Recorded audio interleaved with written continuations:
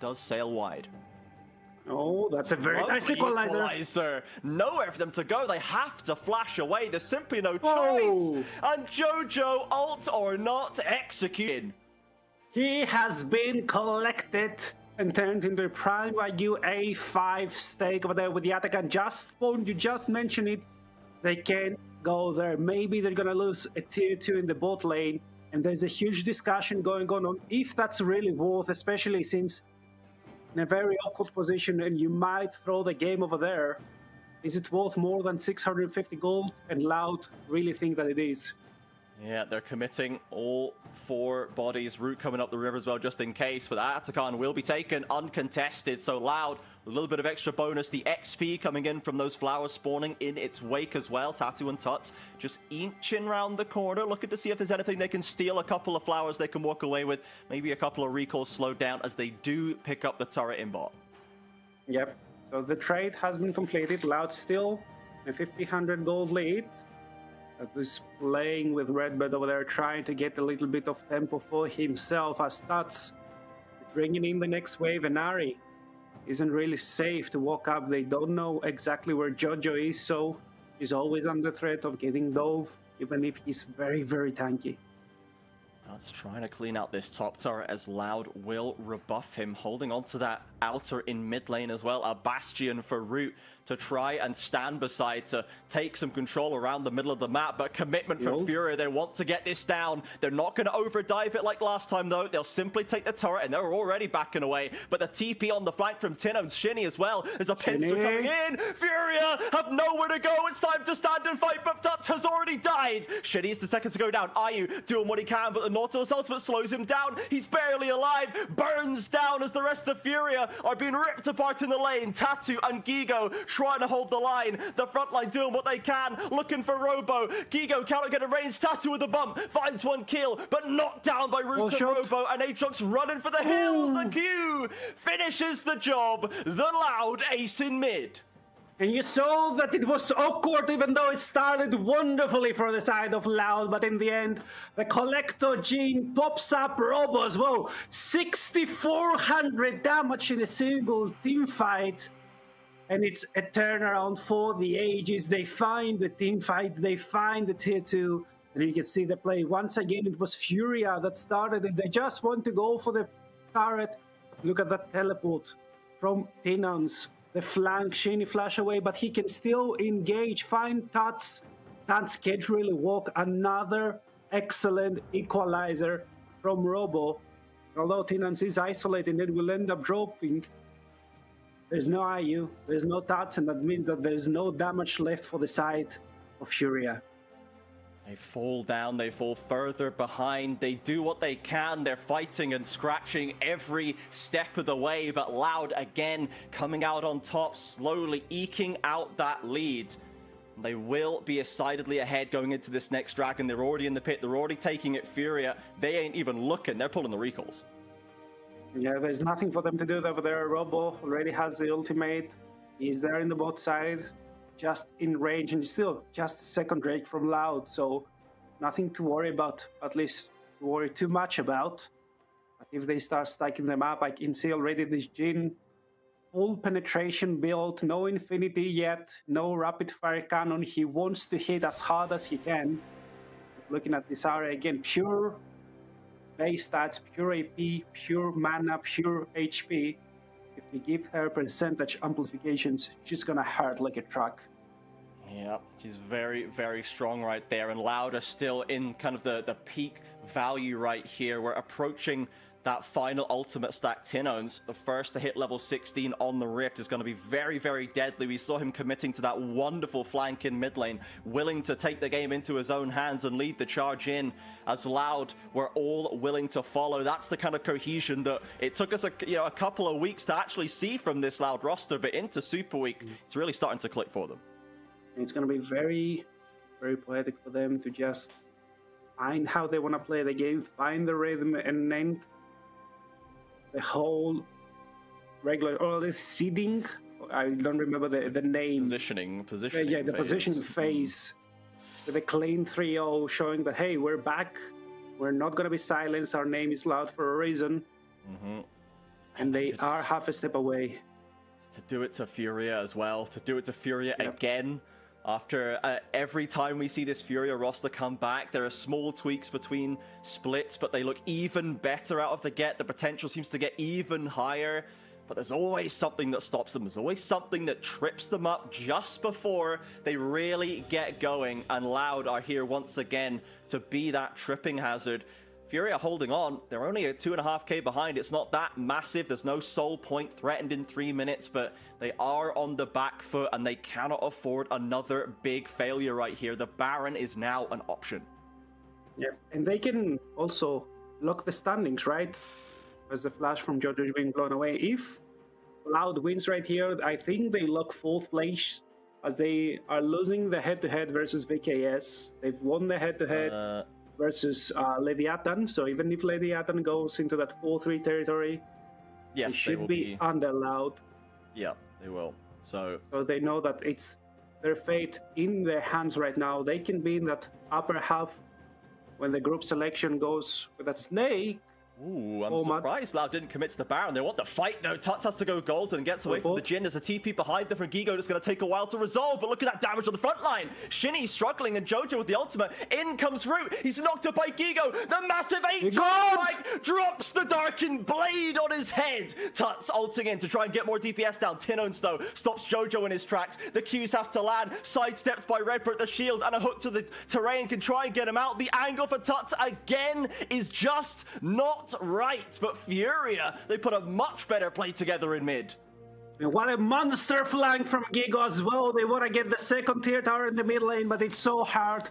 Astenos is full HP, but once again, we see the same thing happening over and over again in this game. If you start a fight, you're bound to lose it, and this time, it was Loud to beat a little bit more than they could chew, but Shinny is spawning. And he's looking for Gigo. Gigo doesn't know.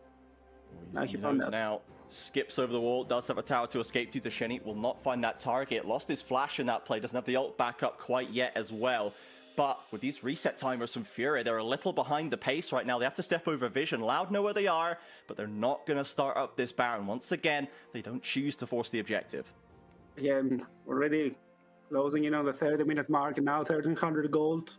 Might sound like a big number, but it's really not that much. We look, the mid lane, there's a difference of only 5 stacks in the Dark Seal. The bot lane, the items are equalized. We're not even looking at the support position. It's completely irrelevant right now.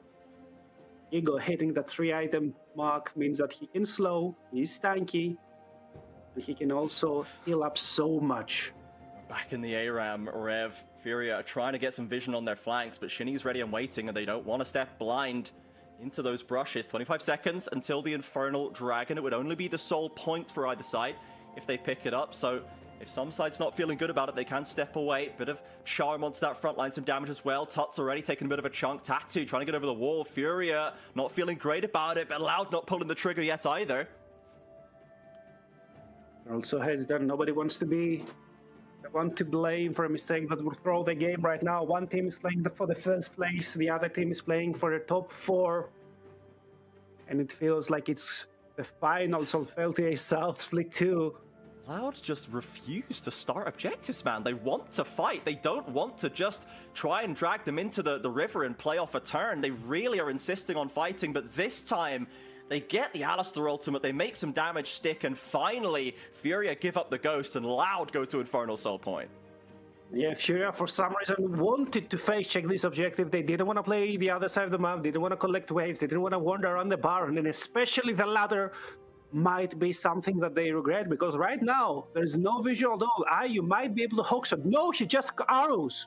Sends the arrow, nails it onto Shane. There's going to be a bit of damage from this Baron. There's no real tank here. You can see Robo suffering under the aggression of the Baron. Tattoo gets engaged on, but Shinny, as he sent it too far forward, he goes down first. But Tinones once again on the flank. Jojo with no ult, remember, but Furia, it's looking good for them. They find that 2nd kill. Root doing what he can. He's almost got 4 shot for the execute onto Gigo. There's that comeback kill, and Root will turn it into a 1 for 2. The ult is called. The shot's coming out. Can he find the 4th? Execution! Double Jojo picked off as well. Wait! As Ayu stumbles into the river and gives his life away. What a turnaround, what a roller coaster of a fight over there. Somehow, Furia found an excellent start and they were missing 3 very important ultimates. No arrow, no world ender, and no unbreakable will. But they found the first couple of kills until Root. He was there, he was sniping, he didn't miss anything, just collecting bounties left, right, and center.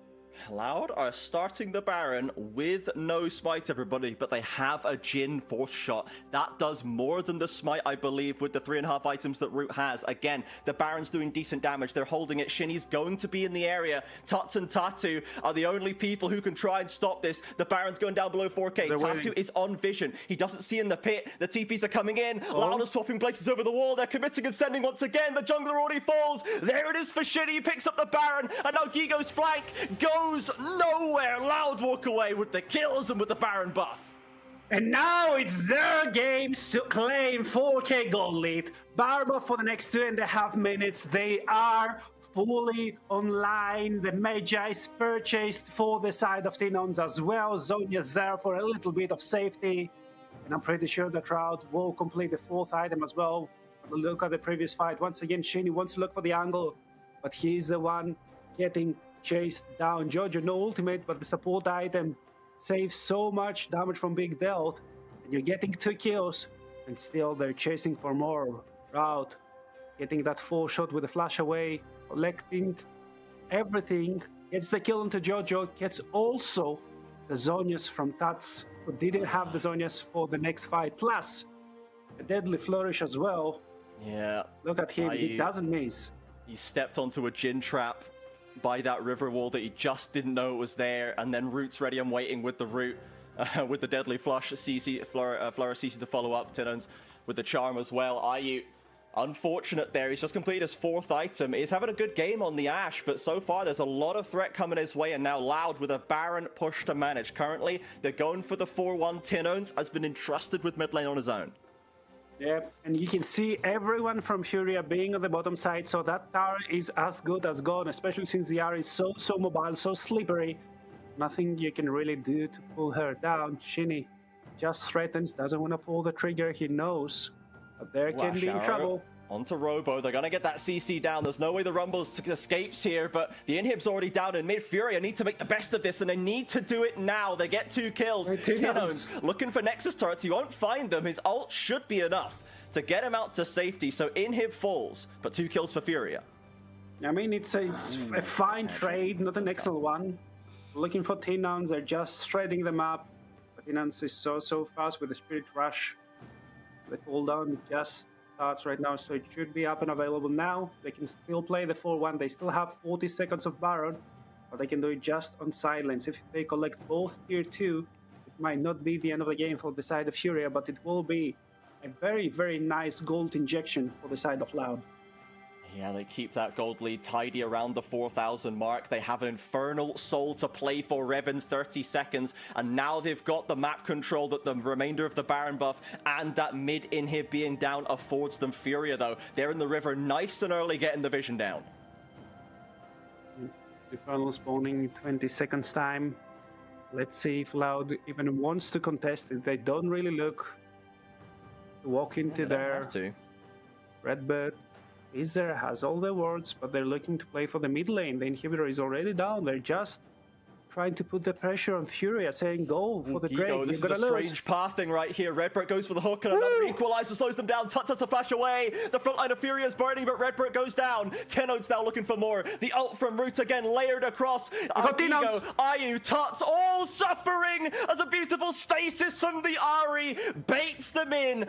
IU with a little bit of space gliding, but again the stasis is timed to perfection. Loud again with the play. They punish Furia, trying to catch them at their heels, but they have taken the Furia momentum once again and ground it straight to a halt. Loud will end the positioning phase 4 and 3, and Furia will have to wait a little longer if they want to finish first. Yeah, and right now you can see what an excellent turnaround in the positional phase for Furia. If I'm not mistaken, they started 0-3 just to end 4-3. They are back, and they are back in full force, showing that they're not here to play, they are here to conquer.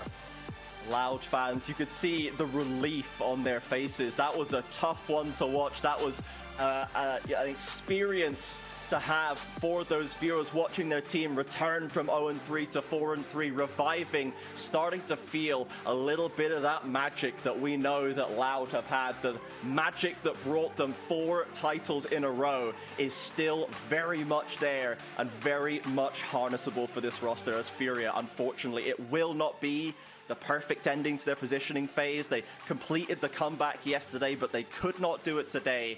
They kept Loud working for it. They made those fights so close, but they just didn't have enough today. Yep, unfortunately for them, Loud was just better on the day. Road's performance was excellent. Robos, equalizers, they were, I don't know, he just didn't miss. It was point and click on multiple members. And although they also stumbled twice or thrice, they were just stronger, and that team fighting showed. Yeah, the Robo Rumble has been absolutely lights out this split, man. It has been insane. Every single game that he's allowed to play it, he does so much work on it. We have to be banning this, guys. We have to be banning the Robo Rumble. Just don't deal with it, okay? Don't give it to him.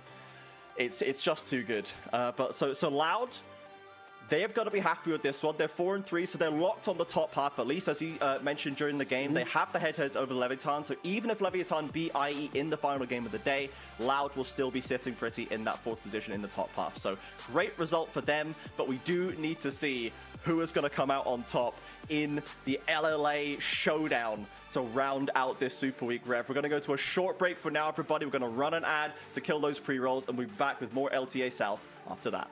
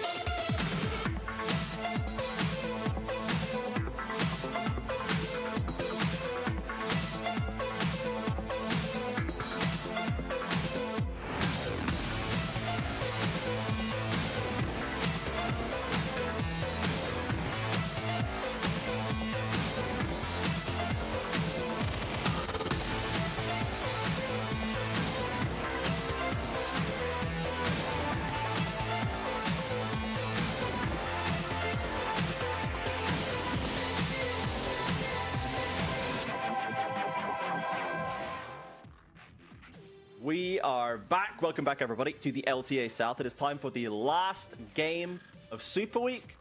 Isurus Estral versus Leviatan. Now, the astute viewers among you will have noticed I am now sitting down. It's totally not because I was out till 4:30 a.m. last night. It's because that game was so exciting that I have to sit down. Let's go with that. Let's go with the esports friendly solution. Sadly, I don't have a cat to console me as Rev does, and a backup cat in the background as well. If you could send one of those my way, I don't think you need both of them, right? I'll take one of those. There's also a third one over there, but I can't move the camera right now. That's just greedy, dude. But that's just hoarding. You're hoarding the cats. Yeah, I want that one. I want the fat one, please, to have here. That's what I want. Right.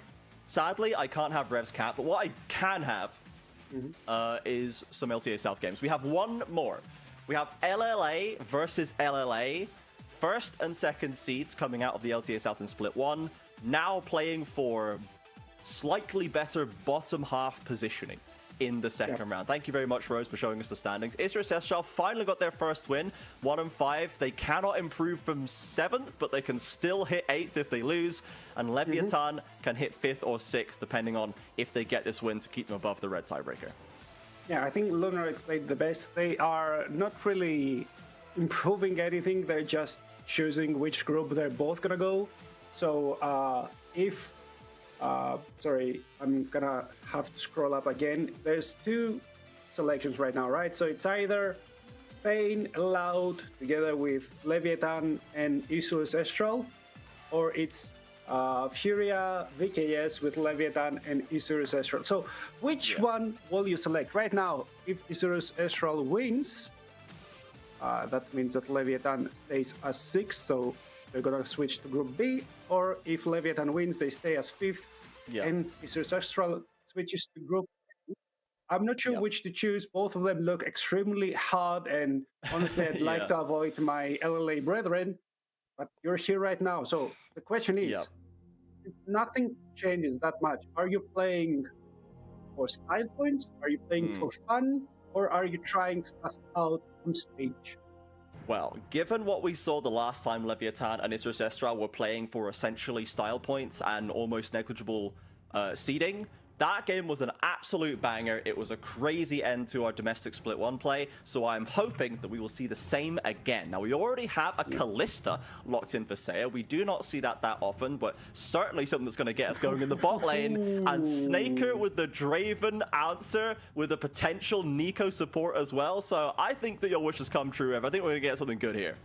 I mean, it should be a Nico support, right? We've seen her being popped up all over the region. LCK plays it, CFO have played it, I'm pretty sure that LEC have played it as well. So how are you answering right now? Are you answering fire with fire, or are you going the old school way of the Kalista Renata just to try and style on them?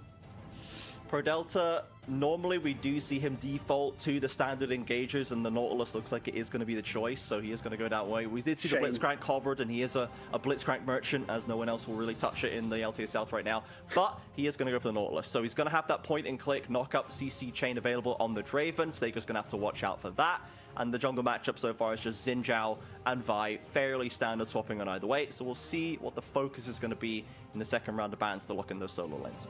I mean, it's fairly standard, yes, but it's so skirmish heavy from both of those sides, so both of them want to get into each other's faces, trying to punch each other down. So I'm seeing that a game that 15 minutes in, it should explode into a chaos of small fights left, right, and center if the draft continues that way, because it still remains to be seen. If you're locking in support on R3, I think you're just going for a safe mid laner, something that can play together with the Xin Zhao and Orianna should be good. Shinz is kind of a supportive mid laner as well. You can prop up the Xin Zhao to be a better skirmisher in the early game, and then get a counter pick in the top lane, just to be able to smack Summit down. Yeah, we'll see if that is the choice right here. Summit did finally have an improved performance yesterday in that first win. We finally saw that top side actually get righted for IE after just constant trials and tribulations for this team up in that top side of the map so far, but when it works, it really does work, and that has been kind of the Summit guarantee for a lot of the time. Gragas the answer for Zothvi right now. This is one we normally see coming out to try and dissuade a Jax pick, obviously a classic Summit style style option if they wanted to go that way, but also just it has low-key very solid flank threat and burst. If you even just going the kind of Rod of Ages semi-tanky build, this Gragas does hit pretty hard. Yeah, it does, but it's still... Honestly, it is a disappointing option for me. You are going for a mid lane counter pick, which is not the heaviest of counter picks. So if you get a mid lane counter pick, usually you're like, okay, I need to abandon a couple of CS. Maybe I'll need to spend my mana more. The top lane counter pick is like, you don't get to touch the wave for 14 minutes. So I'm not that happy to see the Gragas, unless it's going to be flexing in the mid lane, some old score Niski picks, and it seems that it's going to be Cody's Gragas. Oh, okay. So the Galio is a blind. I like it to try and protect the Draven. Obviously the Nico Galio is a lovely combination, right? In the Vi Galio, that's all great. But as a blind pick mid laner, it is a melee champion. It is tend to be more designed to deal with AP threats rather than AD threats. So, you know, it did leave them some options to try and play into it, but Cody is going to take that Gragas mid. Zothby pulling out the Renekton, and Rev, I feel like we just have not been seeing Renekton for a long time, even though top lane is still pretty, like, scrappy, fighter heavy, you know, but Ambessa seems to have just kind of taken Renekton's evergreen place in that role in the game. Yeah, I mean, he's still fine. He's still there creating some space, pretty solid early game, but I think that the meta has just evolved and shifted around him. If he can just have an okay early game with a Gwen, with an Ambessa, with a Cassandra, why not get those, right? They are doing more later on in the game, so I think he's been power crept a little bit. But let's see if Zothie can do an old school styling on Summit. They're both, like, especially Summit, he's an old school top laner. He knows how to play both Renekton and around the Renekton. It should be fun to watch. Summit is very much, I think, a person who plays top lane the way it traditionally is played. It's much less about the rest of the map and way more about the opponent directly across the rift from you. Going into Zothby, who, for me, has kind of been the nicest surprise for Leviatan coming into this year, 2025. I think I did not really know what to expect from this guy, but he's done really very well into a strong crop of top laners, most of whom are playing pretty well on form. But Zothby has held his own very, very well. Even in the games where Leviatan has struggled, Zothby tends to be doing all right for himself. So props to that top laner for Leviatan. Cody as well starting to step up from the carry position. We know that Sayo can turn it on if the situation is right. So we're gonna head on to the Rift for this LLA matchup to round out the day, to round out the week, Rev. Let's see who is gonna come out on top. If Leviatan can try and overcome IE from last split, when before they were tripped and smacked down at that final hurdle. Yeah, if nothing else, it's still a story of revenge over here. It's a story of a civil fight inside the LLA, as they want to show that they're still here, they're still fighting. None of those teams will be out after today. There's no eliminations after just sitting around, but they still have a long way to grow if they want to reach what they did in Split 1. Yeah. Remember, everybody, time is running out to predict the result of this game with your channel points. Let us know who you think is going to win between Isurus, Estral and Leviatan. Aseo and Pro Delta want to go heavy onto Akman right now. They've got that first CC down. They'll take a flash. They've dropped an Ignite as well. Heal committed. Both the Nico Summoners taken out for that aggressive positioning. And you're paying for the fact that the Nico isn't a great face checker. And look at their positioning right now. They're trying to punish Snaker as well. He can't hook up. He's getting hooked. They're going between the towers already. Oh my God! Onto the Nico, who doesn't have summoners left. Sayo flashing in. First blood for Callista. Leviatan taking this bot lane by the horns. Again, Snaker, no barrier as well. So although he's fine under his start and Sayo has to abandon some of that HP bar, he can't really walk up. He can't put himself in harm's way. He's playing a 1v2 lane, and he hasn't got an easy way to access those minions. It's a little bit of a sketchy way back to the river. They choose to not go through the tri-brush. They tried to go the shorter distance, but hum and her a little bit, and then take a fair amount of damage from Snaker. So Akman, Pro Delta with a Hextech flash hook. Does not connect with the Draven. Would have been crazy if it did. Ackerman has arrived once again, though, so Snaker should be safe in the 2v2 if he's got a tower to sit by. Yep. Now, Gragas in mid lane is something that we were so sick of seeing, but we haven't seen for a long time, right? It's some very nice love taps on his passive, upping the cooldown, making sure that he has to pay with his life or his mana bar if he wants to remain in the lane. And now he's playing in the melee matchup as well. The Galio selected, and they opted to bring the Gragas into the Galio, so they were full aware. He shouldn't have too much of a difficult time since it's into melee, but Galio, such a strong early game pick as well. His base stats are so high. Oh, he's almost killed Cody. I could see that coming, man. I was watching. Cody wants to get the minions, and Miryu just holding the cooldowns. Gets the flash away, using this Galio in the 1v1 very well, as we said. You know, it's a melee champion designed to deal with AP threats. Gragas is a pretty solid matchup for it in the lane. Yeah, and I mean, if Cody didn't pop the W, he would have died. There was a huge amount of damage reduction over there. He still remained with, if I saw correctly, 20 HP or something. And now he's like still in the lane, trying to deal with the wave, trying to keep it away from the turret. It's still crashing, and Miryu is there. He can't lane right now. He's so doomed. He's gonna abandon most of this wave as well and have to teleport back into the lane. Yeah, and remember, everybody, that TP is very slow and ponderous now in 2025, so tough for Gragas in this early matchup. Miryu playing it very, very well. You can see TPing back in, has the Dark Seal, has the refillable potion, is ready to get back to trading and start to keep pushing this advantage, as Cody now has come back with the tier as well. So we'll see what the tier upgrade is going to be as per Delta. Again, Hex flashing in. Doesn't manage to connect an auto. Takes a bit of poke back as well. Now the hook comes through, perhaps drawing Ackerman in. Gets the CC onto Snaker, but they're just losing this fight. And Delta doesn't have a flash. He's out of range. Snaker, the root connects from Ackerman. One more auto isn't there, and the Nautilus just about lives. Gets the hook back in, and Snaker forced to flash away. This bot lane rev is going nuts.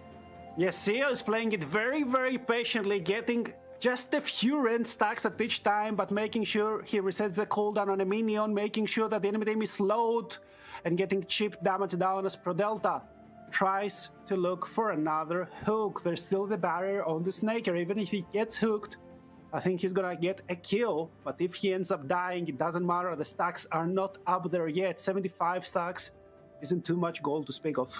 Yeah, I think Snaker for sure, or Prodelta really just, he wants to sacrifice his life to get a kill on the Draven, to knock those stacks down to get more gold for Seo. He's decided it's worth. He is on vision right now. That ward doing a heck of a lot of work for IE, letting them space out the way they need to, but they are still chipping them down with Zothby, committing onto Ambessa. Summit has to pop the potion to try and heal up, but gets back in. Level 6 for Enecton though. He's got that timing ahead of the game.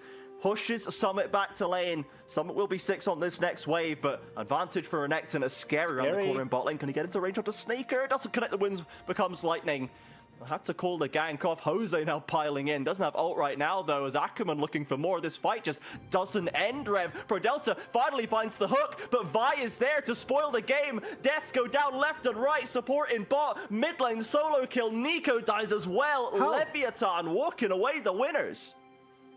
How did Miryu die over there? Why was he behind in XP?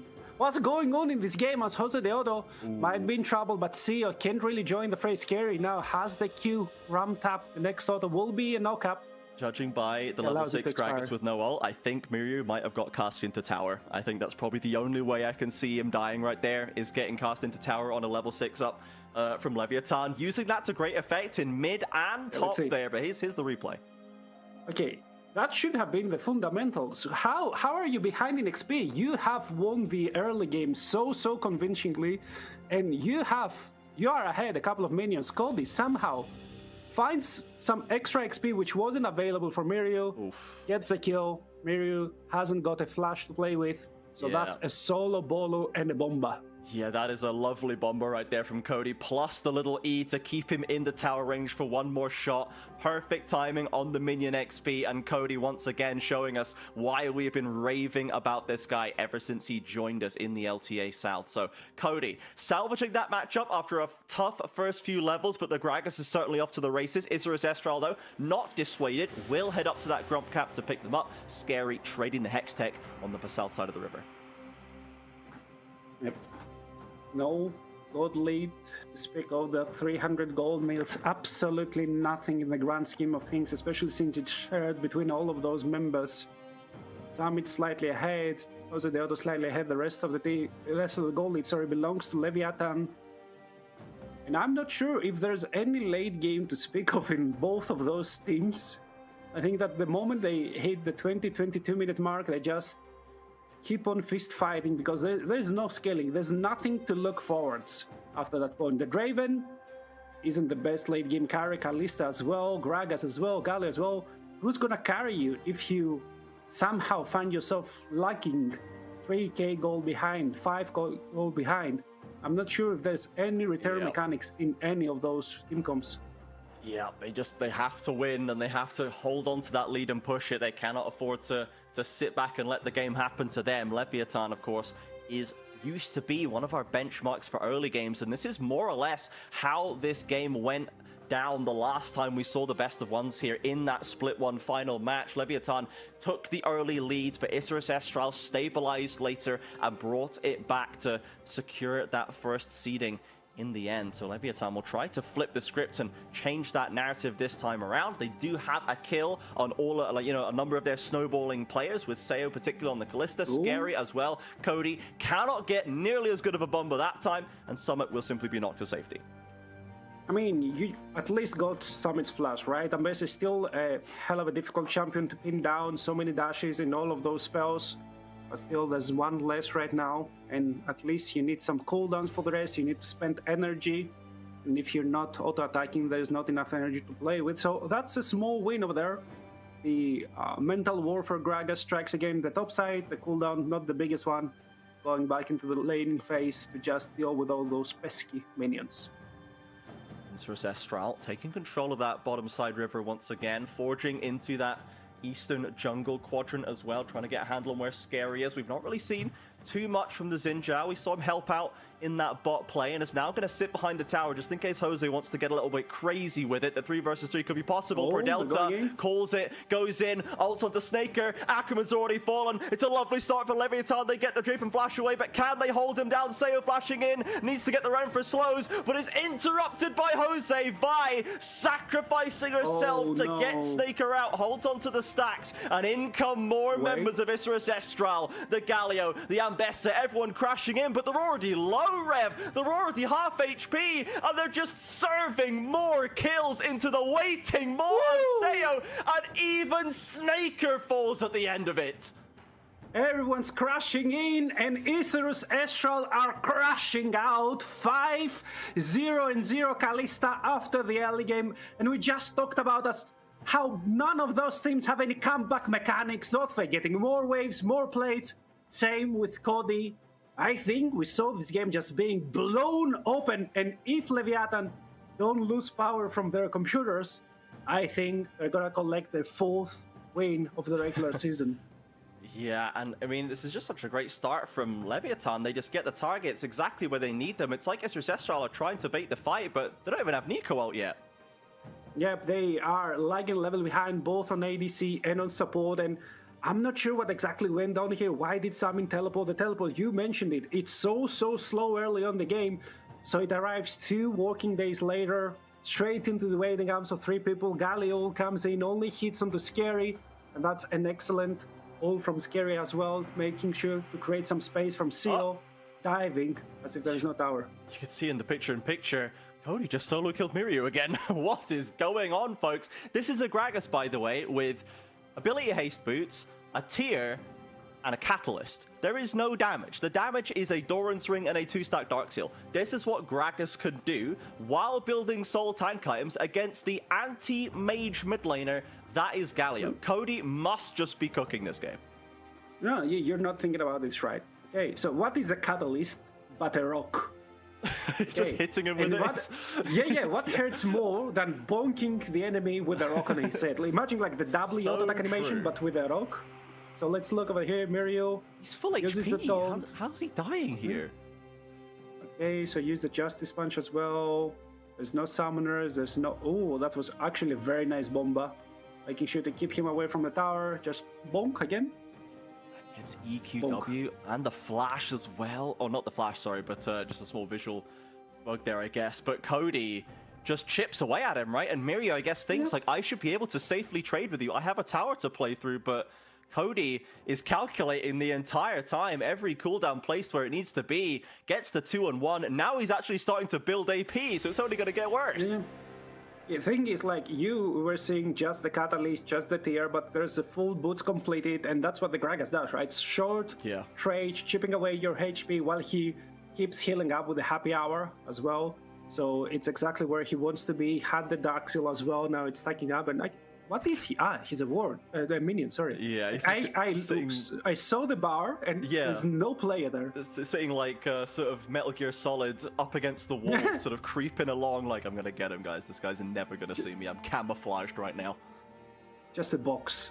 I mean, you're not seeing it, right? You're gonna see just a minion HP bar over there. Your brain is most likely gonna ignore it. I remember when Nico was just kind of changed to be able to swap into almost anything on the map. I was seeing Nico ganking bot lane as a blue buff, and people were just, their brain wasn't processing the information because that's not supposed to happen, so it's fine. Yeah, like, this must just be a strange bug, and the blue buff doesn't really do anything, right? Like, it's just going to run in, and it's going to passively hit whoever's next to it, as Zoffy is not quite passively, but certainly hitting whoever's next to him, dives onto Summit, and this bot lane tower has become a nightmare for Isurus Estral. Any of their team members that go near it just get diced up by Leviatan. Yeah, and they're getting the play right before they fall. Ackerman looks for the angle. Snaker hooked up and knocked up Ackerman. Stopes up the follow there as in comes the Vi. The Galio and Seo gets pummeled under the rotation from Isurus Estral. That's the way it's supposed to happen, folks. Scary next to be picked off. Cody has arrived with Pro Delta, drops down the barrel, but the hook doesn't quite on the knockback. Yeah, but you're still losing the bot lane tier 1 turret as Zoffe gets another way. Summit comes back, his ultimate's still online. It's revenge time. He's got the flash to public execution, nails it, and Zoffe just doesn't have any tools to contest him right here. Nails the stun, a little bit of a heal off the Kulda Meek, but he's so low, and Miryu's there waiting around the corner if needed, but Summit does get that revenge. I mean, that flash, okay. Somehow, every time we don't look at Cody, he gets a kill. Yeah, I think how does it happen? If the observers really want to be paid for by Leviatan right now, just never look at Cody again. Just never see Cody. He's going to be 12-0 by the end of this game. Have you heard of Schrodinger's Cody? Yeah, if you're not looking at him, when you don't look at him, he's always killing. If you never look at him and prove that he isn't. if you're observing him, he's fine. He's just laning, blunders a little bit, needs to teleport back in the lane. If you don't, a solo kill, instant bomba. Yeah, there's nothing you can do about it. He's still stacking the run pages as well. He's about to finish that tier. He's going to get the Seraphs presumably locked in. I mean, I guess he could go Fimbulwinter, but with the Lost Chapter, I assume he's going Seraphs. Let's take a look at how that happened. I mean, Jose Deodo was in the enemy jungle. He's like, there's no jungler here. We've killed Scary. Who's gonna kill me?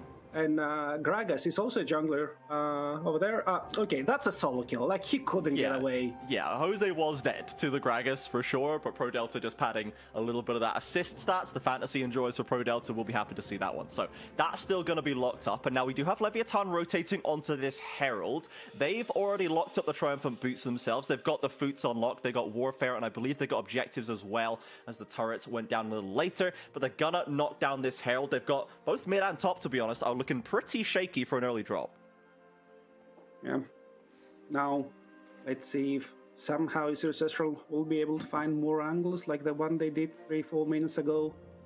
Try and get themselves back into the game, but it looks so hard. Miryu, no Aftershock to work with. His only damage reduction is his W. Vi's coming. No one else is right now, and Vi is turned around. Vi is no longer coming, everybody. Miryu is just going to have to deal with that one.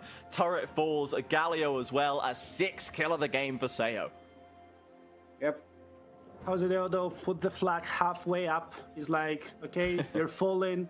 Sorry, I'm going to give this blue buff just in your name. There's nothing I can do. In the bottom lane, Summit gets the turret, but he might be in trouble as Sothvi has the ultimate to play with. Yeah, now he's back with the tools to make this fight work. Black Cleaver versus Eclipse right now, but still going in, using the Renekton to its fullest. The trade's still pretty even, I must say, and Summit in this 1v1 is dealing with it pretty darn well. Zoffy slightly ahead, but not able to really put the pressure onto Summit on this Ambessa. We'll see how those champions impact the later fights, both of them with great abilities to dive into the backline, and both Sayo and Snaker might have to deal with just another threat coming down on them later. Yeah, it's a battle of two dives, right? Because on the one hand, you do have the Galio following up the Ambessa, maybe the Nico using the Rocket Bell that's going to be up and available pretty soon, Vi as well. But on the other hand, you do have a little bit of heal with the Kalista ultimate, but there's so much dive as well. Gragas looking for those flanks, looking for those barrels, creating so much chaos in all those front-to-back scenarios. Jin Zhao creating space while diving in with his E and the Renekton as well. So it's going to be very hard for IE to keep finding those angles without getting isolated, without getting chipped away, and without at least one of those members of the dive squad finding themselves in a gray screen simulator. Now, Leviatan dropped that Herald into mid lane, didn't get the tower off it. It's not even that close either, and Nautilus has to hook to safety. It looked like Miryu went to see if they could find a play onto Cody, knowing that he could ult back if needed, but they didn't really get any purchase there. So Leviatan drops the Herald, doesn't get much from it. Now the Dragon is still untouched. This would be a Cloud Soul point for Leviatan if they can pick this one up. But right now, they're not aggressively moving towards it. I think they're still trying to feel out what the response from IE is going to be. They'd love to just get a pick instead. Jose clearly looking for it. Ults so deep onto Sayo, who's got the summoners to get away with a tower to wait under. And Miryu, Galio ults in to be left in the worst situation of all time, as Cody with another beautiful barrel just seals the deal for Leviatan in mid lane. And that's exactly what I called. You're trying to dive in. Okay, Jose Deodo can keep Seo down and your Galio can come in. I don't think Cody's in trouble, right? He just walks away from this one. He's got a flash still at some stage, right? He's actually just going for the heals as well. Cody knows that he's not in real danger. Summit doesn't have the ultimate. Without it, he can't really go for the kill. Sayo picks up mid turret as well, and the Dragon. Leviatan walking away with everything after that play. Yeah, and you saw the play. Pro Delta just making sure nobody else can follow up from that play. Let's see the replay as you're going into Seo. He flashes in under tower. There's the ultimate. Pro Delta keeps 3 members at bay. And then Scary, making sure that you can never leave the area. Cody, what an absolute wonderful ult over there, making sure that the enemy team is just blown apart. Nobody is in any proper position, making sure that you can get any bits and pieces left there. Ooh, Cody committing for the kill once again, and Summit still doesn't have the ultimate. He's got the flash. We're cutting away. I assume the observers don't think it's going to happen, but the flash is there. I guess the observer's like, if he's going to kill him, we can't watch. That's the rule. Yeah, that's the rule. I mean, I started laughing because I just thought of the internal joke that they must have had already. 404, this score does not exist. Cody making us ask, why did Gragas ever leave meta from the mid lane? I don't know. Like, this pick has always been nuts, it feels like, even on top lane as well. He seems has a strong place right now as Miryu, aggressed on by 4 members of Leviatan. He has to flash away, and Leviatan will not waste more time chasing. There's an Atakan to peel back for if they want. Summit is still dead, doesn't have TP, but Leviatan not willing to go all the way just now. Yep, a 5.5k gold lit right now for Leviatan, and looking complete control of the enemy side of the jungle. Jose Deodo just goes into the red buff, and he's gonna see like a figure or two. Wait, that's a minion. Oh, that shouldn't be there. The minion can't just be walking into the jungle like this. Ackerman gets the ult off at least, but then the Sayo ultimate pulls back Nautilus, and look at the rotation from Isurus Estral. They've responded beautifully, and Leviatan are scattered in the jungle. Zoffian with the flag flashes in to get that Draven down, and Cody still doing what he can on the front line. He's dropping low, but he's not dead yet. Summit tries to get in and seal the deal, but bumped right back into Zoffi's waiting arms. Triple kill, quadra kill for the Renekton as Cody still inexplicably alive. Give him Are the we penta. looking for a Renekton penta here in the last game of Super Week? Jose Deodo refuses to give it to us. Ah, that was so rude from Jose over there, but he doesn't give the penta to Zothi, which he definitely deserved, because we saw once again the zero comeback mechanics of those two teams. That was an excellent engage from Isurus Estral, but unfortunately, they're lagging so far behind in terms of gold, but there's not only one or two carry threats from the side of Leviatan. Look, they find CEO here. They're walking into the hero's entrance for some reason. The Whirling Death hits onto 3, and both CEO and Scary just end up dropping almost immediately. But that means that Zothi is there. Nobody's focusing him, and we're still in that mid-game state where Renekton is an actual threat. You're not just there to create space. You're there to slice, dice, and actually munch on some opponent mid. This Cody Gragas is so nutty, man. It's an absolutely stellar game for the Leviatan mid laner. I personally have Zothi and Seo in my fantasy team. I'm laughing to the bank as well, folks. But right now, we've got the Atacon play. Pro Delta getting aggressed on by Isurus Estral. The help comes through from Leviatan. In goes activates a lovely Nico ultimate. Another great start for them. Atacon's going low, but Vi's still around. Zothi into the backline. This time, Snaker wins that dive as Cody still looking to do what he can. This mid-jungle duel from Leviatan against Snaker and Jose. Draven is in, but he's got no defense. You simply can't challenge this Gragas, man. He's absolutely unbeatable today. Yeah, he's extremely low accurate Gragas. You can get through that thick skin of his. He's doing everything and having fun with it. And once again, it started on the worst possible terms for Leviatan as Pro Delta loses half of his HP. Ackerman, what an angle, a 3-man pop blossom. And then you're engaging on Cody, but Cody doesn't agree to go lower than a third of his HP. Heals so much back up, and Snaker, he's there, but he goes almost melee. He doesn't have the range to actually deal with the threats from far away, and 2.5 items ain't gonna cut it, son. Yes, this had been about the time in that split one final game where Isurus Estral started to turn the tides and bring it back against Leviatan, eliminating the lead they'd worked so hard to build. But today, it seems like there is one man who refuses to accept that narrative. It is Cody on the Gragas. 7-0-7, absolutely unchallengeable. Drops an ultimate in top lane onto Summit once again, and Leviatan have the bodies in the area. A Galio ultimate will dissuade them from diving further, but Miryu, again, the eternal sacrificial lamb, dies for the 8th time trying to save his teammates. He has died almost as many times as his team has killed the enemy players. The gold diff in the mid lane is almost at 3k, and there's a teleport going there as Leviatan turn their attention towards the Baron buff. And Isurus Estral trying to find their way, but they're going in blind. They drop the blue ward to know roughly what's going on right here. Baron down to half. Zothby looking for the flank. Summit tries to chase him out. The Vi still in the area. Does have a way in. It's a 4v5. They've got no Galio, but Miryu's not having the best game. Isurus Estral have to pull out a miracle. They can't get in time. The Callista snaps it up. Zothby, though, will be killed in trade. Leviatan over the wall. They want to get this fight going as Cody goes golden. Ozadiono so low HP as Seo jumps in to secure it. Cody flashes away. Summit commits the ult. The knockup is there. The clone can't do it, and the Gragas lives again. Triple kill for Seo. Leviatan can do no wrong in these team fights. Oh, Seo with a 2.45 attack speed, he was just gliding on them, hitting so many spears, securing the Baron, and now securing an almost 10k goal lead. Leviatan, they started rough as well, but now they look to almost hit top 4. They were so close. They were Furia's best fans, but Loud just snatches the 4th seed from them 1 game before the last.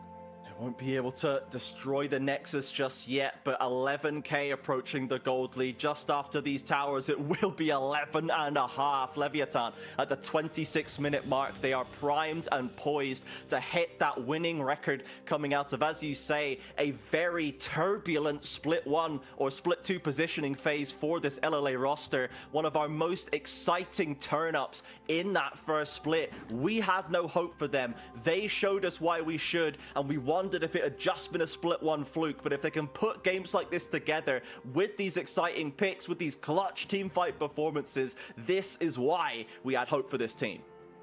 You know, we have a saying here in Grace, I hope for nothing, I wish for nothing, I am free. And Leviatan, they are looking damn free right now. Yeah. They're doing what they want, they're drafting how they want, playing for comfort, playing for fun, name it however you like, but them having fun seems to be paying off. They are feeling themselves. They are flying. Pro Delta again challenged in this bot try. A scary picks up the Cloud Soul.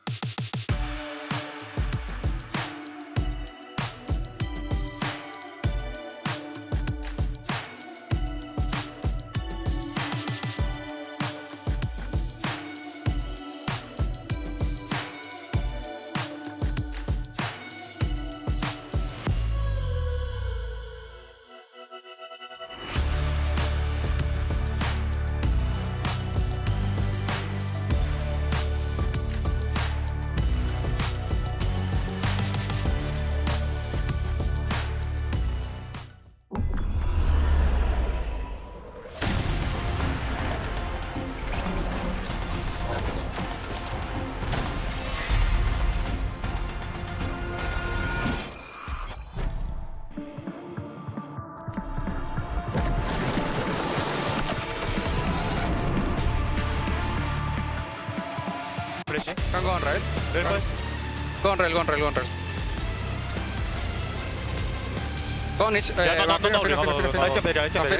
Focus on Fina. Guys, now Talia can go. Santi, no flash. No flash. I got that. Look, Baron flash on. Baron flash. I'm on Zen. Try to kill Bar if you guys can. Varus dead. Ajir coming from mid. We still win. I got Cassante.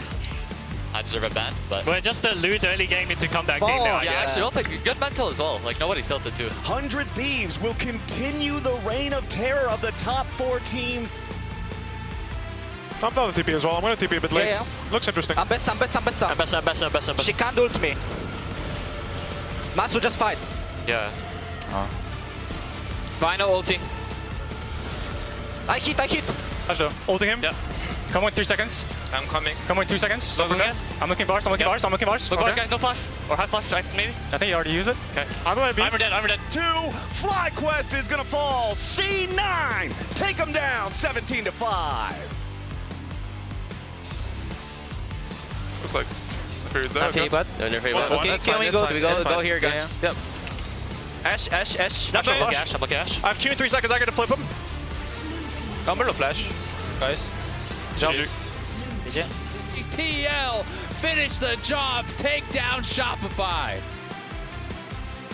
Shit. Castle Arias TP. No flash. Are you not TPing? Nice. Good play. No flash, Varus. Can you come through? Yeah. I'm ready. Bar's no place. The Furia dead. Kill Nolos, no flash. No flash, Varus. Barstar. Are you ready? Dignitas will take down DSG. Hello and welcome back everybody to LTA North waiting room, the final day of the position phase and the final best What? I turn back to that.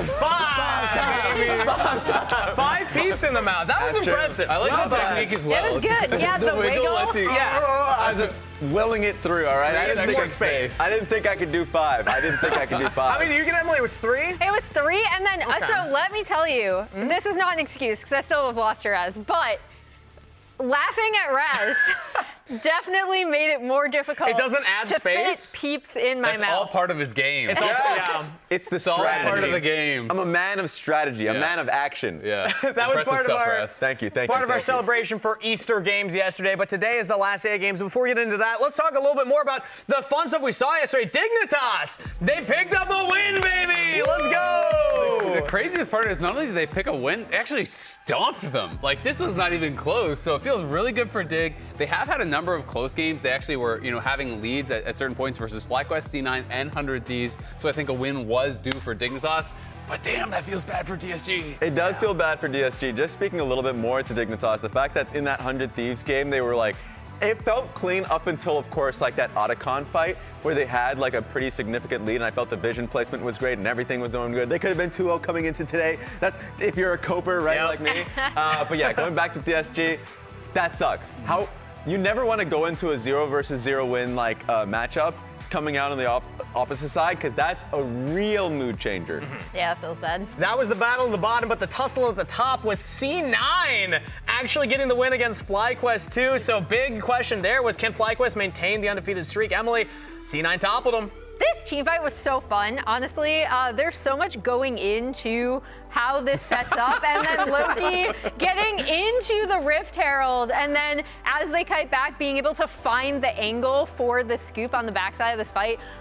This was by far and away, I think, the best game we've had in the positioning phase thus far by a pretty significant margin.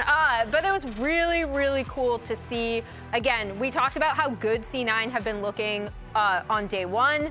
They looked even better yesterday. I mean, even just the early 2v2 top lane, I thought was so well played by both sides. It was really fun just seeing all these close fights that were decided by individual decisions and mechanical plays, and it just felt like two teams playing some really good league. Yeah. In the last year, the big question that was coming back again and again is C9 back, right? Yeah. That was always a question that people had, and after the end of a week, you're like, they were 2-0 week. It's like C9's back. Next week, complete in shambles. It's so over. It's so back. It's so over. We're so back.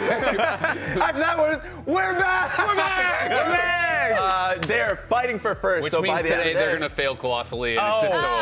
Okay, Raz is the prediction cursor, right? Anytime Raz predicts against them, they win, and when you predict them, they lose, right? That's true. That's spoilers. I didn't we'll see if realize you you were predicted them. cursed. Jack knows very well. Jack hates Raz's predictions. I know that personally. But that is day 2 wrapped up. We're going to have a little bit of fun here before getting into day 3 because we have an idea. We've seen enough games at this point. We haven't seen all the games. We've seen a lot of games. So we're going to have a fun little draft segment. I'm going to hop over here. I have something set up for the 3 of you. Okay. You each get 5 seconds. What is this? To draft a player, but the secret is you can only pick one player per team. So we're gonna go in order of who's doing best in fantasy. Emily, I hear from producers that you're winning in fantasy right now between the 3 of you. I have the worst. That's first why I'm in going fantasy first. right now, at least. I'm the worst. Producers literally But I'm saying the first opposite. now. Yeah. Opposite? Oh. Yes. Anyway. So never mind. Emily sucks at fantasy. I All am right. bad at fantasy. Yeah. They're saying she needs help. She needs help. Okay. And boy, does she. So this is going to be a test for my reaction speed as well, because I have to drag them up. Emily, we're going to get the timer on the screen. I have 5 seconds. Give her 10 seconds. All right, Emily, you're up first. And who is your first player? Go. The first selection in the blah, blah, blah, blah draft by Emily Rand is Inspired! Inspired! That All is right. cheating. That I was won't 5 stand seconds. for it. No, Raz, you're up next. 5 seconds. Quid. I'll go Quid for 100 Thieves so I can get a strong mid laner. I'm You're going Jan. Quid. Okay. All right, Azael. Jan. Jan. Nice. Is that Azael again? We're snake drafting Azael 2-2. Yeah. Oh, we're snake drafting? Yep. Then I will take Quad. Quad. Okay. Here we go. Boom. And Raz. Oh God. I gotta think. Jungler. You have 5 seconds. That's time. I'm giving you somebody. I'm just giving you away. You already have a mid laner. I'm giving you Scary Jerry. All right, Emily, who are you going? Please. Thanatos. Who? Thanatos? Thanatos. Okay, Thanatos. Now you again. FBI. FBI? Okay, FBI. Boom. Now, Raz, back to you. Don't mess up. 5 seconds. Blabber. Blabber. Okay, we got Blabber. Azael. I'm going to go Vulcan. Vulcan. I love it. And you're up again. Okay, then I am going to go Surdy. Surdy. I think I'm more than 5 Hey. seconds. Okay, all right, Raz. Oh God. Core JJ. Core JJ. Big support pickup. Let's go. Emily? 5 seconds. Yeah, God damn it. That's time. All right, I don't know. Wait, who do you still need? You need a you need a 80 carry, right? No, you need a mid laner. Here we go. You need a mid laner. Oh wait, no, that one's too good. That's way too good. I'm gonna do Abadage. There we go. All right, you're up next. Final pick. I'll go. She messed up again. Who? No, I didn't. Who? I said Seos. Seos. Okay, Seos. Let's go. I love it. I love it. Wait, where's Seos? Why can't I find him? There he is. Boom. Raz. top laner, top laner, top laner, top laner. Oh, God. Is that Sniper, time? I'm going sniper. Sniper, you got it You just already in time, Azael. Raz! He already has Quinn. He can't do that. Oh, wait. Okay, you're right. Who can I give him then? A top laner? You're getting fudge. A top laner. You're getting fudge. Azael, 5 seconds. River. There we go. Okay. Beautiful. I was this the only correct? one who didn't cheat. Is this correct? Is this I good? didn't cheat. No. Yeah, I think that's good. Yeah? It There we works. go. All right, how we feeling? My team's looking nice. Okay, I'm gonna order these by position. I'm gonna order these by position because we're gonna ask Twitch chat actually to get I involved. believe in the Who do power we think of won? Inspired to be able to work What are you well talking with about? My team mid laner. clears your guys' team. Yeah, this isn't your even team close. is really good. Look at my team. I have quad, Yeah. river, jungle. If Look at my bot if I'm lane, the voting- Yon, Vulcan if bot I'm lane. voting, That's I'm kinda voting crazy. I got my boy Azael's Surdy team. in the top lane. Azael absolutely won. I cleared you guys. Look. He was cheating based off the snake draft. He could pick 2 players. I was cheating based off of being able to do it in What? 5 seconds and not having people filled in. There was some technical issues, some disputes with the your referee. brain? Rez, you missed Referee 2. screwed me. You missed 2. Referee You screwed missed 2 me. and then you picked 2 people from the same team. Yeah. That last one, because I was frazzled. I was a little tilted after I got screwed by the ref. I want to redo on that. Raz had the advantage of being able to think ahead of time. He didn't have to do 2 in a row. When you chose Inspired, I was already doomed. That was Raz's only plan. He's God. like, Raz, you need to make an entire All team. He's right. like, We I need all agree it's Inspire. Azael's Let us know in team, chat right? if they It's definitely agree. Azael's team. I think it's Azael. LWC, the literal world champion. There we go, Azael. I'll give it to him. 79%. Raz, you got 6%, Whoa! brother. Are you even trying? Yeah, Look it at that. should be. That's Look at right. that. That's Raz right. in chat voting Yeah. for himself also. We know I he's do got actually burner need to do accounts. that. Where's my Yeah. phone on that one? Where's my phone? Okay, so let's talk about why we think Azael's is the best, though, because I think there's one question mark, and that would be Surdy. I know we like to hype him up, but I would say maybe that's a potential weakness on this draft. Because Emily's draft, I think top half of the map, I would argue a little bit stronger. The way I was what, thinking, FBI? the way I was thinking about it is, Well, Thanatos inspired. Yeah. I mean, in my mind, I just think that the top lane pool is actually pretty weak right now. So I was kind of trying to prioritize getting some of the ones that I think are there's a couple people that are clearly way better than the rest of the league. I think we took the clear 3 best junglers. To me, I was actually pretty surprised no one picked Masu, because I see Masu and Yon as the clear 2 best. Well, I think that's because If only one of us Raz- had a FlyQuest open Just saying, place. surprised no one picked Masu.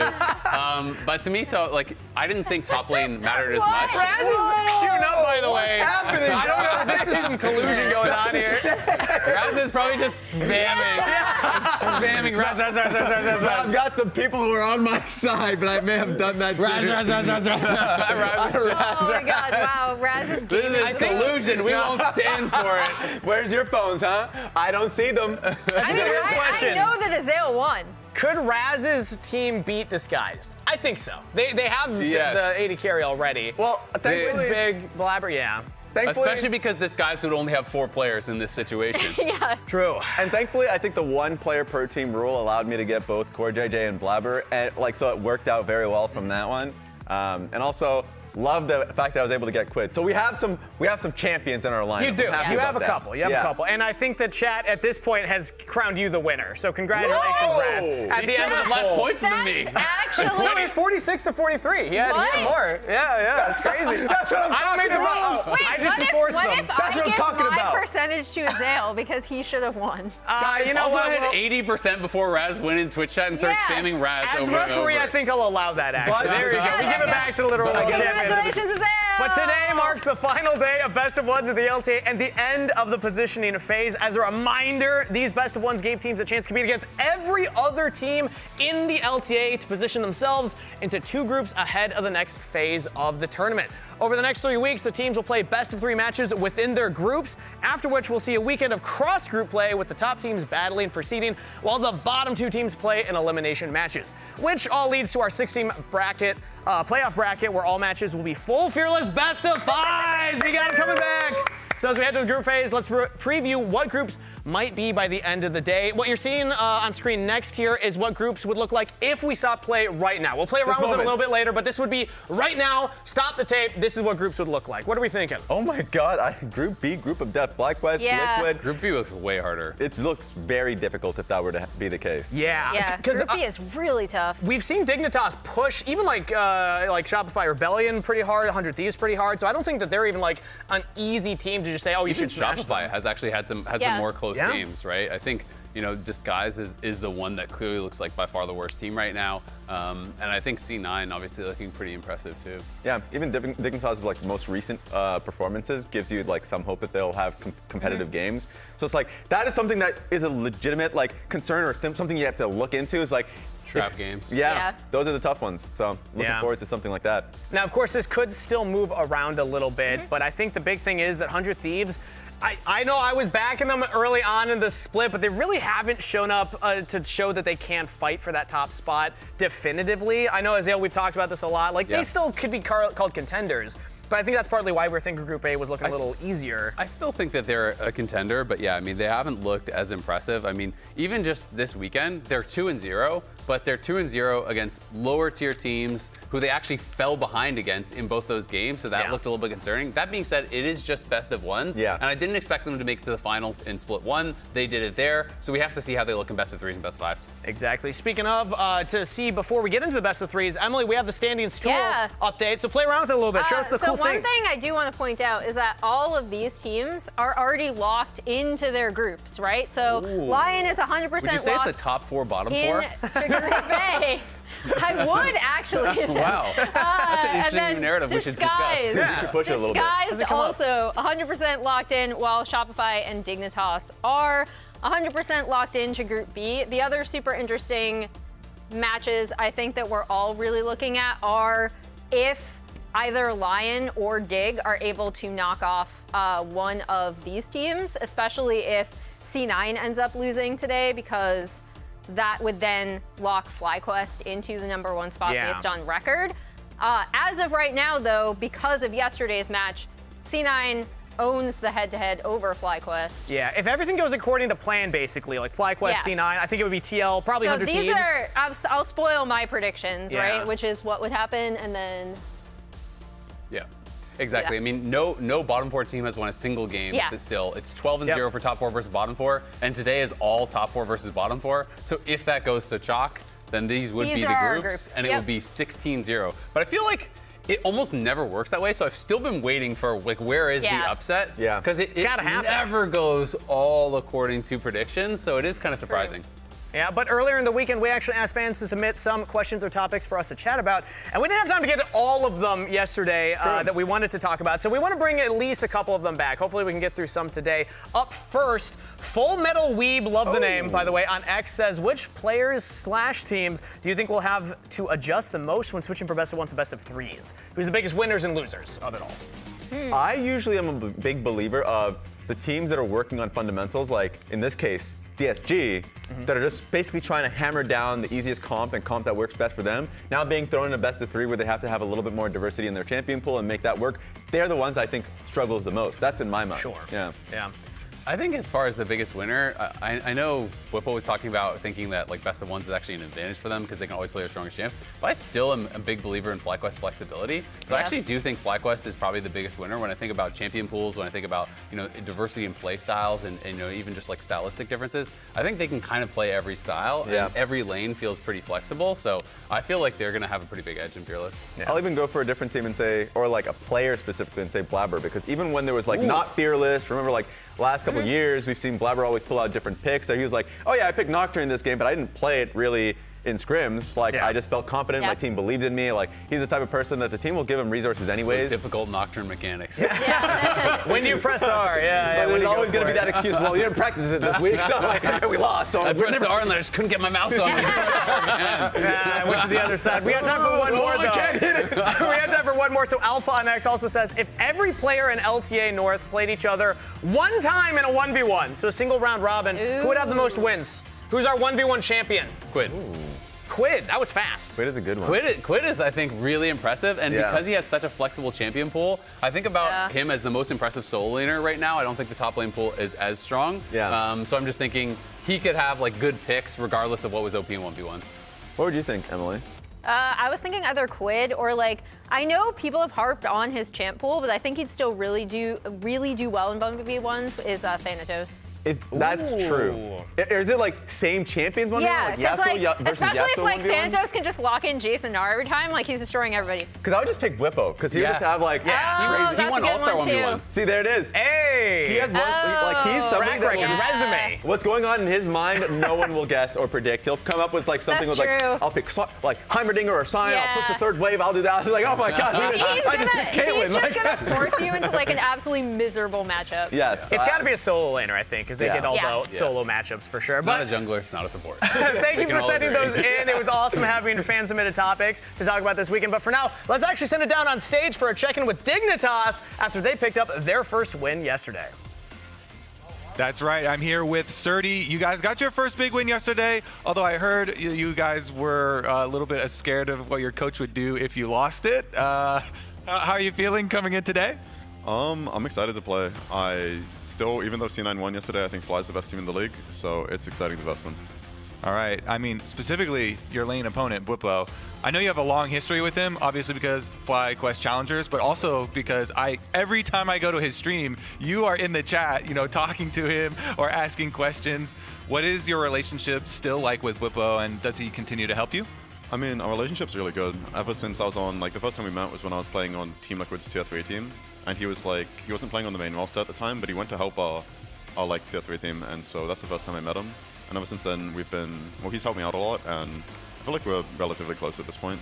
It's exciting to verse him. I mean, it's nice to verse a friend, Yeah. Your closest friends, are you close in skill? I think so. I think it's pretty close. You'll see today. Nice, I like it. Some good confidence here from Dignitas after their win. We're going to go check over with FlyQuest after we talk to the analysts a little bit more. Thanks. Thinks he's comparable in skill to Whippo. Last time, I do remember I was casting their matchup. I do remember a specific Garen solo kill that came in there. So we'll see if Surdy can survive better this time. Well, yeah, because also those are his early games, his first games in this, in the split and in competitive for Tier 1. So there's always going to be nerves, and also that was during lane swap meta. So you got to get all that excuse out of the way. Talk about yesterday. Really enjoyed his play yesterday. I think Surdy had an incredible performance individually, and also just I remember that dive, that there's two-man dive that happened bot lane. Bot lane dive. He ended up bobbing and weaving, escaping the dive, end up sniping the Furia. You can't get him too fast. It's a visual representation of that one. Yes. So I hope that he carries that same confidence coming into today's games. And I think that in general, it's good for morale for Dignitas. You have to imagine for sure. It was such a tough start to the split, but just picking up one win. Yes, it was against the Skies, who are the other winless team, but that can do a lot for the mental of a team. Well, I also think another player I'd want to shout out would be Shaden. I think he has really shined in a lot of those good early games that we've seen from Dig, even in their losses. And then yesterday, putting up this Vi performance, I thought he was really stellar. Again, a huge engine for the team already, but then he was really able to showcase it. And the entire team was really able to showcase it, transitioning from actually just having a really, really strong early mid game into actually closing it out. Yeah, 1,000%. And I think big credit to Isles as well, because I think Shaden and Isles worked really well together in both their games that happened this week. And hopefully they continue to do that, because the biggest surprise for me was not them being able to take a win versus DSG, especially what we saw from when they played versus 100 Thieves. It was how well they played together. I thought their team play, how they held vision, and contained their lead, all that stuff I think is great. It's just about a matter of consistency. They've shown that already now. Let's see if they can push it forward. Obviously, really tough opponent today, so maybe I'm not going to be a little lenient, but that's something I want to see going forward. There's a chance it's actually easier than we're expecting, though, because FlyQuest, this is something we've talked about casually on the broadcast, maybe not so casually behind the scenes. Somebody's life was on the line in their games yesterday. Oh, true. So actually, if we could all of us in Twitch chat, YouTube, everyone at home, everyone here at the studio, let's have a moment of silence for our lost brother Busio. Gone too soon.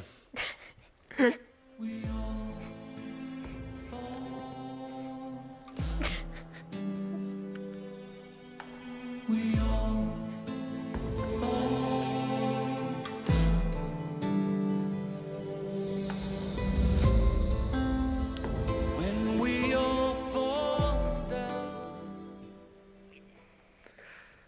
Razzie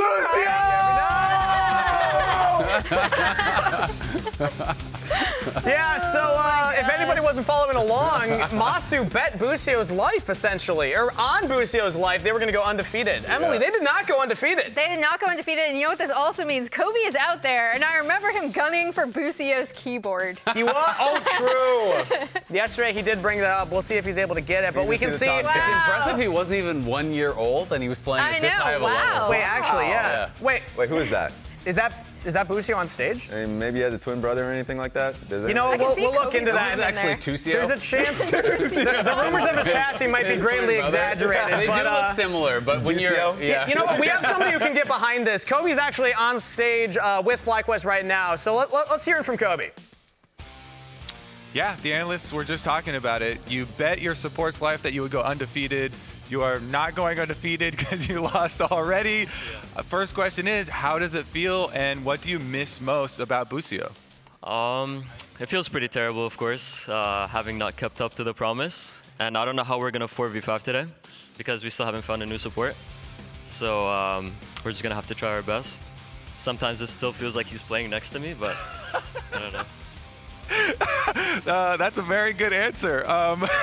I think maybe something that can help you 4v5 is this new tech that you've been using, the Ghost. Like, I guess it's not like new tech, kind of bringing it back, but going with the Ghost Flash, you've done it in a couple games now, and you actually utilized it really well, dodging out recon engages and the game you were playing against the Galio as well. So any further insight on the bring back Ghost? Honestly, Ghost was nerfed like a few times, so I thought it wouldn't be good anymore. I thought like the duration was too short and the spell didn't have much value. But I saw LCK ADC start taking it again. And you know, in lanes where you don't need barrier, where you don't need cleanse, then Ghost still makes sense and it's still like pretty strong. So I think it's a good spell when you don't need a lane spell or cleanse. And when you have confident in your movement. Now, your opponents today are Dignitas. They did just get their first win. And Tomo's been looking pretty good. Even in the earlier loss, they had 200 Thieves. They had a big lead. Is there anything in particular when you're going to play against this bottom lane that you keep in mind? I don't think there's anything in specific. It's just like playing against any bottom lane, you have to like see how the game is going, see how the flow of the lane is going, and just go from there. But yeah, I think Tomo and Owls are actually like pretty solid laners. So for sure we have to like be focused in the lane and play properly so we don't give them an advantage. All right, well, last question. I got to ask you a little bit about Cloud9 because they have the head-to-head over you guys now. If you meet back up with them in the best of series, you think it'll go differently? I think so. I think yesterday as a team we kind of just didn't play too cohesively. We didn't help each other out that much and we didn't play as confidently as we're used to. So I think we gave them a lot of room to just like take everything they wanted. So I think in a best of it would be pretty close, but C9 is a pretty solid team. All right, well, good luck today, and good luck to you too, whoever you are. We'll see you guys back at the analyst desk. So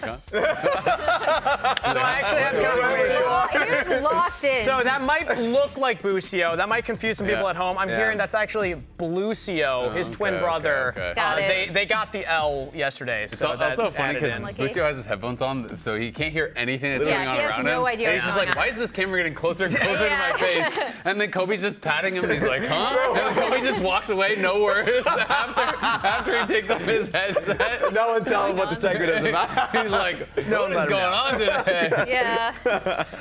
But with that said, let's talk about the matchup. Who was that guy? I've never seen it before in my life.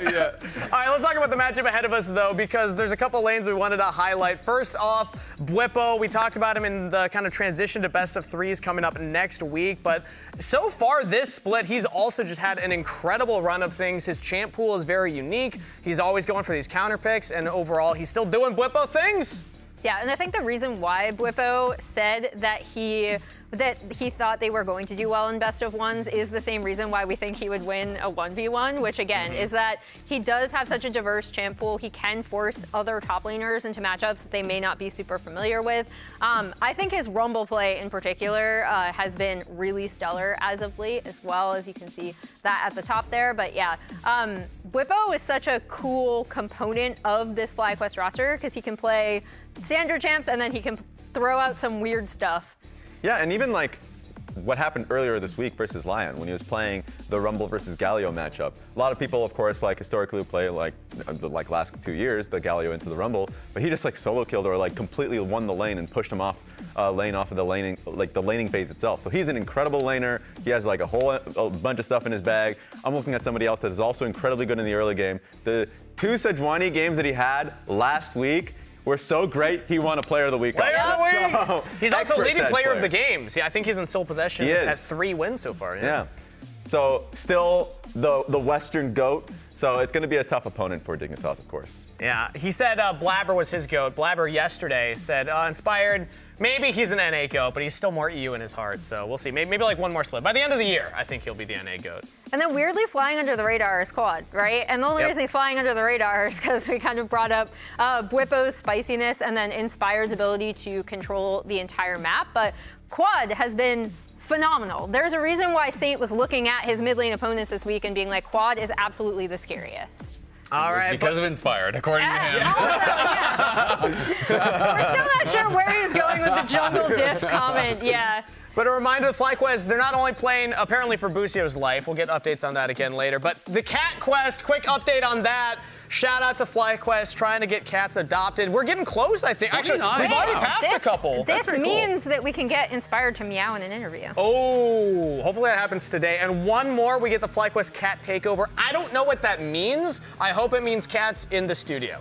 But I can't promise that to anybody because I actually have no idea. Well, now you set an expectation, so good luck with that. That was a great the cat ears on stage, so I'm hoping I for like 90. that. Oh. 90 sounds great. But it better be they have to wear it during the game. Yeah, you have to continue to have it during the game. Well, that's our thoughts on the matchup and excitement for FlyQuest. How many cats can they get adopted? But now it's ready to toss it over to game number 1.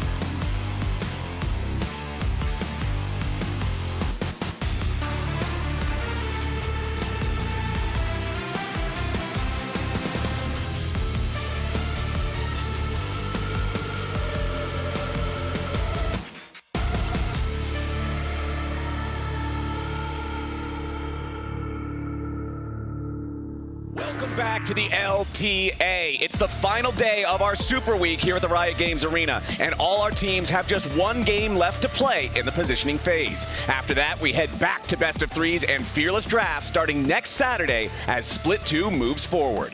We start today off with FlyQuest, fresh off their first loss of the split, looking to get right back to their winning ways against a Dignitas roster that just locked in their first win yesterday. Then, Lyon gets one last chance to beat a top 14. The only problem? It's Cloud9, and they've had an amazing Super Week performance so far, beating FlyQuest yesterday and setting themselves to secure first place in positioning phase with a win here. After that, Disguise's last chance at a best of one isn't going to be an easy one. They're up against Split 1 winners Team Liquid, and the DSG fellas are going to need to step it up to challenge the boys in blue. And finally, we finish Super Week with 100 Thieves versus Shopify. 100's had some shaky early games this week, but they've still found ways to bounce back. Can Shopify solve the puzzle and get ahead and close out? That's what we're going to find out here today. Ladies and gentlemen, welcome back. It is a Monday afternoon. We are here on Super Week, adding an extra day to the schedule to make sure we get these best of ones resolved and get everybody in those positions locked and loaded for Fearless next week. I'm Captain Flowers, that's Azael, this is the LTA, and it's time for FlyQuest versus Dig. I feel like your shirt was kind of coordinating with the background. Yeah, it kind of worked. It kind of worked. Half It green, did. half yellow. Yeah, exactly. Yeah. All right, so let's see what kind of coordination we can get in the draft here as FlyQuest off to a very, very heavy solo lane focus here in the bans with Yone, Gwen, and Rumble banned out. Cassio, Rise, and Varus, the bans from Dignitas, locking in Vi first here for FlyQuest. I would tell you how surprised I am, Azael, but it's just it's zero at this point. Yeah. She's in every single game. Yeah, absolutely. And she's getting first pick pretty much every single time. Talia is up, and that's often been getting picked away after the Vi gets grabbed, but this time it is not done by Dignitas. So we'll be interested to see if Quad would want to go for Talia to try to have that combo. Because right now it is just the Azir, the Sejuani. It's all scaling there for Kani and Shaden. Now, on the Dignitas side, yesterday, they got their first win. We mentioned it in the intro. They took down Disguise to get that done. And I think that Shaden was a big part of that win that Dignitas was able to secure. Although today's mission is decidedly more difficult, jungling up against Inspired, who has just been top-of-the-table jungler here in North America for a while now. Yeah, I mean, you're ramping up the difficulty in literally every single position, right? Yeah. So it is going to be a much bigger ask. That being said, even before their win yesterday, Dig has been close against all of the other top 4 teams. They actually had a pretty good lead on Saturday against 100 Thieves. In previous weeks, they actually were up in gold around 30 minutes against both FlyQuest and C9. So they have had games where they have been quite close to actually at least being like, they were close to winning in as far as like they weren't one push away, but they were competitive in those games against some really tough teams. So we'll see if they can make that happen here today. It is a Karma being grabbed up on 3. So to me then, it's going to be probably an Ezreal ban or something along those lines for FlyQuest. Varus was obviously banned out this time by Dig. That's the only reason it's not picked in the first 3. But I'm looking at Karma as a pairing with some of these kind of poke champs, maybe like Ashe and Ezreal. What about that Caitlyn? Type of thing? Caitlyn could also really work as well, because generally that is the answer into Kalista, especially Kalista Renata. Renata does not deal well with poke. Renata really excels against hard engage style champions, so that's why people like to go for these range picks. And it's also why, even though Kalista is really high priority, it only really gets let through when teams have a plan to answer it, and that's why its win rate isn't really that stellar. Yeah, it's a very, very strong combo, specifically with the Renata like you're talking about, but it does seem like every single time it's let through, the answer is always going to be some very powerful, oppressive in-lane duo. Yeah. That's why I think you're right on the money, expecting something with a lot of range, the ability to try to punish this, and kind of just remove the extra edge that the team drafting Kalista wants to get for themselves. And that's what FlyQuest thinks as well. They banned out the Ezreal, as I was saying, so it's going to be curious to see if they are really worried particularly about like Ashe or Caitlyn or anything like that, or if they're just going to be throwing a ban elsewhere. On the other side, the 2 classic pairings with the Vi from mid lane are both going to be getting banned out, as the Talia is removed, as is the Ahri. So not going to be able to grab that for Quad in that second phase, and we're just waiting for that final ban. It is Caitlyn, so Ashe still something that could be available if you want. There you go. You know, it was going to be kind of one of those, so it is Ashe. Those are the 3 that we mentioned. These are the obvious pairings to me. And so 2 of them get banned. That means you're giving up the other. So it is going to be Ashe and Karma that they have to deal with. Really strong laners. Definitely can poke you, can stay out of range. But that being said, if you can find that hard engage, if you can get in on top of them, they are vulnerable. Okay, so back over on FlyQuest side, the Sylas is going to get locked in. Immediately, one thing I'm noticing, he has 2 massive glacial ultis to steal away to try to start up these fights or follow it up with CC once we start getting into the team fights against the Sejuani, against the Ashe. And man, this FlyQuest comp, they are built to go in. Absolutely. And I mean, I think it makes a lot of sense because when you don't have an engage support, you want secondary engage somewhere else. You don't want it to just be your Vi going in on her own. Yeah. So it is going to be Sion. That gives even more of an ability to kind of fly in there. It's full send. Exactly. It is absolutely full send here. It is going to be Aatrox over on the other side. So a couple good ultis to steal. You're mainly looking at Azir, Sejuani, and Ashe as the key ultimates that Sylas would be looking to steal. Surdy is definitely going to have the advantage in that top lane 1v1.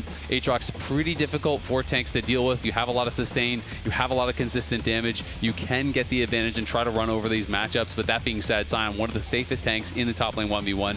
All your abilities deal AoE damage, you can clear out the waves, you can ult back the lane if you're really in trouble. You're difficult to dive because then you go zombie form and you pick up all those minions anyway. He's hard to punish, so I don't expect Bwipo to get way down, but it's going to be an interesting game. You know, and the more I think about the AD bans, I think it makes more sense to ban out the Caitlyn and the Ezreal than the Ashe because, you know, the Ashe is the one with the least safety. There's no dash in the kit, right? There's no 90 caliber net or you know, shift or anything like that. So if they do get in on top of the Ashe, the only chance you have to escape actually here is going to be that flash, which makes things a lot more difficult. And of course, she will have the Karma next to her. We know the power of the shields and the speed ups from the different supportive abilities that she can bring can give that little extra bit of peeling potential, but that's why I like just how everything on FlyQuest is built to dive in to go for this threat. Karma might be able to peel off one threat, maybe even too. But the whole team dogpiling in is a much different situation. And Dignitas is going to need every bit of that momentum that they started to build yesterday to have a chance against FlyQuest here. Because even though FlyQuest lost, I think that their loss yesterday was one of the most exciting matches, if not the most exciting match we've had here in LTA all year. Like, that had some really great fights in it, lots of things coming right down to the wire, and you know that FlyQuest does not want to be dropping another game here at the very final hour to Dig. Absolutely, and I mean, if they win here and C9 drops, then it doesn't matter that they lose the head-to-head because they have an additional win over Cloud9, right? So they could still be playing for that first place in the positioning phase, so definitely need to make sure that you are getting it done, but this is how Kalista has done in 2025 in the LTA North, 0-6. But look at the pick ban, 97%, almost never goes through. That is because it is pretty much getting permabanned. When it goes through, like I said, it's because the teams have a plan to deal with it. So we will see how Masu and Busio can do. To be fair, it's also not usually the top teams that are always going to be getting it through, right? So sometimes the records can be a little bit misleading. Although this split, it has actually been top teams that have gone through with it. It's been Yon playing it twice and FBI playing it once. And then the other 3 games would have been last split. I always do find those stats interesting when you look at characters that have a massive pick ban, but most of it is ban. Because a lot of the times, I think you're absolutely right. It only gets through when one team is like, no, we beat these guys no matter what. We'll let them take it. We'll see what our practice against it, what our read against it feels like. But yeah, not the case here. Masu and Busio being one of those top bot lane duos in the league. I'm expecting them to be able to have quite a large amount of efficacy with this bottom lane duo. We know how fearsome Kalista and Renata can be. If they get ahead in the game, it becomes so difficult to try to engage on them. Renata can peel for Kalista so well. Kalista can save Renata from anything. And also just having Kalista against Ashe, you went back and talked about how, oh yeah, I like banning the Ezreal and the Caitlyn because of the Ashe's mobility. Ashe's big strength in being able to set up a pick, maybe just take out that squishy support so easily, is nullified by Kalista's Fate's Call. Yeah, absolutely. It does make things a lot more difficult. And then, of course, if Masu gets tagged, he is playing Cleanse. That being said, you know, while Renata obviously going to be nice against the Aatrox, going to be nice against, you know, Shaden on the Sejuani, when you look at kind of this bot side 3 of Ashe, Azir, and Karma, it is all very low commitment as far as getting damage out, right? You know, you're throwing out mantra Qs, you're throwing out volleys, your longer auto attack range, the soldier range is pretty far as well. And that makes things very difficult for Masu, you know, in these later game stages. So we'll see how he's going to be able to handle that, as Busio was moving out to sweep that ward. Inspired's clearing top to bot, so they're just trying to put that little threat of that Vi gank coming in, and we could see that Bwipo was doing very well in that 1v1 up on top side. Of course, hasn't forced out the potion yet from Surdy, but is getting some nice trades and did have the push, but he is playing weak side, so has to be careful now, as when you're shoving that wave and you kind of have it in this neutral state that top lane is, where it's not quite crashed to the tower, you have to then really be aware that Sejuani could be up here, so if you overextend, you could be in trouble, and that's why he's just kind of sitting back and only CSing from range right now, knowing there is a possibility Sejuani could come. And going back to what we talked about in draft a little bit here, is Busio lands the handshake onto Isles, but the tether and retaliation makes it a trade that still favors Dignitas overall. I really want to see what Shaden can do in this game, because I think that when you look across the board at each individual role matchup, FlyQuest has the advantage pretty much everywhere. So that means Dignitas can't be expecting to win fair fights reasonably, right? So Shaden's got to make those fights unfair, and I think that he's really going to need to be dialed in to be able to find those angles up against a jungler like Inspired, whose pathing normally seems so effective, whose decisions are normally such high value. It's also interesting here because Shaden, you know, he cleared across the top, whereas Inspired did the opposite, but then Shaden crossed back over to go towards bottom scuttle. So that to me, you know, was thinking, okay, maybe he assumed that it was going to be Inspired going for top scuttle, but Inspired, I think, did spot him on that ward, so he should have the CS count and should know that top scuttle is up, and that means he's going to go straight to it. He counts the CS, he knows that's available, so now as a result, Inspired will double scuttle. So nicely done by him. Shaden with a bit of a guess, or maybe just wanting to play towards that bot, expecting they would have prio, ends up not getting either of the scuttles. So it is that slight advantage. Bwipo, though, TPing in very aggressively, and that's an Ashe and a Karma. They can slow you down, and I think he's giving over first blood. Yeah, there's a lot of sticking power between these two kids with the slows. The lockup. Whippo can still walk away from it, though. It's calculated. He's fine. Doesn't even have to spend the flash, but Isles and Tomo do have total control over this bottom wave that they're about to crash into the turret. Yeah, and the question is, can he actually stay and farm this wave now, right? You know, great, he didn't die. That is definitely nice, but at the same time, look at all these waves coming up. This is going to be a triple stacked wave. You do not want to give all of that up. And if you sit there and you go, okay, time to charge up a Q and get some minions, you're going to get a Mantra Q to the face. You're going to be tanking that damage. So we'll see how much Whippo can tank up. Does have the Soul Furnace available, so he's able to pretty much fully absorb that.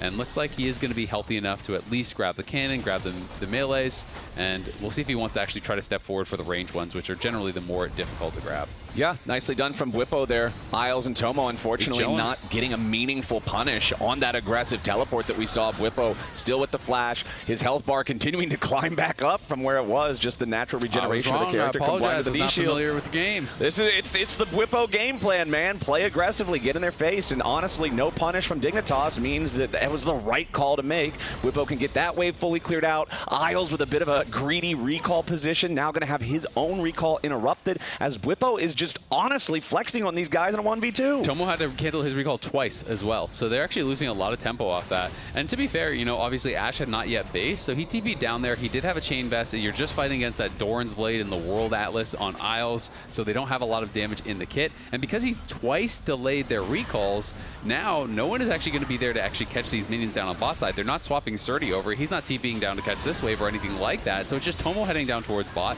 That means not only does Whippo get everything, he denies pretty much an entire wave to that bot lane in the 1v2 situation. And not just the wave you're denying any chance of Dignitas being able to have their bot lane duo up towards the top half of the map if they wanted to ever try to contest the grubs. I was watching a little bit of Audieland's stream the other day when he was going back over one of Lyon's games and just talking about the consequences of having people even somewhat late on a rotation and how that can have these compounding snowballing effects on the upcoming decisions you're trying to make, and it affects everybody across the map.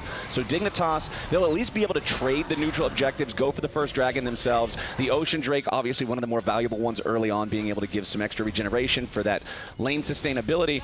But now it's Isles up top here, trying to make sure that Masu and Busio can't really put the pressure on Surdy, who's down below half HP as this wave is about to crash. Yeah, you can see Masu, his record on Kalista. While we did touch in on the fact that it hasn't done so well in the LTA North this year, Masu, career-wide, has done very well on it. Of course, generally they win a lot. He's on FlyQuest. They've been doing well pretty much his entire time with the team, but he is a very good Kalista player. And Whippo now, you can see this is kind of that problem again, because he crashed the wave. Not only do you deny those minions from Tomo, but it also means then the wave stacks and pushes towards your opponent, so Whippo then has more to farm. So as a result, you're going to have that CS advantage in both bot and top lane. And Whippo definitely getting the maximum out of this. And you can see he already has that early longsword. So I'm going to be interested to see, you know, where he's going. I'm assuming it's just going to be back towards the Titanic that we saw last time, which not only gives you really good wave clear, but does give you very high burst. You actually scale quite well. Obviously, with the HP that you're getting from Soul Furnace, that gives more damage to your Titanic. You also do well with the AD scaling on your Q and your ult. So, you know, it is quite a powerful buy. And some people really are a fan of going, you know, items like Sterix and Titanic and these kind of more bruisery aggressive items on Sion. Ooh, Tomo having to flash there as Inspired showed up. If that Decimate connects, it's so easy for Inspired to go Vault Breaker into the ultimate, into just instant dead on the Ashe. There was no way that Isles would have been able to save him. So nice blowing of the summoner spell there. And you know what that means is that now Whippo's got that big powerful Scion ulti that we're talking about as one of the things that you can get some extra value out of if you have the AD, right? You just collide with the guy into the full decimating smash, into the Titanic once you have it or whatever. But man, this is going to be so frustrating, it feels like, because Dignitas just haven't found any way to deal with just Whippo doing whatever he wants in his bottom lane. Yeah, I mean, honestly, I was really surprised that they didn't kind of swap back in that position where Surdy had TP and Dignitas' bot lane based. I thought that they would go top and match and then TP Surdy down to catch that wave that ended up getting denied to the tower, because both of the matchups feel worse on the Dignitas side, right? It's like you have Ashe Karma, you want to bully this Renata and Kalista, and on the other side, you have this Aatrox that's supposed to be a good pick. That was your 5th pick counter pick into the Scion, and as a result, both of them are kind of losing out and not getting to have the laning phases that they wanted. Bwipo even took a plate down bot, and he's the one in the 1v2, so things are looking tough. Aatrox is down almost 20 CS, and now Inspired sitting on a control ward. Oh man, this is going to be so nasty. If Isles and Tomo step up just even a little bit. Okay, Isles already in some danger here as Masu's ready with the Fade's call. Isles is the target, trying to get himself away. Flashes over the wall, but it ain't going to matter. The Rend gets it done. First blood over to FlyQuest. Nicely done by Masu there. You know, I think a lot of people would have thought that was a play that was just completely over because he was out of range of the Rend, but Masu flashes closer to the wall there to be able to get back in range for the Rend, gets that first blood. Well played by FlyQuest. And peep the build from Bwipo here. He has the Tunneler, so he's going aggressive, but he already grabbed an Executioner's. So he's grabbed the heal cut. He's just saying, you know what, Surdy, we're gonna scrap. Like I got my chainmail. My duties as a tank are now complete. I spent my 800 gold. Now it's time to beat this guy down. And I actually really like going for the Executioner specifically versus something like the Bramble Vest as well, just because Bramble Vest requires the other guy to stab you. And a lot of times, Bramble Vest sucks. Yes, also Bramble Vest sucks. I was trying to be a little bit more polite about it, but if we're just going to go ahead and be direct, yes, I don't like Bramble Vest. But it can't apply the Grievous Wounds aggressively. Bwipo wants to play aggressively, and I don't blame him for it, as Dignitas will now move towards this second set of grubs. They were not there to challenge for the first set, and they know that FlyQuest used some ultimates in the top side fight to find that first pick on Isles. FlyQuest undeterred, ready to keep the fight going. Masu in some danger. He gets shuffled back, but the cleanse is going to keep him safe for now. They've locked up Shaden, focusing down the Sejuani, and Masu gets the kill. He hasn't died yet, and now finally going to get taken down as Cani gets the kill there. Busio barely gets away, and the feat of warfare is claimed as the Azir finally falls. Isles takes a blast cone back behind enemy lines, but Bwipo's chasing Tomo down. One more hit will do it, and Bwipo gets the fourth one of the game for FlyQuest. Isles is trapped between two turrets, and he don't want to be there no more. It's a 5-1 game. It's a slaughter for FlyQuest. Yeah, FlyQuest get everything there. Take down all 4 Dignitas members. Yeah, Bwipo is down in the bot lane, but he is Scion. He's going to be able to get up there. Surdy stays bot because he has no TP, so he grabs a couple plates. That's nice for him, but at the end of the day, it's not going to really matter as things going really rough now here for Dignitas. And I'm not even sure what happened with the bailout there from Busio. I'm kind of curious if we watch that replay again, where that bailout did go, because I never saw it actually pop up on Masu, so I'm not sure if he was under enough pressure that he had to use the bailout on himself, or if it was just a misclick or something. Let's see. Because I feel like it could have gone potentially even worse for Dignitas. So Cani goes in here. He knows there's no flash on Masu, so flash in, does land the ulti, scoops him right back into the ulti there from Shaden. Masu getting quite low here at this point. And this is where I was expecting bailout to come out. I see the bailout, I think it was on Inspire or something? I thought I saw the graphic there, but I didn't actually ever see it come out on Masu, so it's not like it got used aggressively there. I think it was maybe just like a misclick. Yeah, I didn't see exactly what happened to it either. I was really trying to pay attention, but I didn't see the little I think I saw the graphic for it thing under like a pile of champions. I think it did get used because I saw the little kind of like orbs that are spinning around you when you do these bailout. Ooh, Inspired now immediately re-engaging back onto Cani, who wanted to try to find a pick onto the FlyQuest jungler, but Inspired flashing away defensively to keep himself in a good enough spot as Cani is now overextended and Surdy's made his way into the fight, but Quad has already killed Cani, and now Shaden is low, but the rest of Dignitas are ready to strike back. Busio dies next, and Tomo's taking the kill. Masu will try to hop, skip, and jump away, but there's no bailout for that. A double kill back to the Ash, and Dignitas comes to life. Nicely done. This time it's Dignitas' turn to make the TP play because Bwipo has no teleport and he still doesn't have the ulti. He's up towards topside, so Surdy makes it happen with the teleport. He got paid from the plates on that last play, and this time he's able to join up and get Tomo paid. Well, Bwipo is going to be the one getting a lot of plates up on that top side. So Bwipo has gotten plates in bot, in mid, and top, so he's going to be very rich. But Dignitas, this was an important play for them. They're going here for Inspired. Notice Inspired, the timing as the passive E is going to get activated. He immunes it with the ult, goes in onto Cani. They do arrive, but as Masu is coming up here, look at Tomo. He's free-firing on the enemy ADC the entire time. Tomo is never really threatened, and even though Cani goes in, it's a beautiful Q flash there from Surdy. Gets in, they take down Busio as the bailout was used onto Masu, and then Masu is just going to get slowed down, chased down, bailout expires, nowhere to go. They grab another onto him. And now Cani dropping the ulti to get away from Bwipo. Nobody wants this Scion anywhere near them.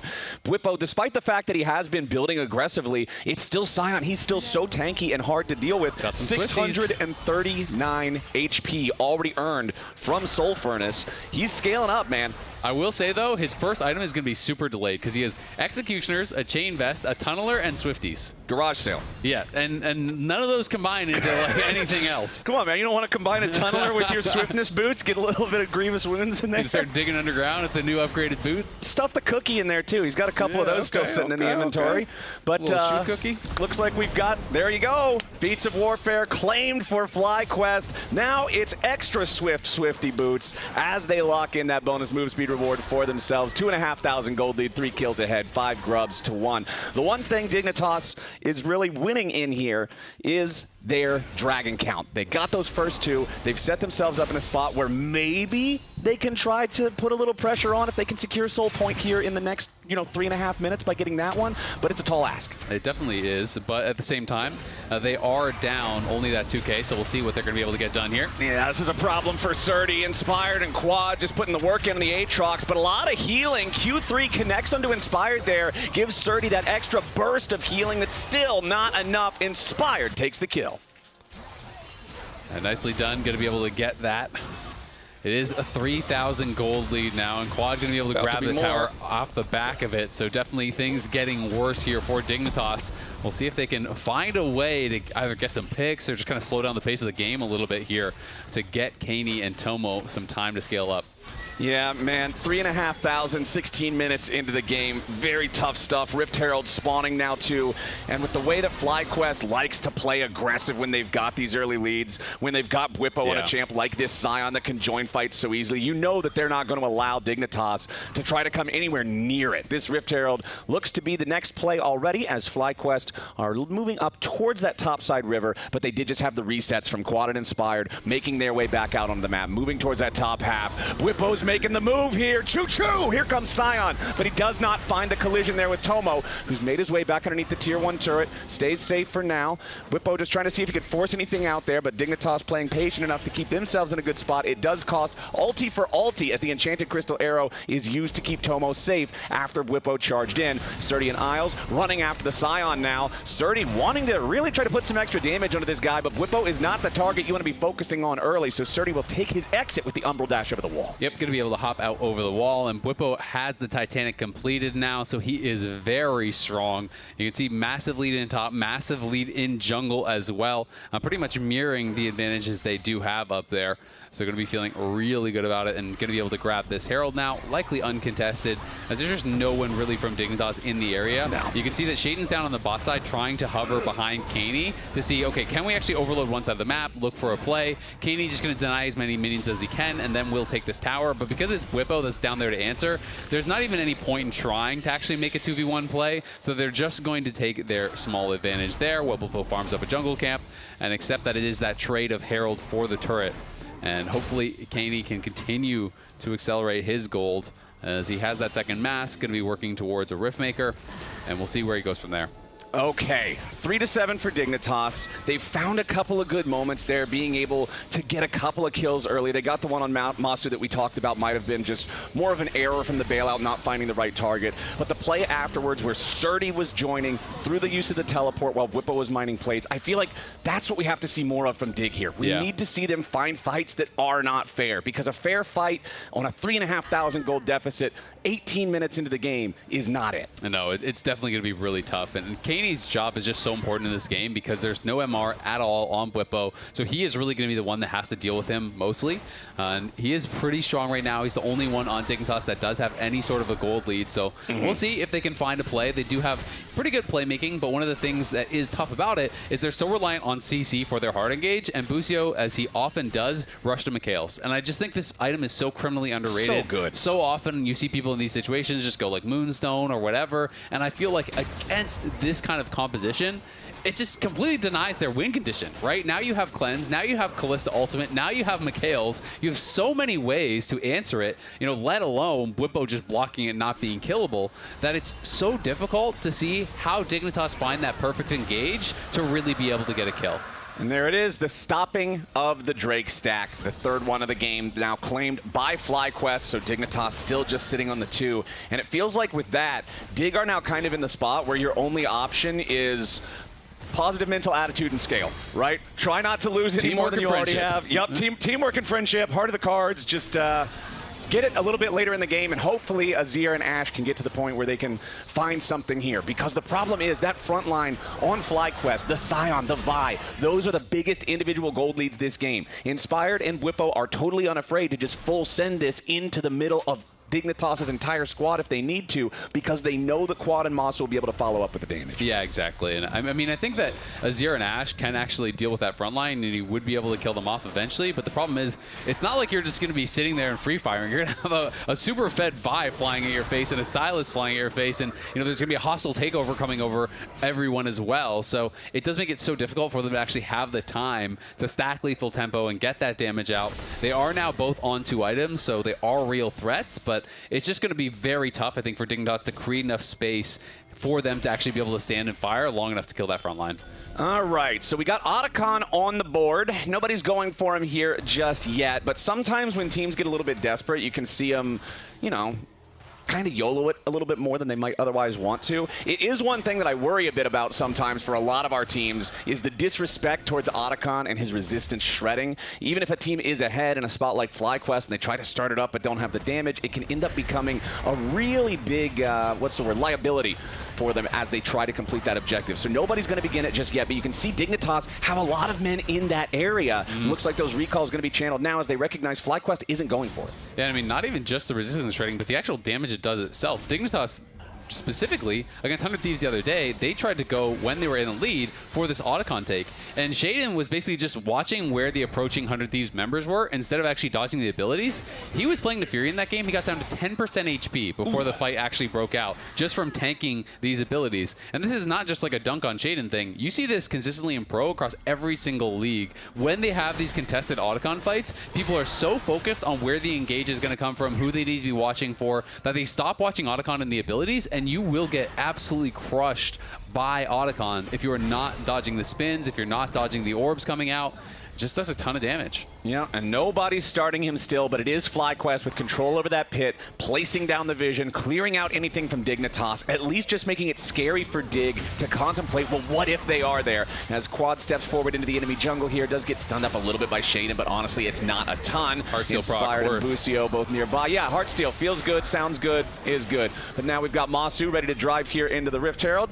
Where is he driving it? Okay, it's turning around. Had to just make a sharp left there as they look to take down the tier 1 turret. Inspired going right back in, looking for Kaney. A little bit more damage, gets it done. And Masu takes him out. Now with all those spears in Shaden, he's looking to find a second. There's not enough damage to do it, but FlyQuest already got what they came for. A kill on the mid laner, a kill on the mid lane turret, and a kill on the tier 2 to boot. FlyQuest get everything in mid. Yeah, Kaney tried to basically time it there because Masu hopped in the Rift Herald. So I think Kaney's thought process was, as Masu hits the Rift Herald in the tower, he'll get popped out, and then I will time my Azir ultimate to instantly knock him back in. We'll kill Masu. That's how we'll come back. Makes sense as a plan. Unfortunately, the timing here was on point. The location was not. Masu popped out just to the right of that Azir wall. Had he gotten scooped in, I think it's actually a really good look. I respect the attempt there from Dignitas, but Masu did not pop out in the center of the lane. He popped out on that far right side, and we can see in the pivot that they took the Otacon right thereafter. As soon as that Azir ult did miss, that really was the end of the fight. And when you get all of the roses there from Otacon, you can see 45, 48, 54. It's just flying up over 60 now. Versus 16 it's on like Dignitas' side. It's just still going up. So they have a lot at this point.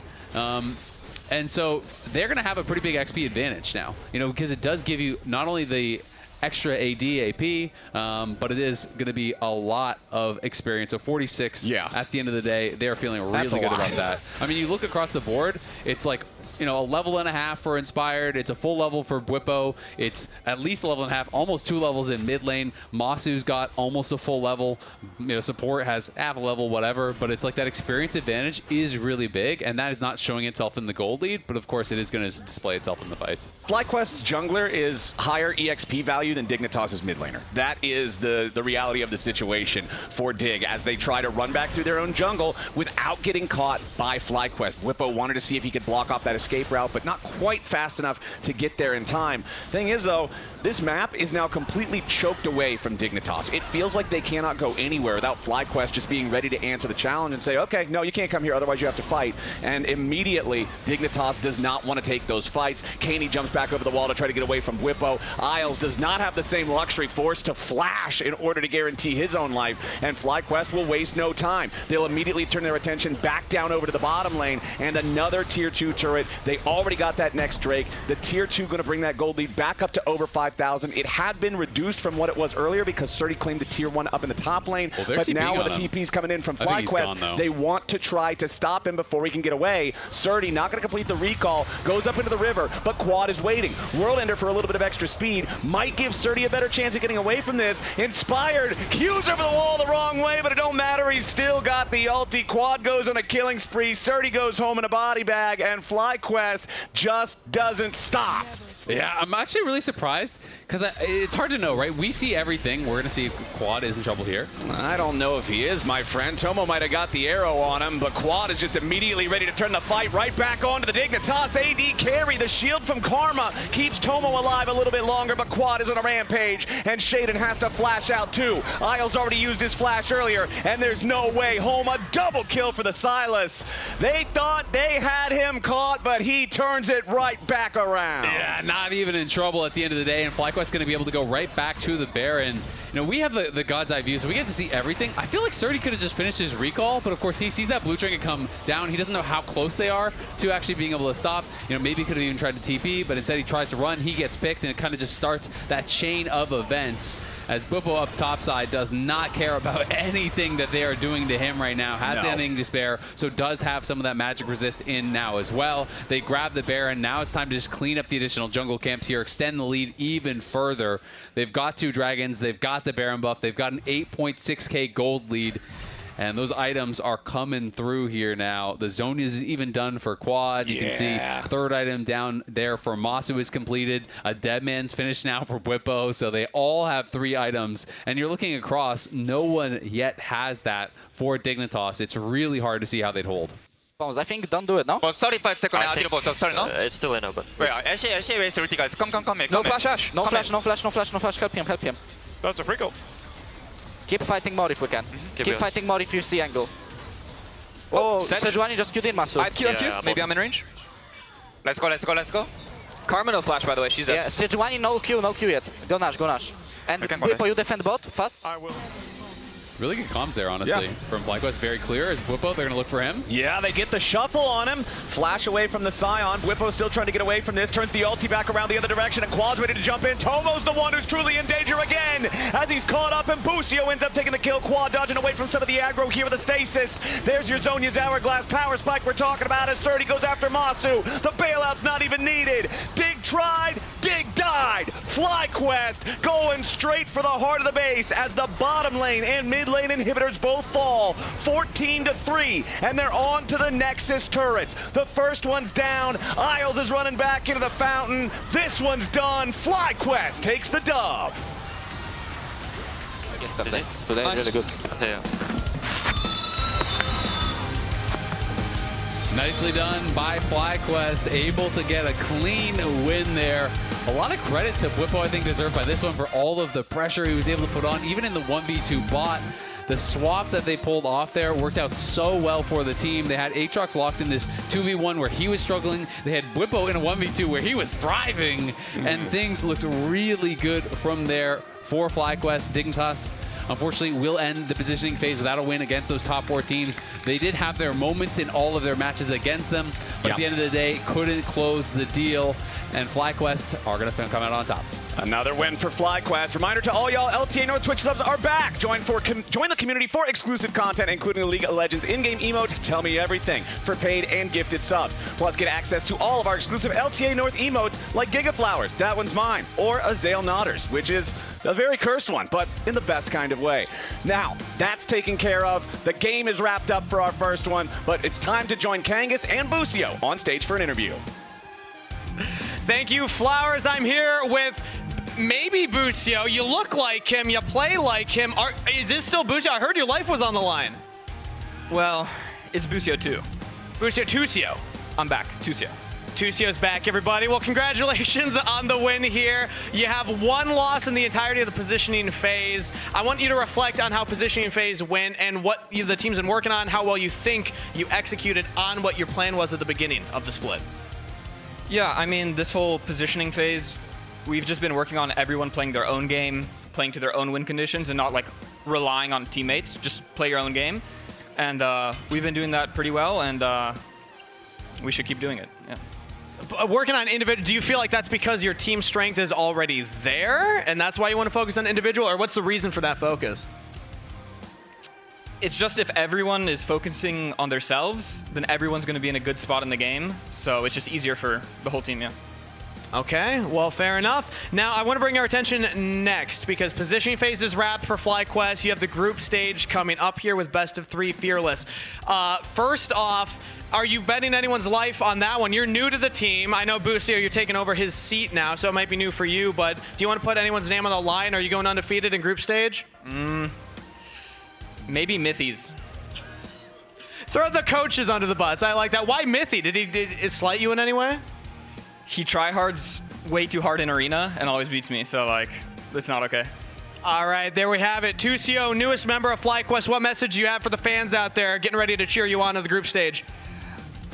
Thanks for the support, guys, and we'll try to make it fun. All right, thank you very much. We're going to throw it over to a quick break, but we got Lyon versus C9 afterwards. See you there.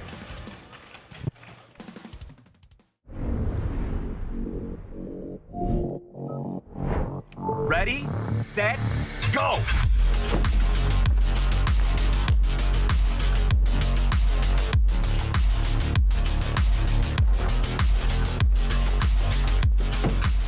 I'm at 47%. Oh, I'm on 63%. Man, I'm at 50%. Boom! 80%. Winner! The Kia EV9 can go from 10% charge to 80% charge in just 24 minutes with DC fast charging.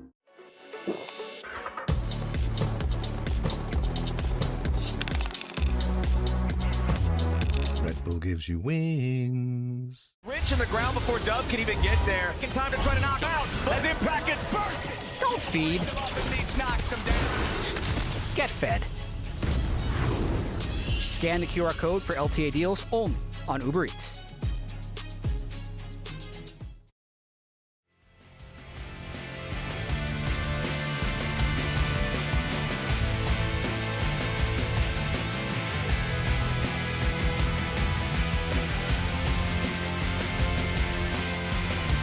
I think I ult you first. Okay, that works. Let's go now. I ult you. I think I just go Karma, no? She's gonna die. Oh. Okay. Yeah, that works. Ash was too fast. That's flash. I can't kill her. Bunny wants to fight, but she's flash. They're really close. He wants to flash on me. He Can I help him? Fight. I think it's not bad. It's really good. Dipping it. I still have W. Yeah. I'm going Ash. I can't go Azir. Oh, okay. sorry, no flash. No flash on the Ash. Yeah, I know. And no flash on the Karma. Go on the bot lane. Yeah. Fight. Estral, we have TP. Look. Renata no flash, right? 80 no flash. Yeah, no flash. Yeah. We can look. Don't flash. He's dead. Can we do Dragon, guys? Take up a bot. Go back to lane. It's already, guys. Come. No flash, Ash. No flash. Help him. That's a free goal. Keep fighting more if we can. Keep fighting more if you see angle. Oh, Sejuani just queued in, Masu. I Q. Maybe I'm in range. Let's go. Karma no flash, by the way. She's dead. Yeah, Sejuani no Q yet.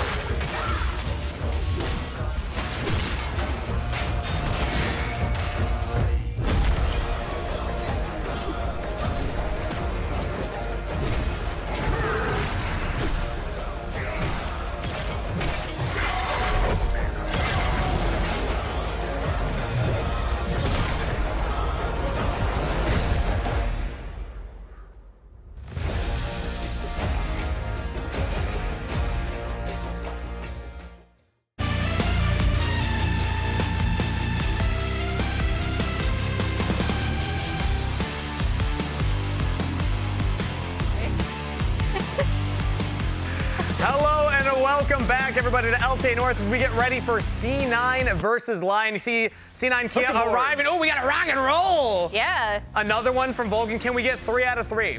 Blabber gives a thumbs up. I'll take a thumbs up from Blabber. That guy's from Texas University, by the way, hook 'em horn. So, like, Sven, I always knew you were one of us. Yeah? He's a true One of us? Aren't you from Calgary? I don't know what they're called. Hey, we're cool. Look, Calgary's known for the same thing. The Stampede. I forgot. Exactly. We're all Texans. We're the Northern Texans. Northern Texans. We're the Snow Texans. We're learning about Canadians today, I guess. It's all making sense now. Oh, God.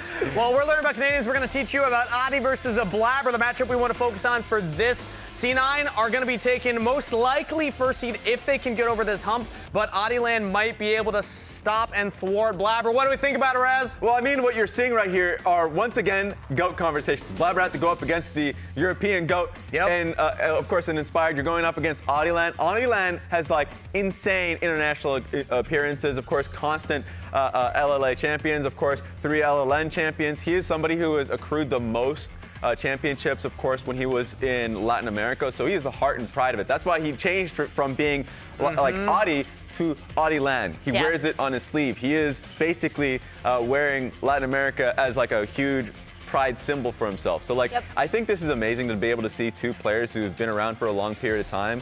I got the chance to be able to cast Adiland during his earlier days, like in 2015, 2016 actually. So like, being able to see him from play-in tournaments, fighting on like international tournaments there, now still having, I think, great games at this time, it's amazing to see. Yeah, it's been really, really cool to see him come up to the LTA North and then also still have that pride and be working really, really well with this Lyon team, despite the fact that they've struggled a bit and they have a very formidable opponent today in Cloud9.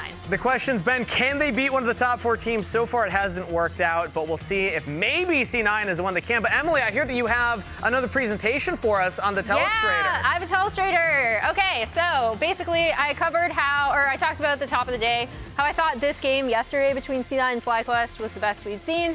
This is the setup for the Rift Herald fight that we see in mid, right? So at 19 minutes, C9 gets Rift Herald. FlyQuest decide, they kind of like soft contest, they decide to trade bot tier 1 for quad, and then Loki goes on top side. And at that moment, they actually try to make a play on Bwipo. And what that ends up resulting in is the fact that going into this fight, I want everyone to notice that Bwipo's ult is down, because it's going to be really, really important. No flash either, Yeah, for what is about to happen next, which I know we've been playing through this fight a lot, right? Blabber pops the Rift Herald. This is typically something that teams just want to do because you just want to send the Herald mid.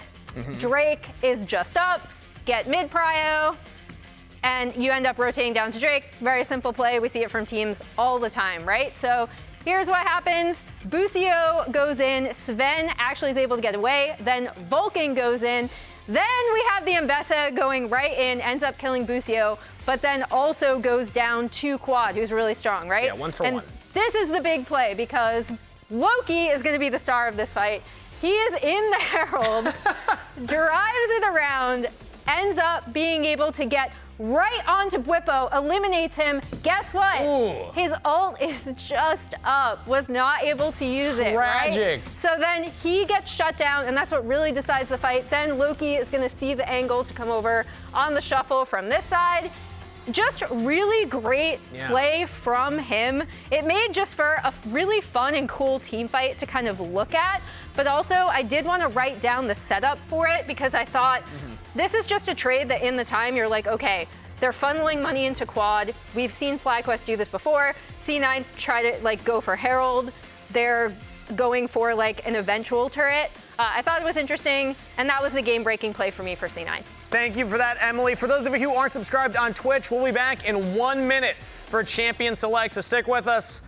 But while those folks are watching the ad, for everybody who is subscribed, let's talk about Saint versus Loki, because this is another matchup. This is the final one, Raz. We've been talking about Saint versus the gauntlet of mid laners. We need him to win one of these. Look, this was going to be his toughest challenge going through this week. Of course, losing to Quad, losing to Quid. I thought he had a good performance versus Quid in particular, but of course didn't end up getting a win as a team. Now it's versus Loki, someone that he called out saying this was going to be the easiest of the 3 opponents. So this is a good one to see if he can take a bit advantage of. And I think that was also based on their teams, right? Because he identified Quad as the most formidable mid laner he was going to go up against, not only because of his skill, but because of Inspired, because of the rest of FlyQuest, right?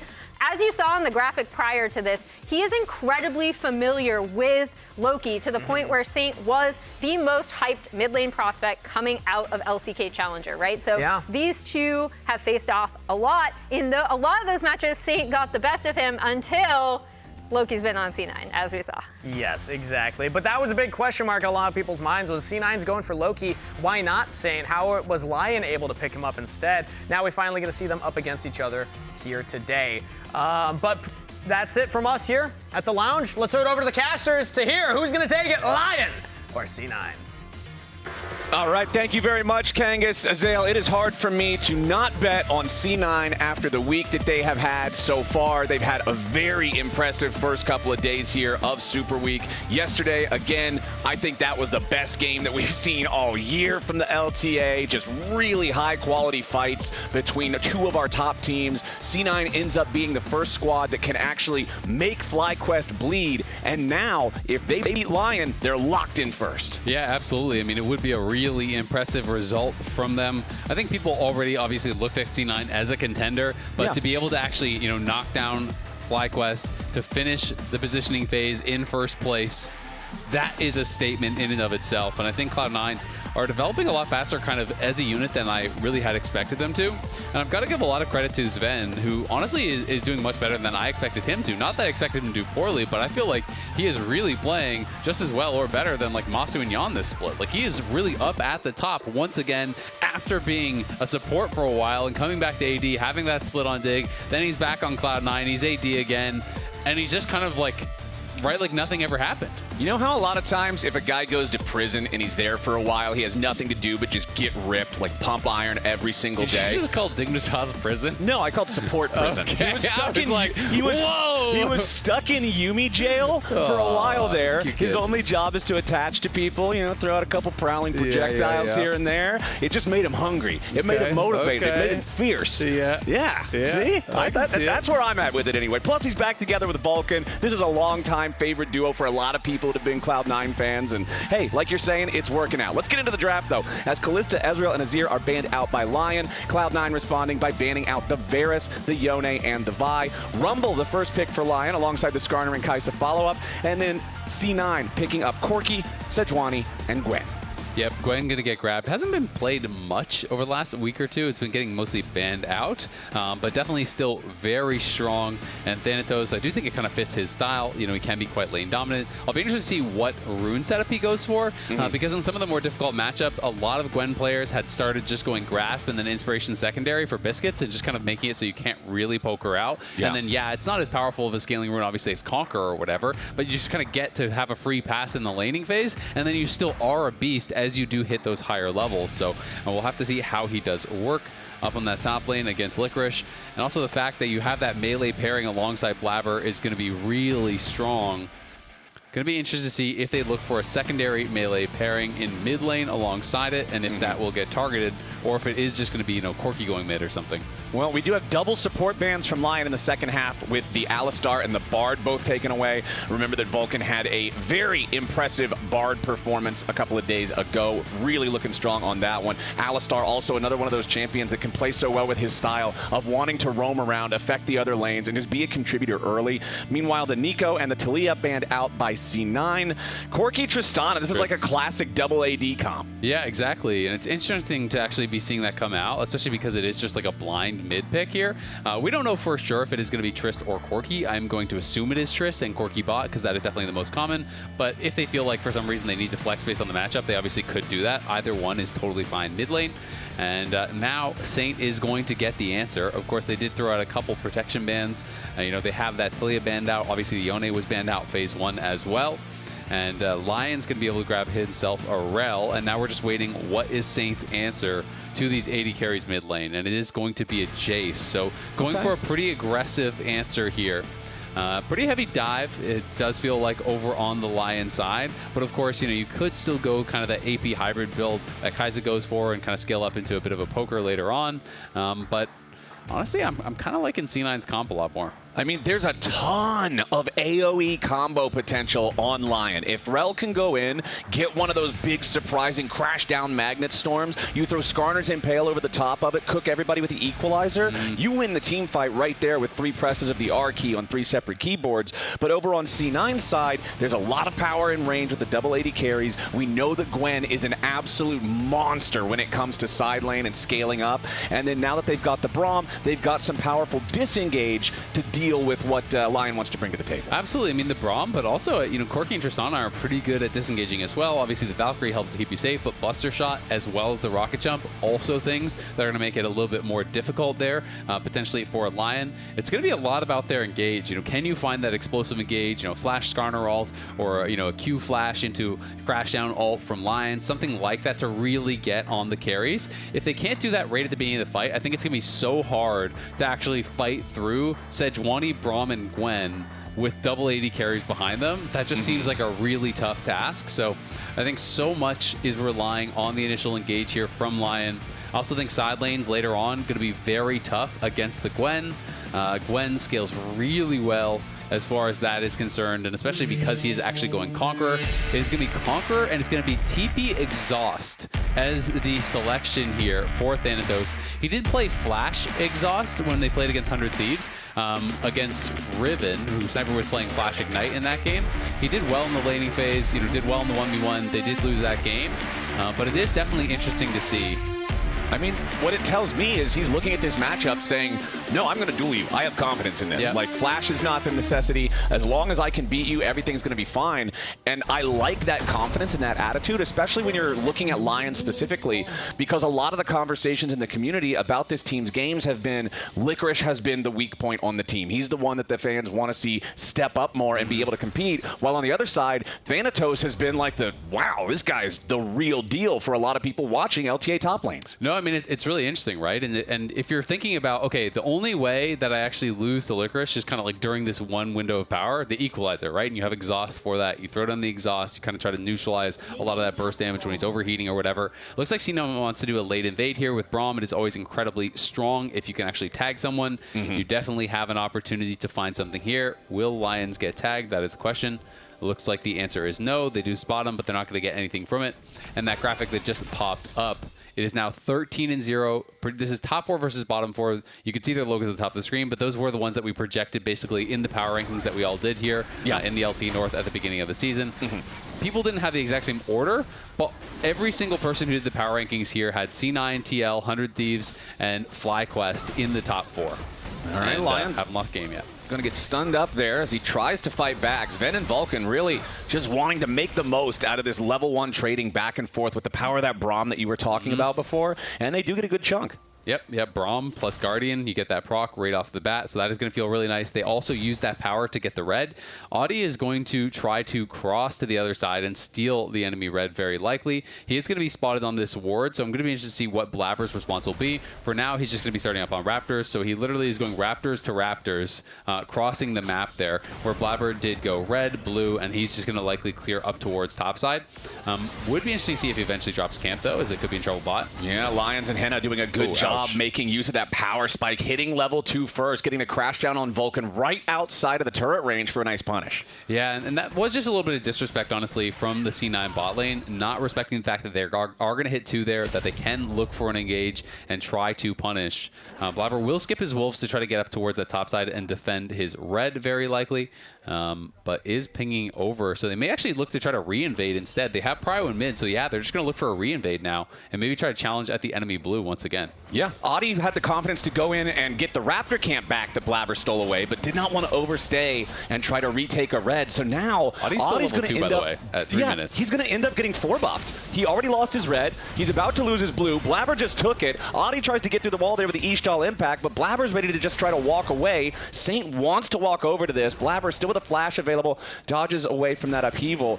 But yeah, that's 4 buffs in the first rotation for Blabber.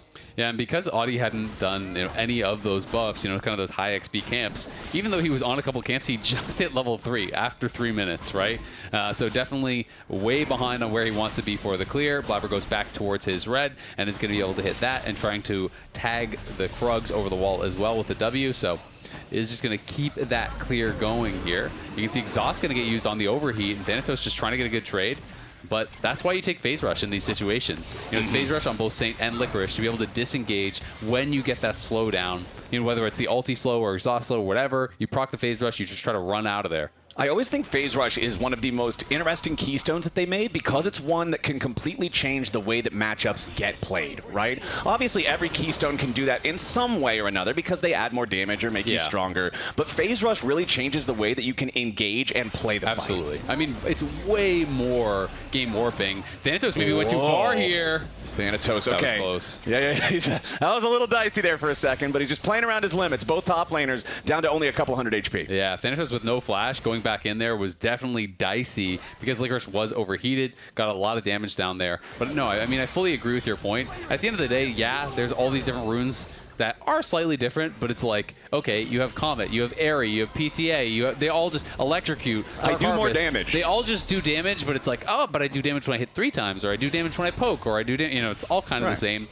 So I do think like Glacial Augment, Unsealed Spellbook that no one really plays, and as well as Phase Rush, those are the ones to me that are kind of the most unique and do kind of change how you play or your opponents play, which I think is fun. Well, after Thanatos traded all the way down to the very limit of his health bar, he will now use his teleport to head to the bottom lane. You can see Licorice doing the same thing now. It's the classic 5-minute, 5.5-minute late swap, lane swap that we see these days, where the top laners will just take up that position while the bot lane duos head towards the top side. And that just tells me, Azael, everybody wants to fight for some grubs. Yep, exactly. Everyone's going to be fighting for some grubs. I do think, especially when you're looking over at the C9 comp, that is really powerful if you do get these grubs. Tristana really good at pushing towers already. You're expecting Gwen to have prio inside lanes as the game continues, so C9 definitely will be looking to push. Audi is in the area. Hey, Lions, good job there with the Shattering Strike into the crash down. Wants Vulcan, who throws up the shield to try to get himself away, while Saint is also being chased back in the mid lane. Flash away from Vulcan, flash away from Saint. Blabber follows up, takes him down. First blood over to Cloud9. Yeah, both junglers make a gank happen, but it's only C9 that gets a kill at the end of the day. They are able to take down Saint,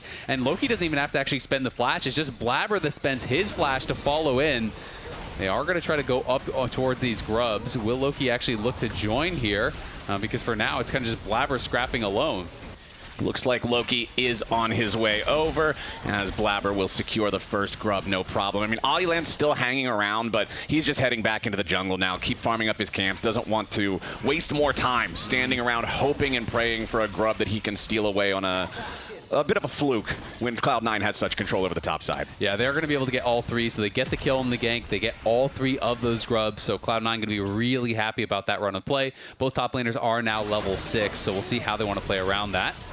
Sven jumping forward there with the aggressive rocket jump, wanting to get that explosive charge onto him and maintain control over this push and this top lane. I'm really paying attention to this exhaust cooldown on Thanatos because it's almost back up and ready to cast again. He is level 6, he's got the needlework, and I'm not sure how hard he's going to want to go for this. Yeah, so Licorice did just proc a Phase Rush, so there is an opportunity now, but the question is Thanatos too low to look for the all-in? So that's kind of the trade-off there. You know, as Licorice, if you're going to go in and you're going to actually proc that Phase Rush, you have to be getting a really good trade, because if he's high health and you lose your Phase Rush, that may just trigger the all-in, right? He may just throw down the exhaust, hit you with the needlework, go straight for it.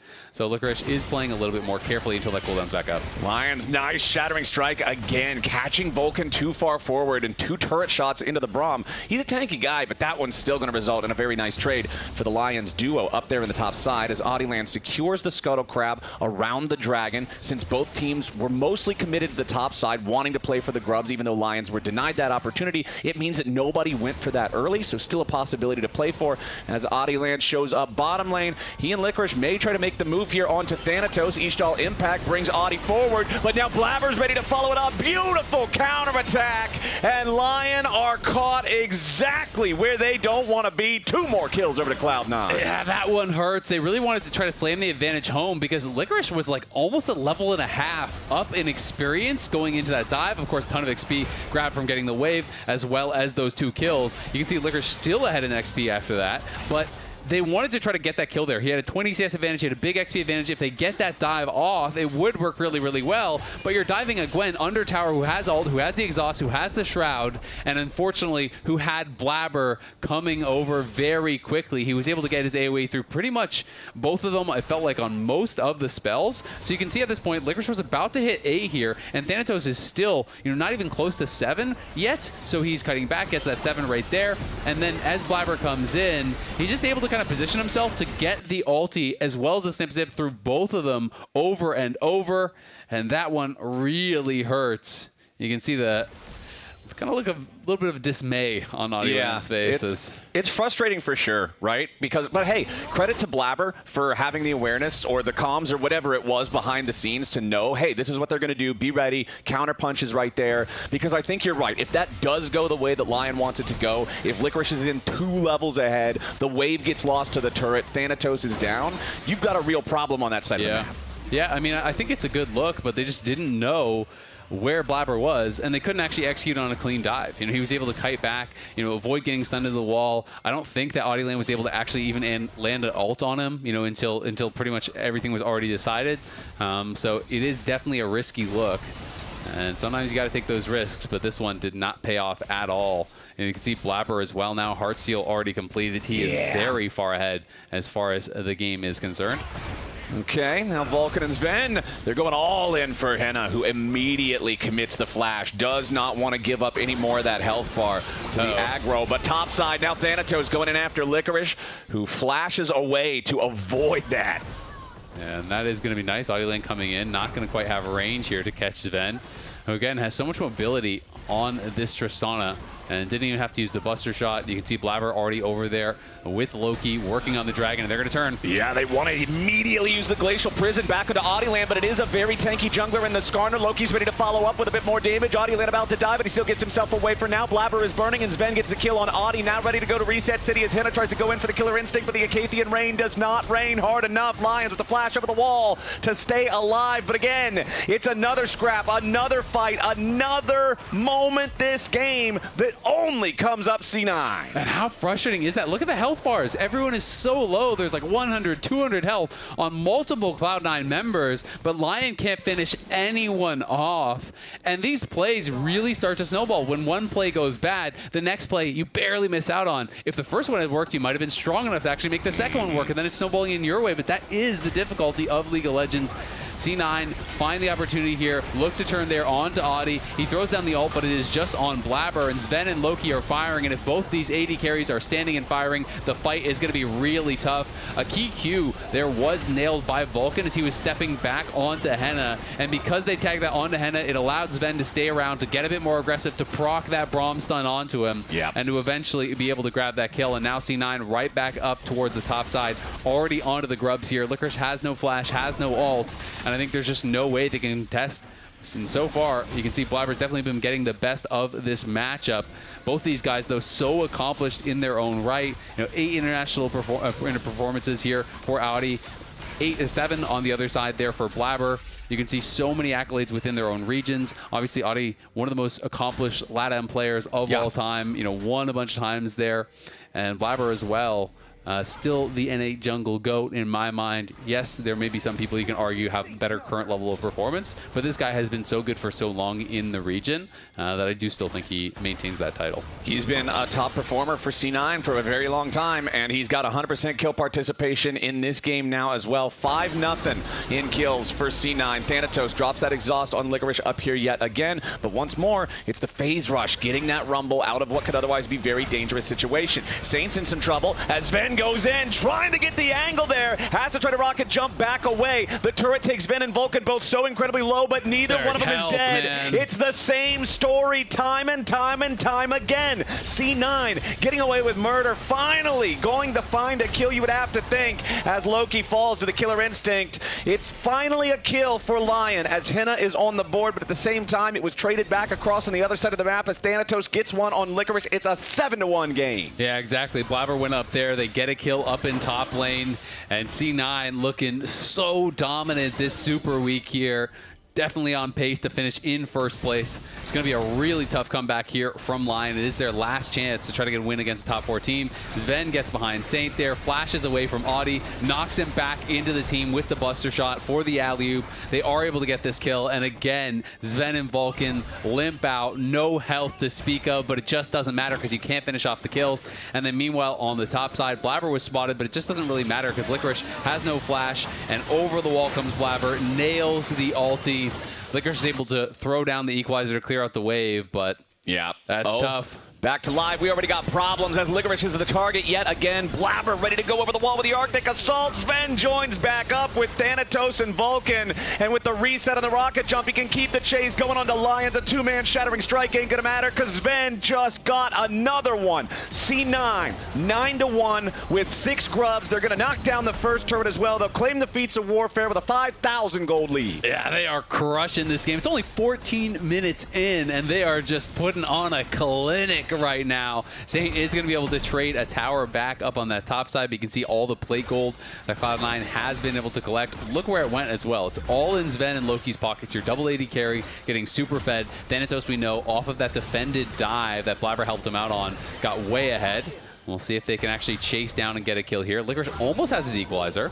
Yeah, Thanatos trying to use the Hallowed Mist to get away from this, but Licorice has flash forward, ready to full commit here with his fight. But Thanatos, with a little bit of skip and slash action, getting away to the safety of Blabber. Thanatos will finally drop. If Lions didn't have the Shattering Strike right there, Thanatos actually drain tanks that out and lives, I would have to think. But Blabber is not done. Slides back over the wall, wants to keep playing inside the Lion jungle. A 1-for-1 trade for Lion is about the best they've got this whole game, but now it's not done yet. Henna tries to get away, but a nice Glacial Fissure there on Audiland stops him from going forward. Looking to stop Sven. Another nice Impale, this time onto the Cloud9 AD carry, but Blabber doing a good job stepping into the turret range first. That was huge from Blabber. No way. Now he and Sven get away with 50 HP. As soon as he saw Audiland start moving Sven closer to the turret, Blabber just walked in, said, "No, Mr. President, this bullet's for me," and did a beautiful job protecting him. Yeah, that is just crazy, man. I would be so tilted if I was Lyon in this game. You just have to be thinking, if one of these earlier fights went our way, all of these later fights would have also gone our way because Cloud9 keeps getting out with no health whatsoever.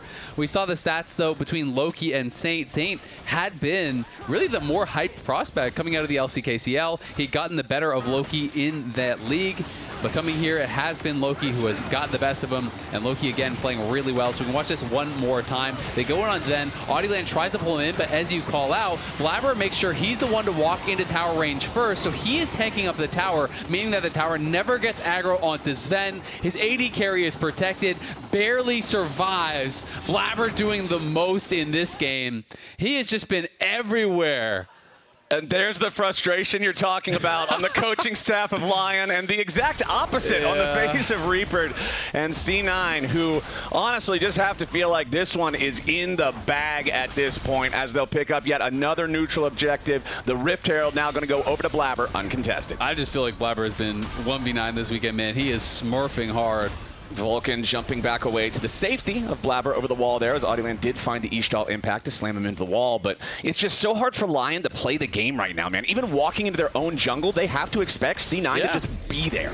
I mean, they have this really good early game plan. They get the invade, you get 4 buff by Blabber. Blabber is everywhere he needs to be every single time you need him for perfect counter ganks. He's tanking the tower for his AD carry. He's countering the dive on bot lane. He's countering the chase down from Licorice again later on. He's up towards the top side, taking every single objective. Like, the guy is everywhere you could ever want him to be. He started with 4 buffs. Yeah. Like, and he's still keeping his farm really high. It's been a Blabber diff in this game. It's 11-2 now for C9. There's some good stats from this one. 3-0-5 right now. 4,000 damage. At 14 minutes, he was up 1,300 For a second, I thought he was gold. flipping us off. Oh, man, that would be diabolical. But it's number 1. Yeah, he's number 1. He's number 1. All right. Well, I was like, whoa, Blabber, that is out of character. That's a special image that you can only use when your team gets away with less than 100 HP more than 10 times in a game. All right, it's still an 11-2 game. The thumbs up emote transforms. Yeah, it's like how the little fist hangs above your head, and if you have enough teammates agree to use it. But we have the one thing, I guess, that if you're Lyon, you could be sort of happy about is because everything else has been the focus, there's only the one dragon that's been taken so far. The first Drake didn't really even get taken barely before the plates fell, so they can't have a fast soul. Thought you were about to hit me with a, you can be happy about the sub gap, 250 gold lead. Yeah, well, that'll work. That'll work. No reason not to. But we got a lot of problems on the Lions side now. They're going to try to at least play around this Saint split push angle here with the Jace, trying to just knock down any bit of objective bounty money that they could possibly get their hands on. They've only got the one turret so far, and the gold lead keeps bleeding. Yeah, it's always tough when your cope is, we'll get the objective bounties. It's like, well, there's a reason the objective bounties did spawn, and that is because everyone on Cloud9 is massively ahead. 2,000 plus in mid and jungle, 1,400 in both AD and top. Everyone is so far ahead. And yeah, you can try to play through Saint. I think that maybe is their best chance. You just kind of send Audi or Lions behind Saint in the side lane. You send 2 there. You hope Cloud9 sends 1 man to respond. You get a pick, you get a tower. You start to kind of claw back the game through that sort of method. But Cloud9 does not need to play risky. They're only really going to step up with Blabber behind them, or if they see people on the map, because as long as it's a 1v1, no one's beating Thanatos right now. Oh, yeah, no way. He's got the Riftmaker already working on the Nashor's Tooth next. You can see even in the inventory for Blabber, and Sejuani is not a champion that you expect to have this kind of a lead, but it's Heartsteel Merc Treads versus Heartsteel Merc Treads Unending Despair. It's a full extra item ahead, and Blabber is still just running the show here, can easily take down this Drake, doesn't even need help from the team, but they are going to rotate some of these AD carries over just to clean it up a little bit faster and get back to occupying the enemy jungle. You can see Vulcan inside the red side jungle of Lyon, just trying to clear out as much vision as he can, plant a lot of wards there, make sure they know where these guys are. I mean, how sad does the inventory look for Henna versus Sven, right? Like, you have full IE already completed as that second item here, plus the Yuntal Wild Arrows, and you look on the other side, it's just like some scraps working towards that Rage Blade, and Blabber is already here onto Otacon. They know they are this far ahead. They know they have the item completions. Just force any fight you can find. Yeah. And they are just all dodging out. You can see on this one, you stand on the inside, you dodge the swirls, you pick up the flowers, and they are just going to get even more ahead now. That is a lot of roses that they just picked up. They're already at 55 now at this point, so the XP difference is going to get that much larger. 55 to 11 on the total flowers count between the two teams. Thanatos, again, just at the point where Licorice can't really do a whole lot to him. He's got all the extra power from the flowers and just nearly kills Licorice outright. And it's an additional over their opponents. They have basically 30 adaptive force from their flowers. Their opponents only have 9.9. So it's an additional 20, right? That's 2 longswords. That's an amp tone. Like, that is quite a lot of gold that you are actually getting in there just from the flowers. And we're about to see those power spikes become even stronger as the Nashor's Tooth is completed for Thanatos, as we do almost have the Manamuna evolved into the Muramana in mid lane for Loki as well. This is just, it's so difficult for Lyon to play it from here, and I do feel for them. It's such a frustrating way to have to end the positioning phase. A nice double impale comes out from Adiland, but C9, they've just got so many more resources. Lyon stuck in the middle of everybody, dead instantly on that one. But Lyon, remember, this team started off so strong back at the very beginning of this positioning phase because they were playing against the other teams in that bottom half that we were talking about. Beat them all. And they proved themselves decidedly as the top of the bottom half. Yep. And so the question has been for the past couple of weeks, okay, you can beat everybody else that we grouped down there with you, but can you punch up? Can you break through the ceiling? And sadly, it looks like the answer to that, at least for now, was no. Yep, and we have had a lot of close games, from those kind of bottom 4 teams against the top teams. We talked about it with Dignitas, we've talked about it with Shopify, and we've talked about it with Lyon as well. They have been in with a chance in a number of different games, but none of them have been able to really close out the game. And when you get behind early, it just feels impossible, because to me, the biggest difference between these top 4, bottom 4 is how they play in the mid game, how they play in the late game, how they're actually using their advantages and playing through side lanes. Even when a top 4 team is behind against one of these teams, it still feels like they can come back. But if they're ahead, it feels like there's no chance for the bottom team because they just can't play the map to the same level, it feels like, as a team like Cloud9. And I feel like that's been a story for a long time between top teams and bottom teams back in the NALCS days, in the LCS days, now in the LTA days, right? It's always been evident.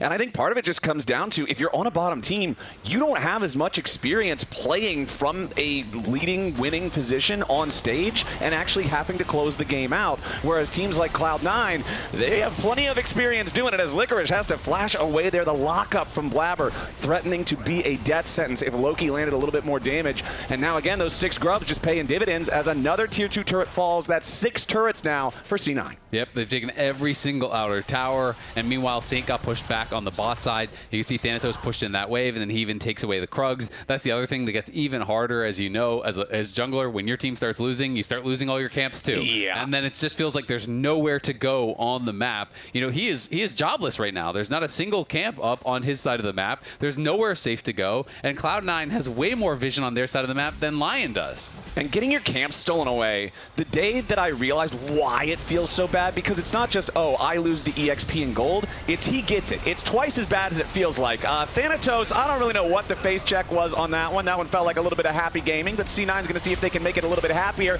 as now they're ready to follow up. Even if it's a 4v5, they want to go in for it. Lions jumps in the middle of everybody using the Magnet Storm, but it ain't going to matter. He's already dead, and Audi lands about to drop 2 Licorice with that Flame Spitter. It ain't going to matter. Sven just kills him.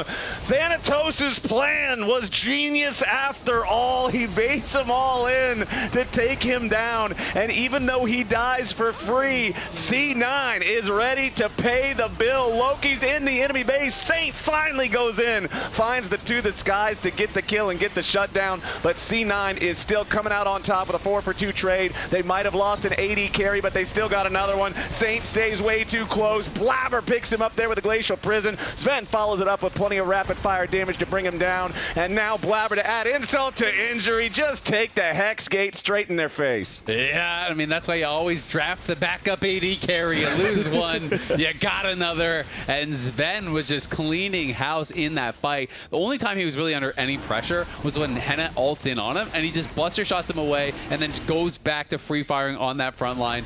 So Thanatos walks in here, wanted to see if he could actually steal the red.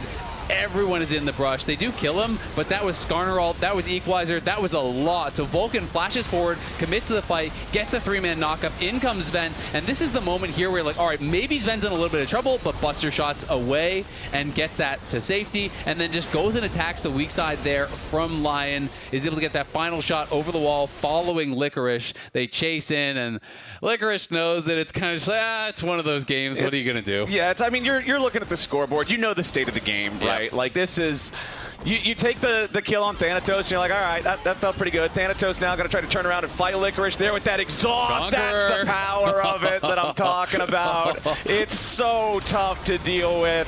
Now Adiland tried to jump in there, find a nice pull onto the AD carries. Lion has made his way onto those valuable targets, but C9 is still fighting back with Sven and Loki just kiting these guys out, fighting these guys out. It does not matter that they shut down Sven, because everybody else on C9 is locked and loaded. A double kill to Loki, a triple kill when the dust finally settles, and Thanatos is already in the Lion base. They're marching straight for it. C9's going to end the positioning phase in first place. We wanted with the worst Don't be cocky. Yeah, don't be cocky. If you want this, doesn't matter. Still gonna win the split, so GG go cocky. Good job, guys. Congratulations to Cloud9, first place after the first round robin here, the best of ones. They have claimed that first seed going on into the group stage here, where it is going to be best of 3 starting next week. Yep. And like they said, don't get cocky. You know, still got to win. Still got to win the split. We'll see how they can do. But damn, what a performance here against Lyon, especially Blabber, to me, really dominating in those early stages. Was everywhere he needed to be. Shut down, it felt like every play that Audi tried to go for. And Cloud9 got very far ahead. I said it at the beginning of the day. I'm going to say it again now. It was such an impressive Super Week from C9. They started off strong, they kept it strong, and now they finished strong. It's time to join Emily and Blabber on stage for an interview. Hello, I'm here with victorious C9 jungler Blabber after finishing first in the positioning phase. Congratulations. Thank you very much. How does it feel to not only come out on top and in first place, but you guys had an absolutely phenomenal week. It looked like everything really clicked for you. What was it like going in, and I guess how are you feeling about the team going into group stage? I'm feeling pretty confident, and it definitely feels nice to have a good week, especially against like 3 of the top teams. So I'm really happy, and finally we're going to be able to play Fearless next week. So hopefully we can show up in the best of 3s as well. Yeah, I hope you have some really cool picks planned for us. I really loved your early pathing. You really got the best of Audi in this game. So I guess just talk to me about your initial approach, especially your first pass where you were able to 4-buff him, I believe. I mean, honestly, it was kind of bad that we let him get the Raptors. We had a different plan in mind, I would say. But after he got the chickens, I wasn't able to get 3 off of his bot camp, so I kind of just had to adapt in the game. And after I saw him go to my Raptors, I kind of knew that he wouldn't be able to do his top side. So with Prio in both my lanes, I was able to get both his camps, basically, or both his buffs.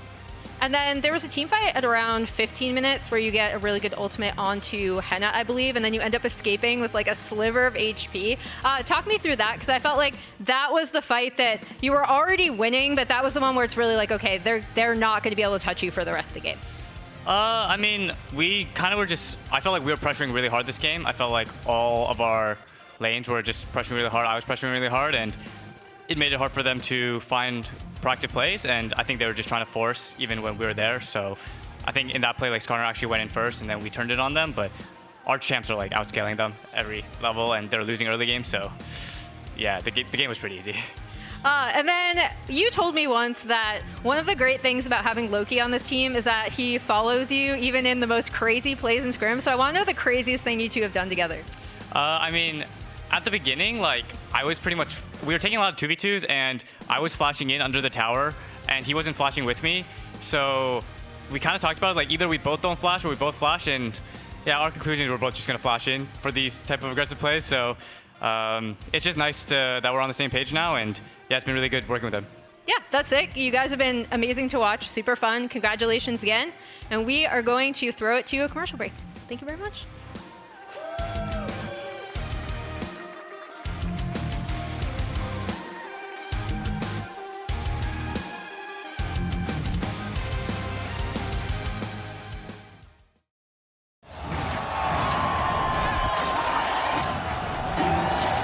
Red Bull gives you wings. Rich in the ground before Dub can even get there. In time to try to knock out as Impact gets burst. Don't feed.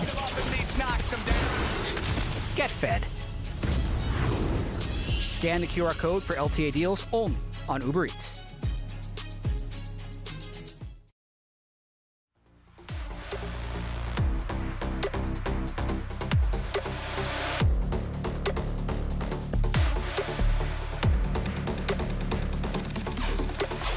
Yeah, coming. Tail to the only I can come, okay? I hit Rumble, I hit Rumble. Yeah, look lumber. Yeah, it's good, it's good, it's good. You eat. It's double kick. Nice. It's good. Go, Skarner. I'm going Skarner, guys. Yeah. Okay. Slowly, okay? Yeah, slowly. Don't fire. Yeah, catch on flash, guys, okay? Yeah, not bad. Look Skarner, guys. It's good. Look Skarner slowly. I attack catch out. Yeah, look Kaiser, guys. Skarner dead too. Look chase. Yeah, catch, no flash. Look Kaiser, guys, no flash. Look round next. Hit front. Look me. Okay, run the flash. Good. He is flashy. Kill me. Yeah. You're good. I can hit it. We can hit what now? Look Scar.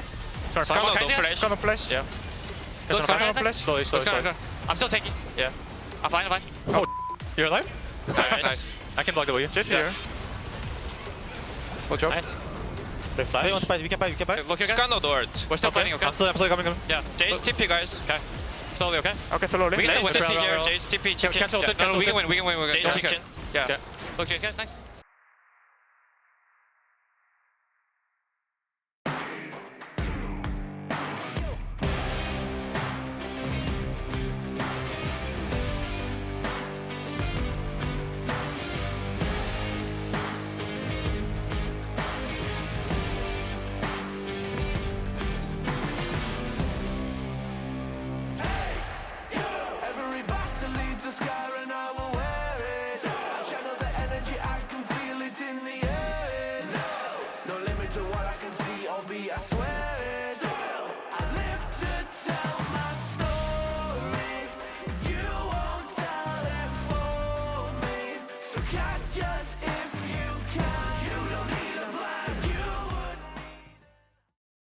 In Korea, he also asked me, push order put. Mom's touch.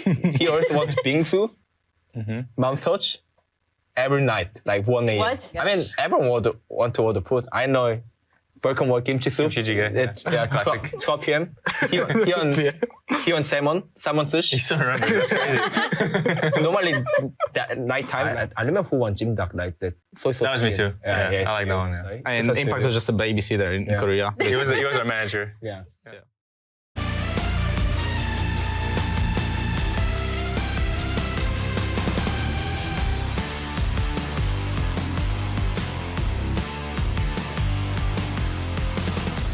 welcome back to the LTA Lounge. That's such a fun clip that Elaine animated for us, so thank you so much, Elaine. Your animations are great.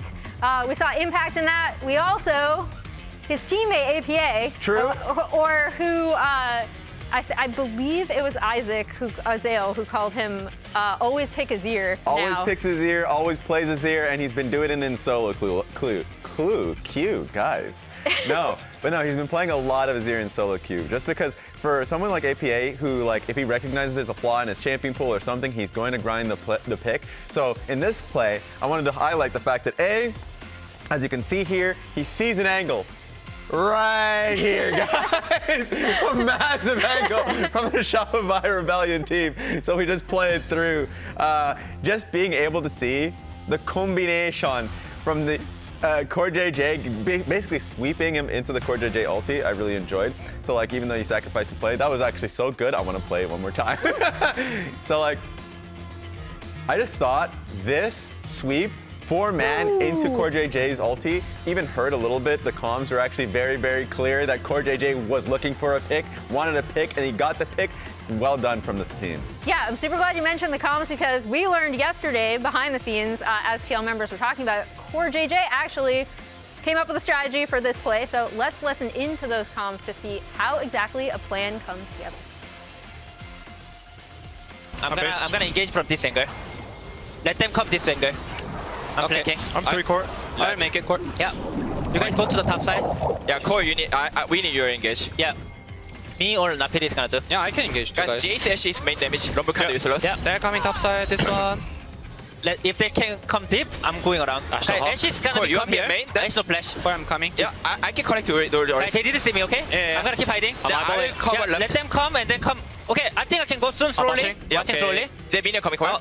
After wave. After wave. You guys clear the wave? Sure. Keep fighting here. I think we even go to the Baron is good. I put pink action here. Yep. Kinda obvious that we are not touching top, guys. Yeah. They think guys, I'm flanking, so you guys can go even hit it one time. Push it one time. Hitting one time is good. Yeah. I'm gonna use the Atakan. Oh, yeah. Watch core. IBJ. Yeah. So watching core. Atakan's gonna be guns. Atakan is gonna be guns. Lumber split. Look for a fight, guys. Watching Nico. Yeah, guys, I'm going around. Watch Nico. Yeah, I'm going around. They might see me. Solo tanking. Oh, they didn't see me. Watching Nico. I chunked the... Look at Nash. We're going. I got ulti pop here. Hey, Jace. I hit door. Yeah. We can. Watch Jace. I think kill or and then from mid. No flash. It might be hard. Can you kill back? I'm going back. No flash. I don't think we can actually end, guys. You guys should just go Baron. Go Baron then. We go Baron then. That's actually that's so funny. Knowing the context, because the context was us talking to APA and Yon yesterday after their game, and then being like, yeah, Core was calling for this play like a minute out, and we were just like, okay. At some point we're gonna do it. Even hearing, just first time for me hearing the comms, and even Upty's like, kind of obvious that we're not touching the wave comms. Also the point where he just turns into one dog. Yeah, I actually couldn't see him, and I was like, wait a minute, that is a random dog, Nefiri dog in the minion wave. That is Core. Really hard for me to track on that one, but yeah, it was really fun to see, and even just like kind of rounding back to the point of like, we're seeing a lot of APA Azir, and it's something that he's been heavy practicing, you can tell. Even before the whole, what's it called? I think it was like last year when this criticism was coming through and he picked it, and there was still like some criticism coming through. And then now, past 2 weeks, he's been hitting some sick Azir ultis, and on top of it, like having great lanes. So it's been fun to see that that's been translating. Yeah, it's been awesome to see. And for those of you who aren't subscribed on Twitch, we'll be back in 1 minute for Champion Select while we go over our predictions for this match. This is a tough one, obviously disguised, coming off of another loss yesterday. Tough to predict. Against Dignitas, who at that point were also winless. So it was a 50-50 for both of us on this one. Yeah, so I think I won because I got Dignitas. But this one, we're both going Team Liquid. Yeah. We have continued the trend that no top 4 team has lost to bottom 4 team. I don't think it's gonna happen here, especially with the stuff that we just saw from TL, right? Like, I do think, going back to something Spawn said last split, it's not that they can't team fight well, it's when they choose those fights, right? And when they know when to choose those fights, they're absolutely lights out. Yeah, and it's for them, it feels like for Team Liquid, it's been getting better and better. The champion pool, it seems like, been rounded out pretty well with how they've been picking, I think, new identities throughout the positioning phase. Whereas for DSG, yes, they haven't been playing well and they've been focusing on just the basics. But it's good that they're getting it out right now because, see, you already talked about it. I think they're guaranteed to be in Group B or A. Either way, regardless what group they come into it, they're going to be starting from scratch. So if they're going to be starting it from scratch, they have a second chance to be able to right the wrongs that they've had so far. And I just hope the vibes are still good. That's all I'm praying for. I mean, they have talked about their team, right? And how, like, there are a lot of vibes guys on the team. So hopefully they're still having fun playing together, improving incrementally. I just think going up against TL, that's a really tough task because I think the things that TL are working on are more like, we've been at the top, right? We know what that feels like, and we'll easily be able to get there again if we shore up these other few things. Exactly, because like they've been somebody that's been working on it, and I pray that it's going to happen again. Go for it. And you pray it's going to happen again. We'll see if it happens again. We're going to chuck it to casters for TL versus Disguise. Ooh. Thank you very much, Loungers. We are taking to the stage for Disguised versus Team Liquid. Not a lot in terms of positioning phase, stakes on the line here, but a lot on the line for a new bet that we actually. Hairs on the line. It was brought to our attention. Thank you, audience member, who let me know right before we went live that a bet was just made between a couple members of these two organizations before going live. Apparently, APA and Coach Mash's hair is on the line. The loser shaves their head. Mash, the coach of DSG, betting his hair on the line. This one, and he was the one to send the first Discord message. Yep. So yeah, they've got a lot to play for now. APA posted it on socials. Go check it out right there. But for now, we'll keep our pulse on how the hair situation's going post game. Are you also going to get in on this? Oh, you know what? I'll shave my head no matter who loses. How about that? I like that. I'll join the losing side. There you go. Maybe I'll shave their head. Solidarity. Can I get the honor of that? That'd be fun. I mean, you seem to be experienced at it, so. I've never shaved somebody else's head, though. So that could be a little messy. Maybe we keep sharp things out of your hands then. Yeah, let's give me a buzzer. A little shaky. A little buzzer. Yeah, That'll work. Easy, clean. Let's catch up on pick ban so far here. It's the classic Ziggs taken away from APA with Talia as well in that rumble. And then Azir, Gwen, and Vi from Team Liquid side, Disguised on blue side. What is their #1 prio pick? I mean, is it going to be Varus? We're going to get a Varus versus an Ezreal in this game? Holy! I'm actually more curious. Is APA going to shave his head and his mustache, or is he saving the mustache? Oh, he's got to keep the mustache. That was not included in the bet. Hey, look at that. Holy, crazy! Varus right? Ezreal, revolutionary. I can't believe we're innovating the meta this late in the positioning phase. Okay, so you're on the side of APA keeping the mustache, even if he has to shave his head. Full disclosure, I am biased, Yeah, as that is a look I have true. rocked in recent memory as well. So, let me check chat real quick. Chat, would you rather have APA keep mustache? No, that's not fair. Everybody hates the mustache. Just because in general people are mustache haters. So I'm not going to say that's fair. But I'm starting to smell burnt toast. No, what was that sign? A lot of people think it's funny. Oh, Check your Sejuani pulse. plus Yone combination locked up here. This is powerful, okay? It's looking better for Mash's hair now. I do like this draft. They got the Varus side. Yep. They get the Yone Sejuani, very potent 2v2 mid-jungle here. Very strong having that ability to assist with the Sejuani passive with these melee champions, and they still haven't picked their top lane, so theoretically they could double down on that, but there's the Cassiopeia for APA. Yeah, and we just got to look at his mustache as well, so people could get some more info for their Can we zoom in on that, actually? Yeah, there we go. I don't know if we have that power. I will probably say that it is more likely that Mash has to shave his head after this game, but it's up in the air. Based on power rankings, I mean, we keep saying it. No bottom 4 team has beaten the top 4 team. We have not had an upset across that line yet. There are 2 more opportunities in the positioning phase. What they really needed was motivation. Ooh, Brazil! Shout out Brazil right there. LTA South, baby. Yeah. Here I'm shouting as well. Let's go. All right. Got some APA fans in the audience. J-Span off the table here for Castle. That is his favorite top lane champion, if I may say so myself. On my life. Wow. There's a lot of, like, Masu started it all. Masu started it all. Everyone's did. betting their lives and threatening each other. I'm not going to get in on that one. No? I'll Okay. sit that Good. one You're out. not going to bet my life? I'm glad. Oh, I didn't know that was an option, Kobe. It's not an option. Well, now we'll consider it. You know, it's still undecided. But the bet's also taken off the table here. Nautilus banned away on DSG's side. They could go for another support pick because when I see something like the Ezreal, I always think you can draft a support that wants to get out of that lane, help impact the rest of the map. And Nefiri, You do think that. Yeah. I do too. Nefiri as a jungler also, usually it's about a full clearing early, but you do like your support linking up with you eventually. Certainly do. You know what would fill the role for both of those? Well, I was going to say Leona, but Nico also fills that role. And Core JJ had a good first Nico game on stage just yesterday. So maybe we get that lock in there. Yeah, we saw that beautiful Azir shuffle into the Pop Blossom combo. The handoff, the alley-oop. The alley-oop. Throw it up, dunk it down. But they're actually instead going to pivot to the Renekton. Oh, I like it. See, they did the other hovers for the Mind Games. What is Core JJ going to 5-pick on red side counter pick? It is very rare for red side to save, to just slam their top laner like that. But I guess with Impact, he's like, you know what? Give me the old Renekton. I'll be good either way. I mean, we talked about it in the patch notes. All of Impact's notable champions got buffs. Renekton was one of those, so obviously they're happy with that. But Core JJ also, for all supports in the league, has a relatively high counter pick percentage. They do like to do this.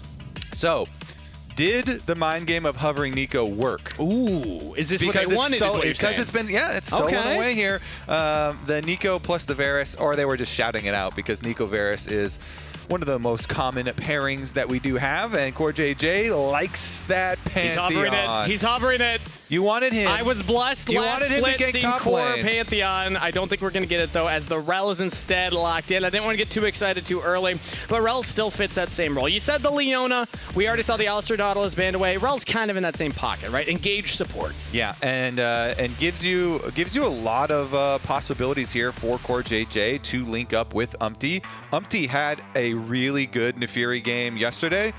This is actually triple Nefiri games for Umpty, I believe. So they really have taken a liking to, because he had the Zinzao one in there as well. But a lot of them, because the Lyon one was only an extra game back, so he does have 3 total. And they really have liked this kind of swap of putting him on this carry champion that does have a lot of mobility, has the untargetability now, of course, on the W, and we'll see if he can get as big of an early lead as he did in the game yesterday, because yesterday it was kind of out of control after that early little scrap, and then he kind of counter ganked the mid play to get even further ahead. And when the Furia gets that far ahead early, really gets to run both jungles. It's going to be up to XU. Can he contain the Nefiri? Can he contain the Umpty? Disguised have yet to pick up a win so far in the positioning phase, but they got one more chance before we move to the group stage next week. Team Liquid on the other side. Their position is pretty much locked in here, but they want to maintain momentum going into that group stage there, Kobe, because this is a team, they are the reigning champions. A reminder for everybody who might have forgotten based on the FlyQuest C9 kind of being at the top of expectations right now. Team Liquid, a dominant win here, while somewhat expected, also gets their name back in that conversation. Also, it saves APA his hair. Reminder to anyone who just tuned in, APA and MASH, well, wait a second, as we have an actual fight. APA's heroes might be his bot lane heroes, who he's getting giga punished in this early game. Level 1, had to use the heal already, traded for Core JJ's Ignite, but should be able to get back to lane before the minions. So just a trade of summoner spells as another invade. Umpty jumping onto castle here. I don't think we'll see much as Team Liquid do back off. Yeah, decent amount of poke down there onto castle. That always feels so bad. Not only do you not deny the vision, but of course not getting that gold off of killing the ward. They get the 5 from the first auto, you know. From pinging it or from seeing it. Oh, great. Okay, I like that. You know, all right, so here we go. Wins. It's official, everybody. We have it on screen. APA tweeted it out. I'll shave my head if I lose to this guy. As you can see the whole conversation on the right there. It seems like loser shaves their head. So that's going to be... it's going to be higher stakes than we necessarily expected going into it. I like it. My blood is pumping already. What's it going to be? A bald coach or a bald mid laner? Also awesome to see that the highlight there, Battle of the Maryville alumni, APA and Scary Jerry, of course, playing on the old collegiate roster together for a brief stint. And thought very fondly of each other. I got a chance to catch them at some of those live events, and always very fun. Spirits are always high between the two, as Jan has to instant cleanse to get out of that one. Yeah, I like the video that we had yesterday as well on Scary Jerry, where they interviewed APA directly, and he talked about his time on Maryville with them, and his #1 thing was complimenting his work ethic and how hard he practiced and how much time that he put in. So definitely a lot of respect there. You love to see it. Ooh, flash from CoreJJ with the crash down. Scary Jerry in some trouble, but Jan gets hit by the root. He's saving his AD carry's life for now. Scary Jerry still has both summoner spells available. CoreJJ's continuing the chase, and they got him. First blood to Jan. Wow. TL bottom lane, wait a second. Ooh, Umpty even pushes XU off of the red buff. Has smite. XU, can you get in there? Can't quite see. Looks like Umpty's the one that got it.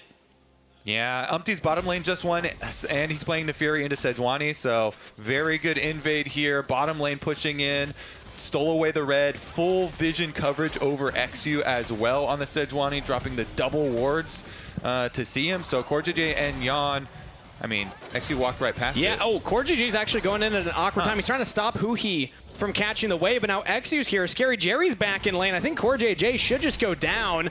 Arctic Assault forward. XU just needs the passive. Core actually, almost gets out of there, but one snipe from the arrow. Scary Jerry's on the board. Huh. Yeah, I mean, they really didn't want the minion wave in a bad place, but they did have vision of Sejuani there. Let's see what Umpty, maybe stop the recall at the very least. XU is not able to get his red buff, but is at least able to get an assist and set up his bot lane, who was falling behind there. I mean, dying for Scary Jerry meant that he lost some of that CS, but the wave is basically saved here. Let's see. I don't know if it's fully frozen bot side, but it's at least in a pretty safe spot for right now. And I think it'll slowly push back, bouncing away, judging from the position there. So it is going to go right back towards TL. And remember, TL used all of their summoner spells. Well, CoreJJ's Ignite is back up from the early Ignite, but they did both use theirs. So interesting that I wanted to highlight DSG. They're making a play topside. XU's actually, he just showed. So Impact should know who he's a minion. Does Impact do the counting? He didn't count! Rooted up! Taken down! Team Liquid's top lane in trouble, and it's Castle that gets the kill cred. So now you know the Nico's top side. What is the bottom side going to do? Because Scary Jerry is left alone. Doesn't look like they're pushing very quickly here. They're trying to just keep it out of reach. I think he might lane swap because Castle's back, and also, so Castle go TP. Yep, here we go. Castle TP's bot. Scary Jerry's going to run topside, but what an early play from DSG, who he has been all around the map so far this split. Kobe, you even highlighted yesterday that he's like the highest roam percentage, right? Or at least jungle proximity percentage. The time spent with your jungler pre 14 minutes. And he did so there. It was kind of interesting. Yeah, you pointed out Sejuani showed, but Sejuani wasn't the real threat. The real that was the bait. Was Impact was like, I see the Sejuani. Now I have a false sense of security. But we wanted to highlight a little bit more of the Huhi kind of narrative here, because him and CoreJJ actually have an interesting kind of history against each other. Both of these supports, very long tenured careers in the North region here, as Castle's just going to try and get a combo onto CoreJJ. Should be just fine. CoreJJ actually taking a lot of damage right there. But you can see the accolades between these two. Both have been playing for quite a while here. But notably, CoreJJ has a little more experience playing with rookies. He's played with players like Tactical, players like Jan, whereas this is Huhi's first time really playing with a rookie in Scary Jerry. So I think that some of the play style might come down to that. Huhi has a very different style when it comes to playing with a new bot lane. Here we go on the Dragon setup. Castle moving in right on Jan. Yeah, it doesn't have the flash available. It does have that cleanse, so he's able to get out of there. I also found it interesting that both CoreJJ and Huhi have role swapped. You know, Huhi came from mid lane, CoreJJ from AD carry, although be it very long ago. Yeah, Dignitas, right? And they both found a bunch of success. Love to see a success story there. Kiwi Kid, for anyone who remembers old school. That was before even my time, Kobe. So let's get out of there. I can't add much to this conversation here. But we do see the Dragon start up from Disguised. XU on it. And nobody's taking those grubs yet as Impact pops the Dominus. Flash out of Scary Jerry. We have Umti in the neighborhood as well. Huhi again. Just lethal with those roots. Impact will live. Umti is now all alone. Pops the W. Hound's Pursuit gets him out of there, but Team Liquid, they almost lost their top laner for that play. Hard committed to it. And they did lose their top laner's Flash. Yeah. Although they didn't lose his life, they still lose his Flash. And it is going to be neutrals traded since you got the Dragon alert there. XU and DSG are able to take that Mountain Drake. So after the kind of messy play on top side, they are going to go for their grubs, and Core JJ might go for more. We're going for the dive. We know there's no flash. He has the barrier. Scary Jerry will pop it. Ignite burning, but he can walk away. So Team Liquid, they don't have to invest that much. They just push Scary Jerry out of lane. Okay, let's see. It doesn't seem like it's going to punish too much since Castle's already lane swapping back. Castle is running here, and they do have a protection ward. Actually, Castle going to take a little stop here to help with the jungle fight. Yeah, Umti no longer has a Hound's Pursuit. W is down. He has to flash away, so Summoner Spell burned. Thought he had a window to actually go for the invade. All right, well, the cannon minion dies while they take the detour and getting back to that lane. But looks like that one should end up fine. Meanwhile, on the bottom side, after that recall, Scary Jerry lives, and he's going to be able to go collect this wave that's pushing to him, but that cannon minion dies as well. Ooh. So it is -2 cannon minions in the swap. I wanted to see what Impact bought. It looked like just a longsword, because in the extended play top side, Impact loses flash, they don't get the kill, but Castle got the wave shoved in and took plates bot side. So for right now, Castle seems to have just a slight advantage. It gets even more plates top side, so some slight tempo play. Yeah, and he has a lot of gold advantage, so it's the CS that has built up from these back-to-back swaps and the plate gold here. Yep. Really going to good use for him. We'll see if this Aatrox becomes a big Glacial Prison invested mid lane. APA throws up the patented Ziggs double thumbs up. Nice. Swing and a miss. And who he actually roamed topside? That is not the Varus, that is the Nico. So now I'm curious, because you said you don't know Kiwi Kid. Do you know? Well, I if know I'm looking at a Sejuani, conceptually Kiwi Kid. If I look at a Sejuani though, and that one was just like out of range. Usually it's more like if a Sejuani ult goes diagonal or something to someone. But if I said Xmithy, do you know that? Yes, that is the Sejuani ult missing the target. Just checking. Yeah. I'm a CLG guy, Kobe. Come on, I know my Xmithy. We have to verify your credentials. All right, I'll give you the timer. It's anything pre-2016. That's when it gets a little muddy for me. Okay, well, XU's on the move again, bottom side, but there was a ward there that sees him, so I don't think there's going to be a play for him on the bottom side. But again, I mean, Impact's getting to this wave a little late. He gives over another plate. Like, Impact, yes, he gets the Renekton, but the early game's not going the Renekton's way so far. He's been a little behind these lane rotations and has yet to really hit a turret. Meanwhile, the mid lane. Abadage getting dove underneath the turret. Don't quite have enough damage for it, but topside, Scary Jerry does! Feats of Warfare claim Disguised with their third kill. This is such a good game for Disguised. I mean, that's up to 1,000 gold lead off of that, and they're going to get more turret plate money off the top side from killing Impact down there. This is actually huge for them.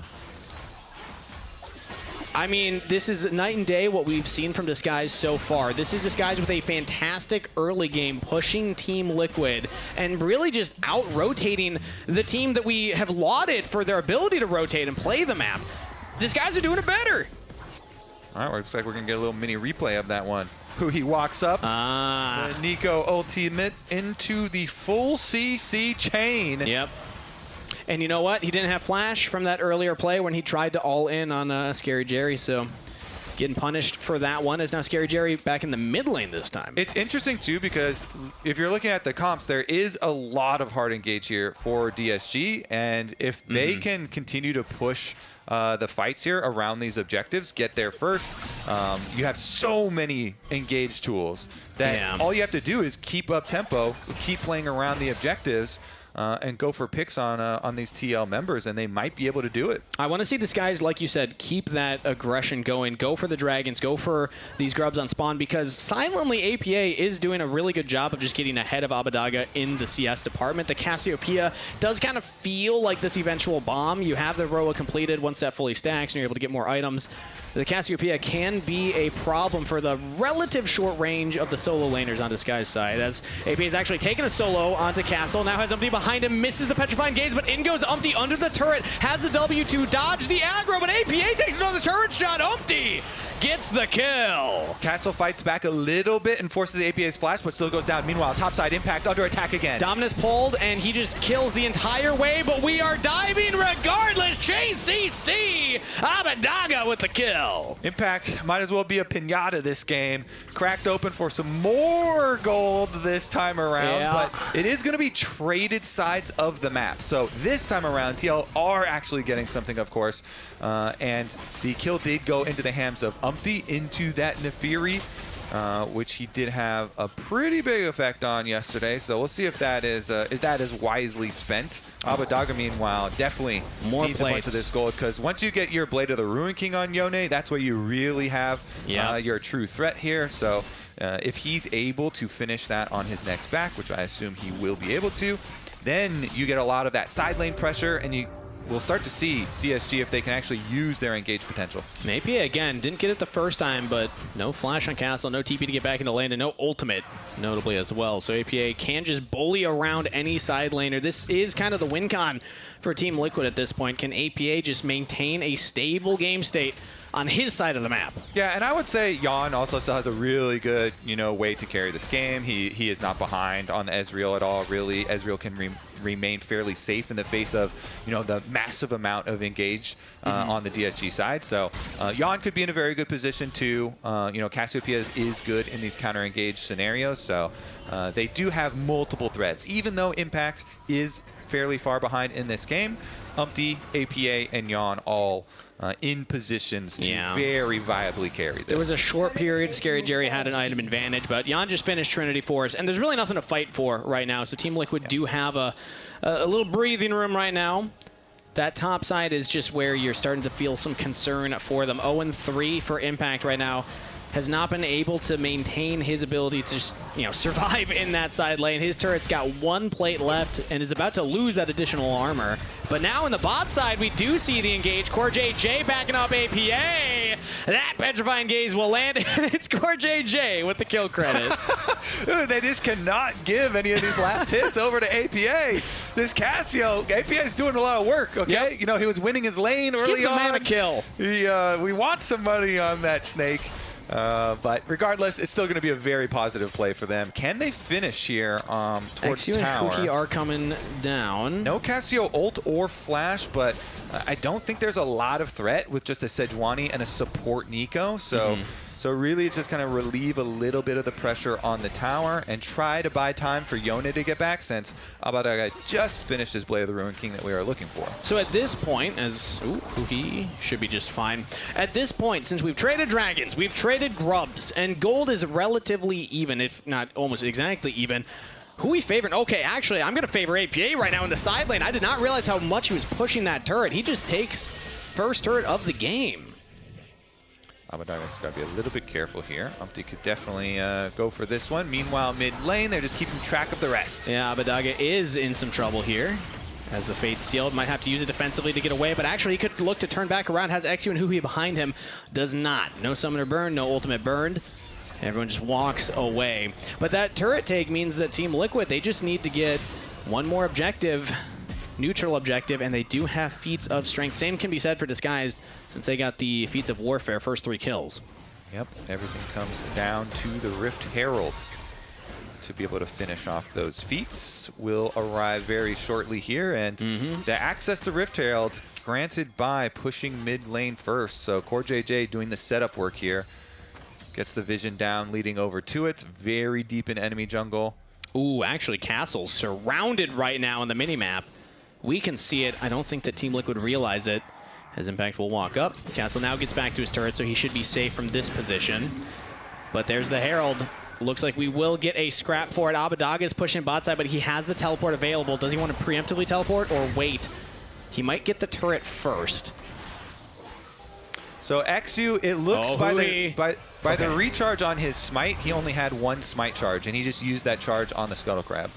Oh, okay. It's taking a while. And now the Pop Blossom engage. It only lands on a core JJ. Umti gets out of there, and now Disguise are surrounded. Petrifying Gaze from APA. Team Liquid are going all in on this one, and they are getting rewarded. Jan catching Xu in the side there. It's a 2-for-1 trade in favor of Team Liquid, and it doesn't look like Abadaga is going to be able to get anything done. He wasn't there at the start. He has to teleport in. Cannot equalize the play. I think just a little bit too late there. TL are going to be able to get the objective, even though the Scuttle Crab Smite worked out. They get the win in the fight. They're going to get the feats off of the Rift Herald.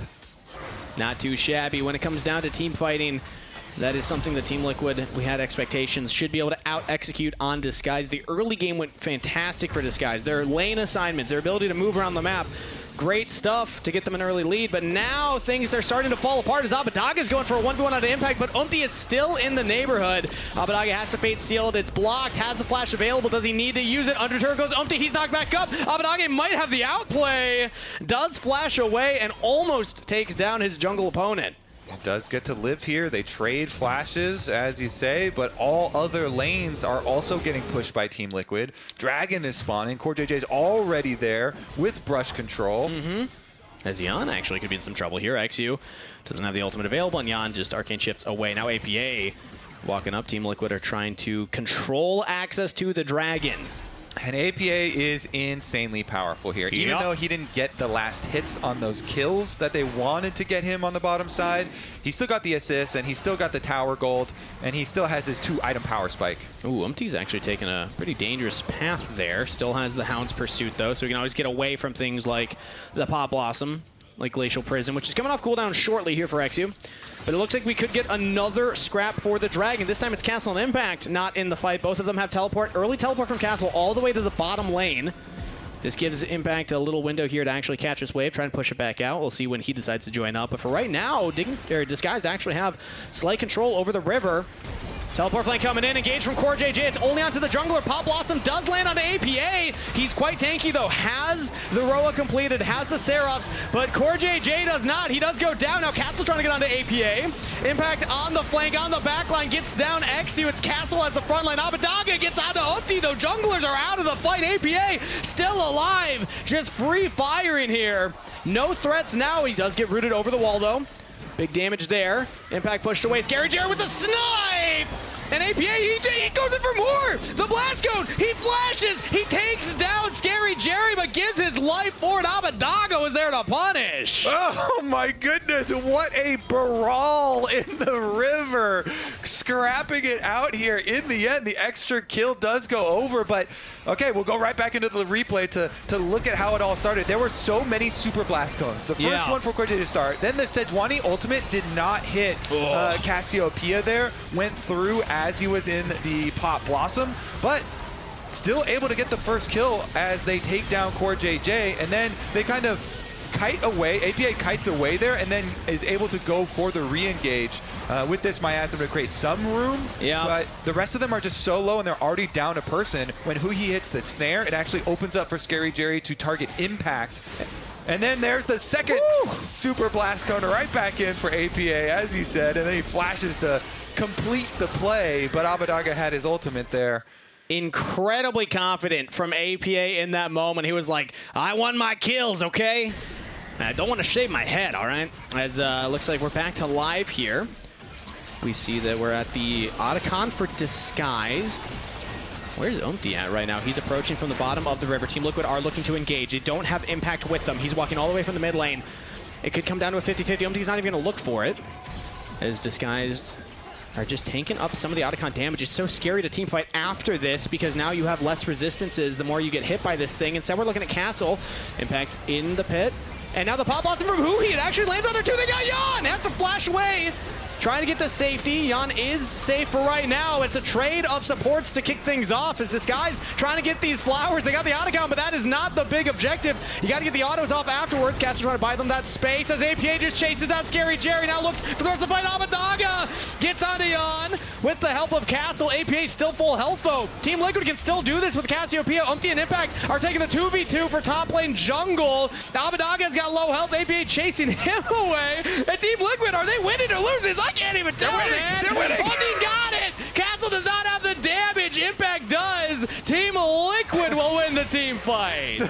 The Conqueror value in this fight is actually insane for all TL members.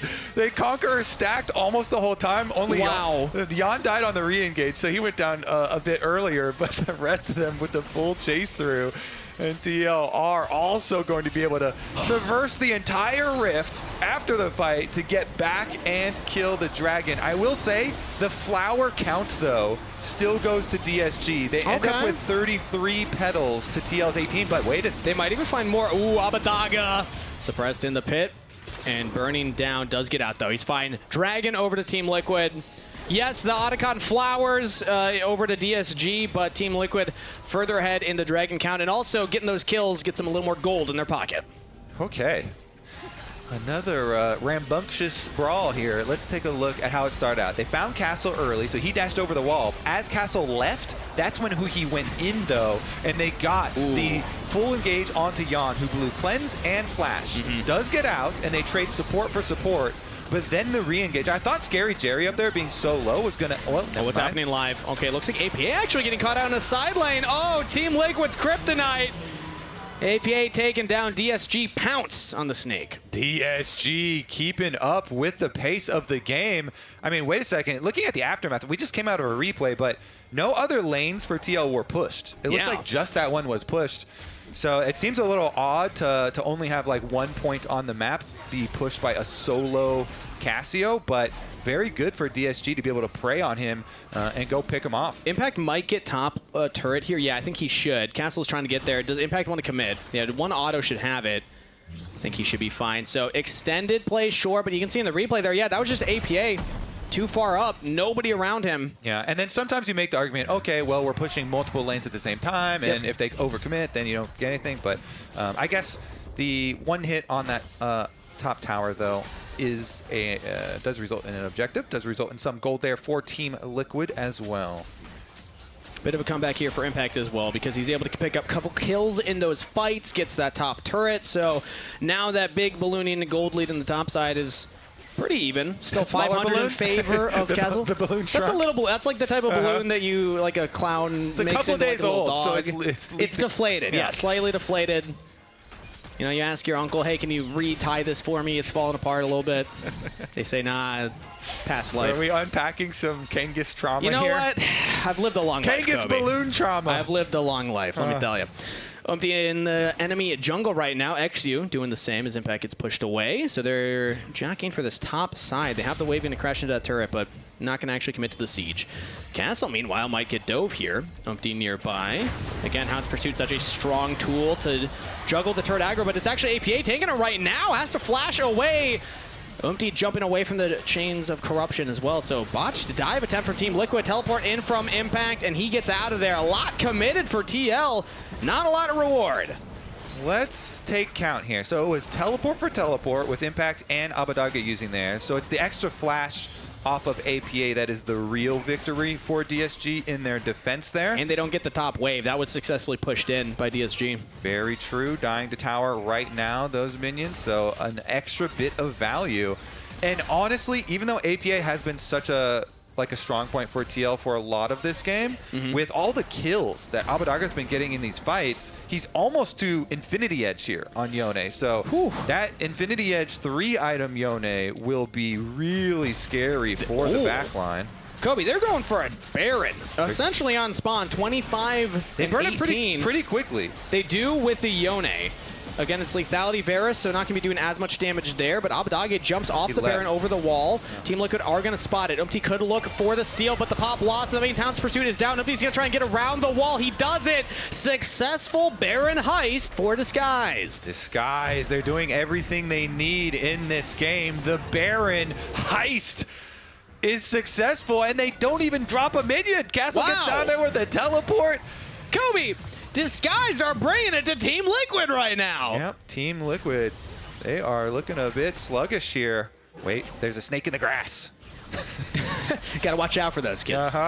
They're trying to make some sort of play afterwards, but there's no reason for Disguise to like recheck that area. They know that area of the map was been in Team Liquid control, so they should assume it has danger in it, and they're the ones that already have the Baron buff, so they can just push back out and get that outer tower. Disguise do have also time to play for that dragon. It's 30 seconds, so they're not pressured to immediately go into the jungle. I love this. Push mid instead, and Team Liquid, again, late on the rotation. They just went for the resets. They're going to lose this mid turret, and now presumably lose some of their control, but they do have a lot of flanking TP wards for APA. It's not going to be Impact. That will not be up by the time the dragon spawns, but... Look at how deep Core JJ is, too. I mean, he's going to walk over wards to get here, so I don't think DSG will be caught off guard at all. It's Castle, or sorry, Core JJ and APA. They were spotted, like you said. So this guy's actually back up. But Abadake just pushing this top side. What a Red Bull Baron power play. 3,000 in advantage for Disguise just off of that alone. And they're going to even take the tier 2 mid. The map is just falling apart for Team Liquid. DSG, they are kind of doing it here, Kangas. Another tower down, more territory to work with. They can retreat right back to this dragon. There is a plethora of Team Liquid vision around it, but I don't think that actually matters here. DSG are making this very interesting right now. If you had asked me going into this game who the heavy favorites were, I think 9 people out of 10 would tell you Team Liquid, and that one person is Toast himself. He would actually also say that we're the underdogs. Why isn't his hair on the line? Mash's hair's on the line. We got APA's hair on the line.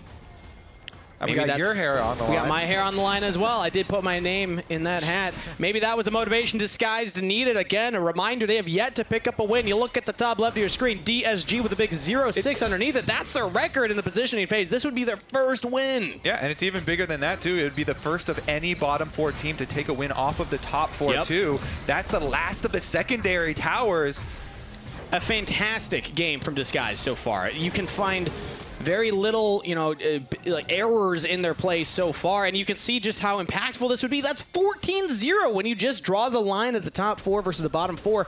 Not a single one has been able to cross that line. Disguised are on the precipice of being the first, but I don't want to curse them because the job's not over. They do still have more League of Legends to play. Team Liquid are by no means out of this game. APA is still scaling. Now is that Seeker's arm guard completed. And there definitely have been some errors, but they've been fighting through them, you know, and still able to come back, sneak the Baron when they're in a tight spot, and be able to get themselves back into a good position. I'm also part blind, so that's why I wasn't able to see any. Well, you got the glasses. I am wearing my glasses now. True. Oh, hooey. Testing the vision of Jan right there, who does get away. All right, they have so many tools, too, as far as the Sejuani engage and the full follow-up here.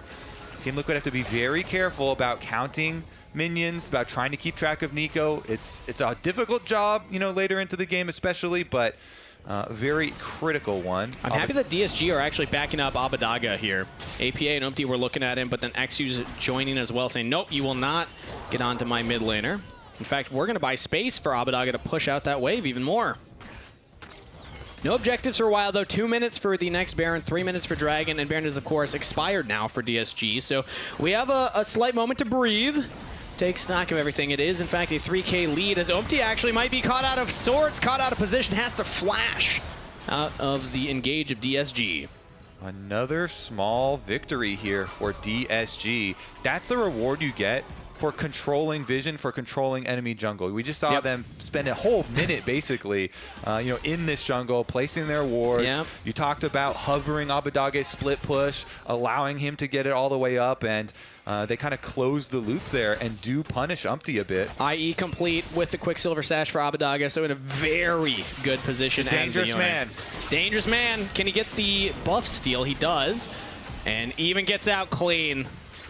Love to see it. That's that vision prio that they set up. Now, Team Liquid do have a lot of vision bot side as well, but it's very early vision. There's no dragon to fight for. They have their teleports, but I don't think they'll get a lot of value out of any flanking wards right now. We do have a little bit more time before we expect to see that next fight. Disguised are playing a much, much cleaner League of Legends today than we've seen them play in some of their other games so far. And I love to see it. You love to see this type of story because they've been close. You remember even their FlyQuest game. They made FlyQuest sweat and work for that win. And then we hadn't necessarily seen that big spark from them yet. This is that spark in full display. See if they can do it. Can they complete versus TL here? I mean, you're pointing out some of the key ones, you know, with the Quicksilver Sash on the side there for Abba. You also have to keep track of the Zhonyas there for APA. Don't want to overcommit onto a Cassiopeia who is pretty good at counter-engage with Flash and Zhonyas and Ultimate available to try and outplay. You do have to be very careful. So there is a lot more pressure here on DSG. It's good that you bring up their game versus FlyQuest because, you know, they were able to get some big fight victories to get themselves some gold to be in positions kind of similar to these ones and weren't quite able to win the fight around their objective when it mattered. Now is the time with the pressure on to focus on the next engage.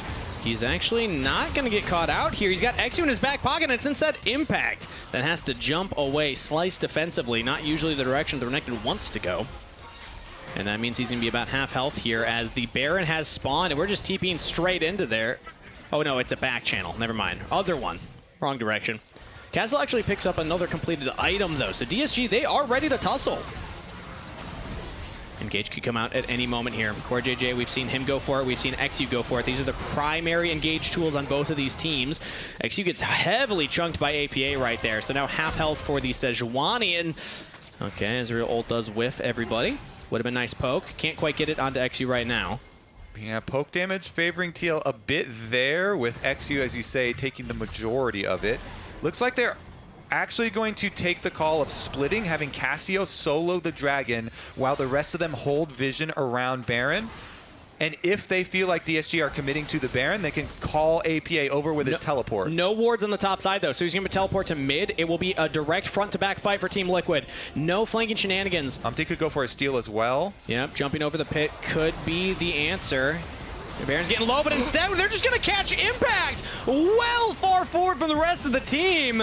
And Team Liquid are now, they have to go for 50-50, but instead it's Abadage over the wall, pushing Umpty away. The House Pursuit's down. Abadage pushes all members of Team Liquid out of there. Disguise are going to get their second Baron, and Abadage gets a kill. They did it in the critical moments here. DSG, wait, they're not even done. Oh, Fate sealed. That's Jan jumping away. Still has the summon spells available, but Umpty might be in trouble here. No flash. Over the wall goes Abadage. Umpty's going to go down. Disguised.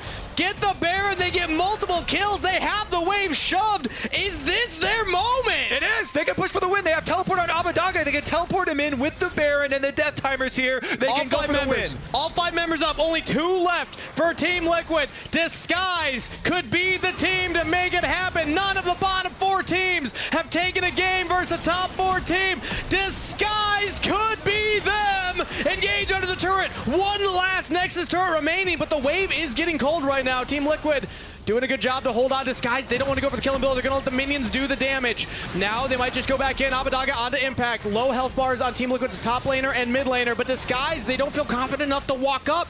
They're giving the space back to Team Liquid. They've never been in this position before. Can they close it out now? Big damage onto Jan. Still has a flash available. Who he could go for the hero play. Gets to engage onto Core JJ. APA's out of there. Disguise just need to hit the Nexus. Just go for the game end, guys. Can they make it happen? Disguise win their first game of LTA North.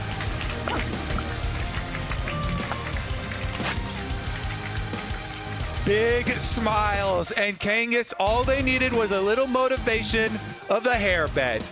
Mash bet APA, you have to shave your head. Whoever loses, looks like APA is going to have to shave his head because Disguise have their first win, and they get to take a bow on the LTA stage. What a moment for these guys. They lost to Dignitas yesterday, the other team yet to pick up a win. But this has got to give some energy to this roster. They were so close so many times. This time they get across the finish line. Take your bow, Disguised. You earned that one. But for everybody at home, don't miss any LTA action when you get your favorite foods delivered on Uber Eats for less gold. Scan the QR code on screen, click the link in chat or the Uber Eats button on lolesports.com to access the Champion Shop featuring exclusive deals and 50% off Uber Eats. Ooh, but that's it from us. We're joining Raz and Scary Jerry on stage for an interview. That's right, we got Scary Jerry for his first victory in Tier 1 play. Congratulations, how does it feel, brother? It feels really good, honestly. I didn't even know to go shake hands because, you know, I'm not used to winning, but it feels so good, especially against a team like Team Liquid. Hell yeah, you've been grinding for it like this entire year. It's just been kind of like ups and downs and turbulence. But like, tell me about the process for you. How's the experience been? Because I remember hearing from Hui, like, you're very self-critical of yourself. Sometimes you get down. Just tell me how the experience in Tier 1 play has been for you so far. Yeah, I mean, I just think it's a lot of like imposter syndrome because it isn't really like that big of a difference between Tier 2 and Tier 1. Tier 1 is just like they're a lot tighter, they review their games a lot more. But, you know, I was doing really well in Tier 2, so coming to Tier 1, I expected to kind of bring that over, but I had to get over the whole like, oh, I'm against Tier 1 players now. But it's still the same game. It's League of Legends. That's what I love to hear. I think confidence has been something that I've been excited being able to cover your games a little bit because like the Tier 2 guys have been kind of talking you up as somebody who's always been, I guess, a momentum-based player, someone who's been already really confident in your own play. Describe yourself for the people out there that doesn't know Scary Jerry. I mean, there's too much to say, but just in terms of League, I mean, I grind really hard. I try really hard. I take this game very seriously. You know, it's what I'm committing like my entire life into. So it's really just about being able to show it to people because I feel like I've been playing decently, but I just still need to cross that threshold into like I'm a very consistent LTA player. I can 1v9 some games, but I think I'm getting there, honestly. I think I've been playing more consistently and you're going to see a lot more wins from me. Hell yes, and I've been seeing, I would say, incredible gameplay from, like Abadaga had, I feel like, an incredible Yone game. Your players have been, your teammates have been having, I think, solid play overall. There was the sentiment of, we're not translating what we're doing in scrims to stage.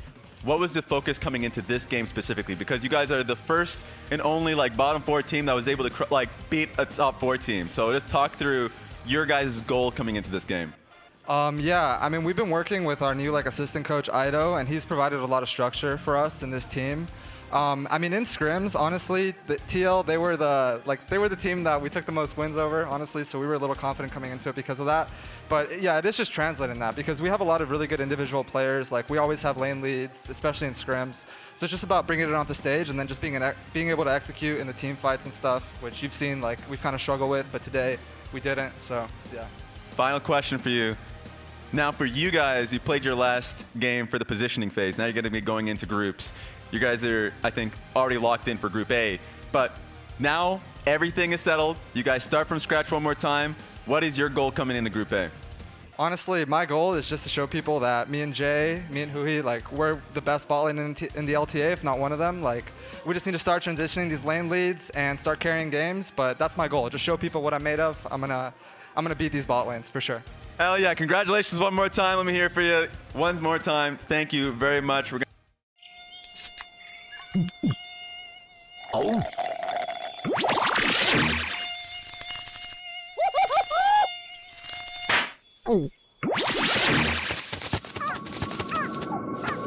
Huh, nature sure is full of wonders. Red Bull gives you wings. The new Red Bull Zero is here. 100% wings with monk fruit extract.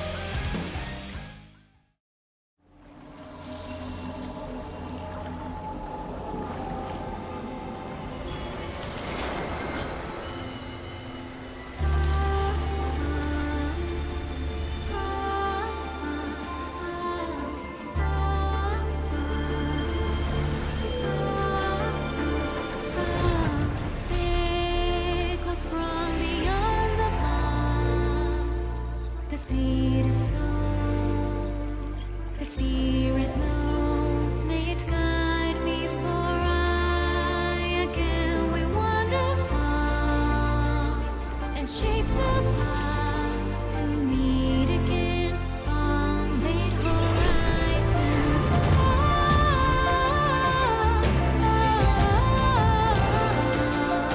The wind is calling your name, a whisper of the souls who never leave you.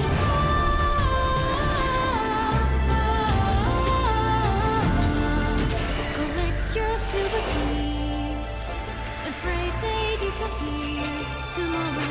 Earth and ether to combine. The light it shows, the dark it knows our tethers. Spirits haunt the restless mind, but seek to find we'll meet again. Can't you hear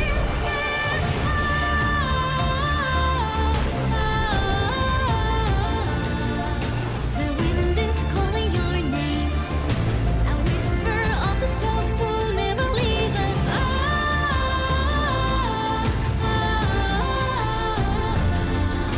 Collect your silver tears and pray that we are here tomorrow.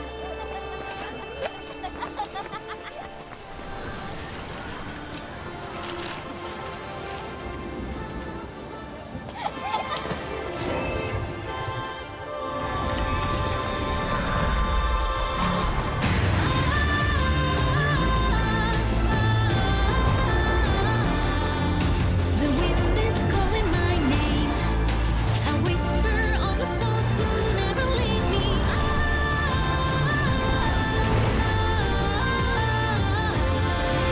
Collect your silver tears, pray I reappear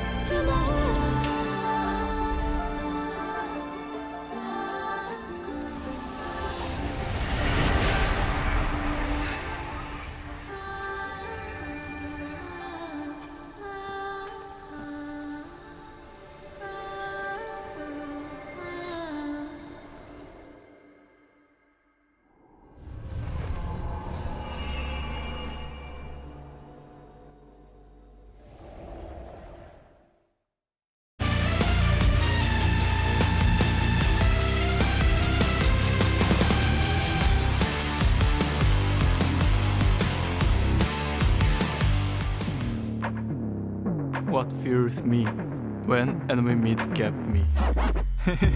When I first played against Jojo Pion, I was down 20 CS and got solo kill. They don't want to give him no opportunity now. Jojo leads the engage, and Quinn is already in the dirt. I got revenge and we beat C9 in playoff Way into the fight, and Jojo's about to get bursted down. Quinn takes him out. and we made worse. Yet again, the AoE. Jojo combo with Quinn. Jojo is down again. They will turn out the lights on Cloud9 season, and 100 Thieves are going to World. What fuels you?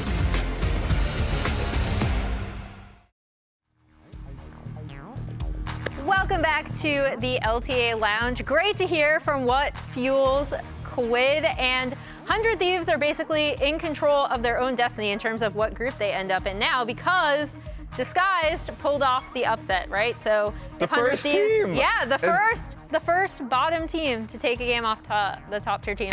Congrats to Disguised. And now it means that if 100 Thieves win, they end up going into Group B. And if Shopify wins, 100 Thieves actually end up going in to Group A. For those of you who aren't subscribed on Twitch, we will be back in 1 minute for Champion Select while we go over our predictions for this match. Who you got, Rez? First of all, subscribe. Second of all, That subscribe too. to your friends. So I'm already subscribed. There, Maybe that's I done. can sign you up. Are you subscribed? I'm not, but I have Twitch Turbo. I'm cheating. I'm cheating, guys. I'm cheating. It is what it is. But if you want to give me a subscription, please do. I love those emotes.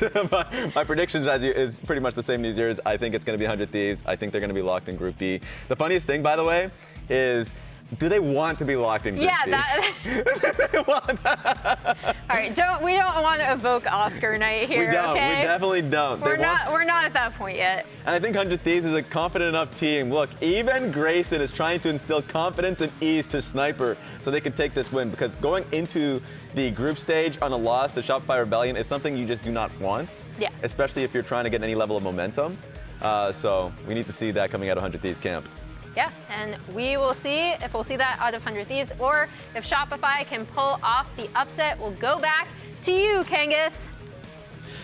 Thank you, Emily and Raz. They both still predict 100 Thieves, but at this point, Kobe, we've already had our upset, so I think stakes are a little lower for the Thieves, but like they had highlighted, they I like can to still pump move. up the stakes. After You like we to pump get up this? yeah, Can we get like a bald upset. bet for this one? Like without the players knowing? We can just say it, right?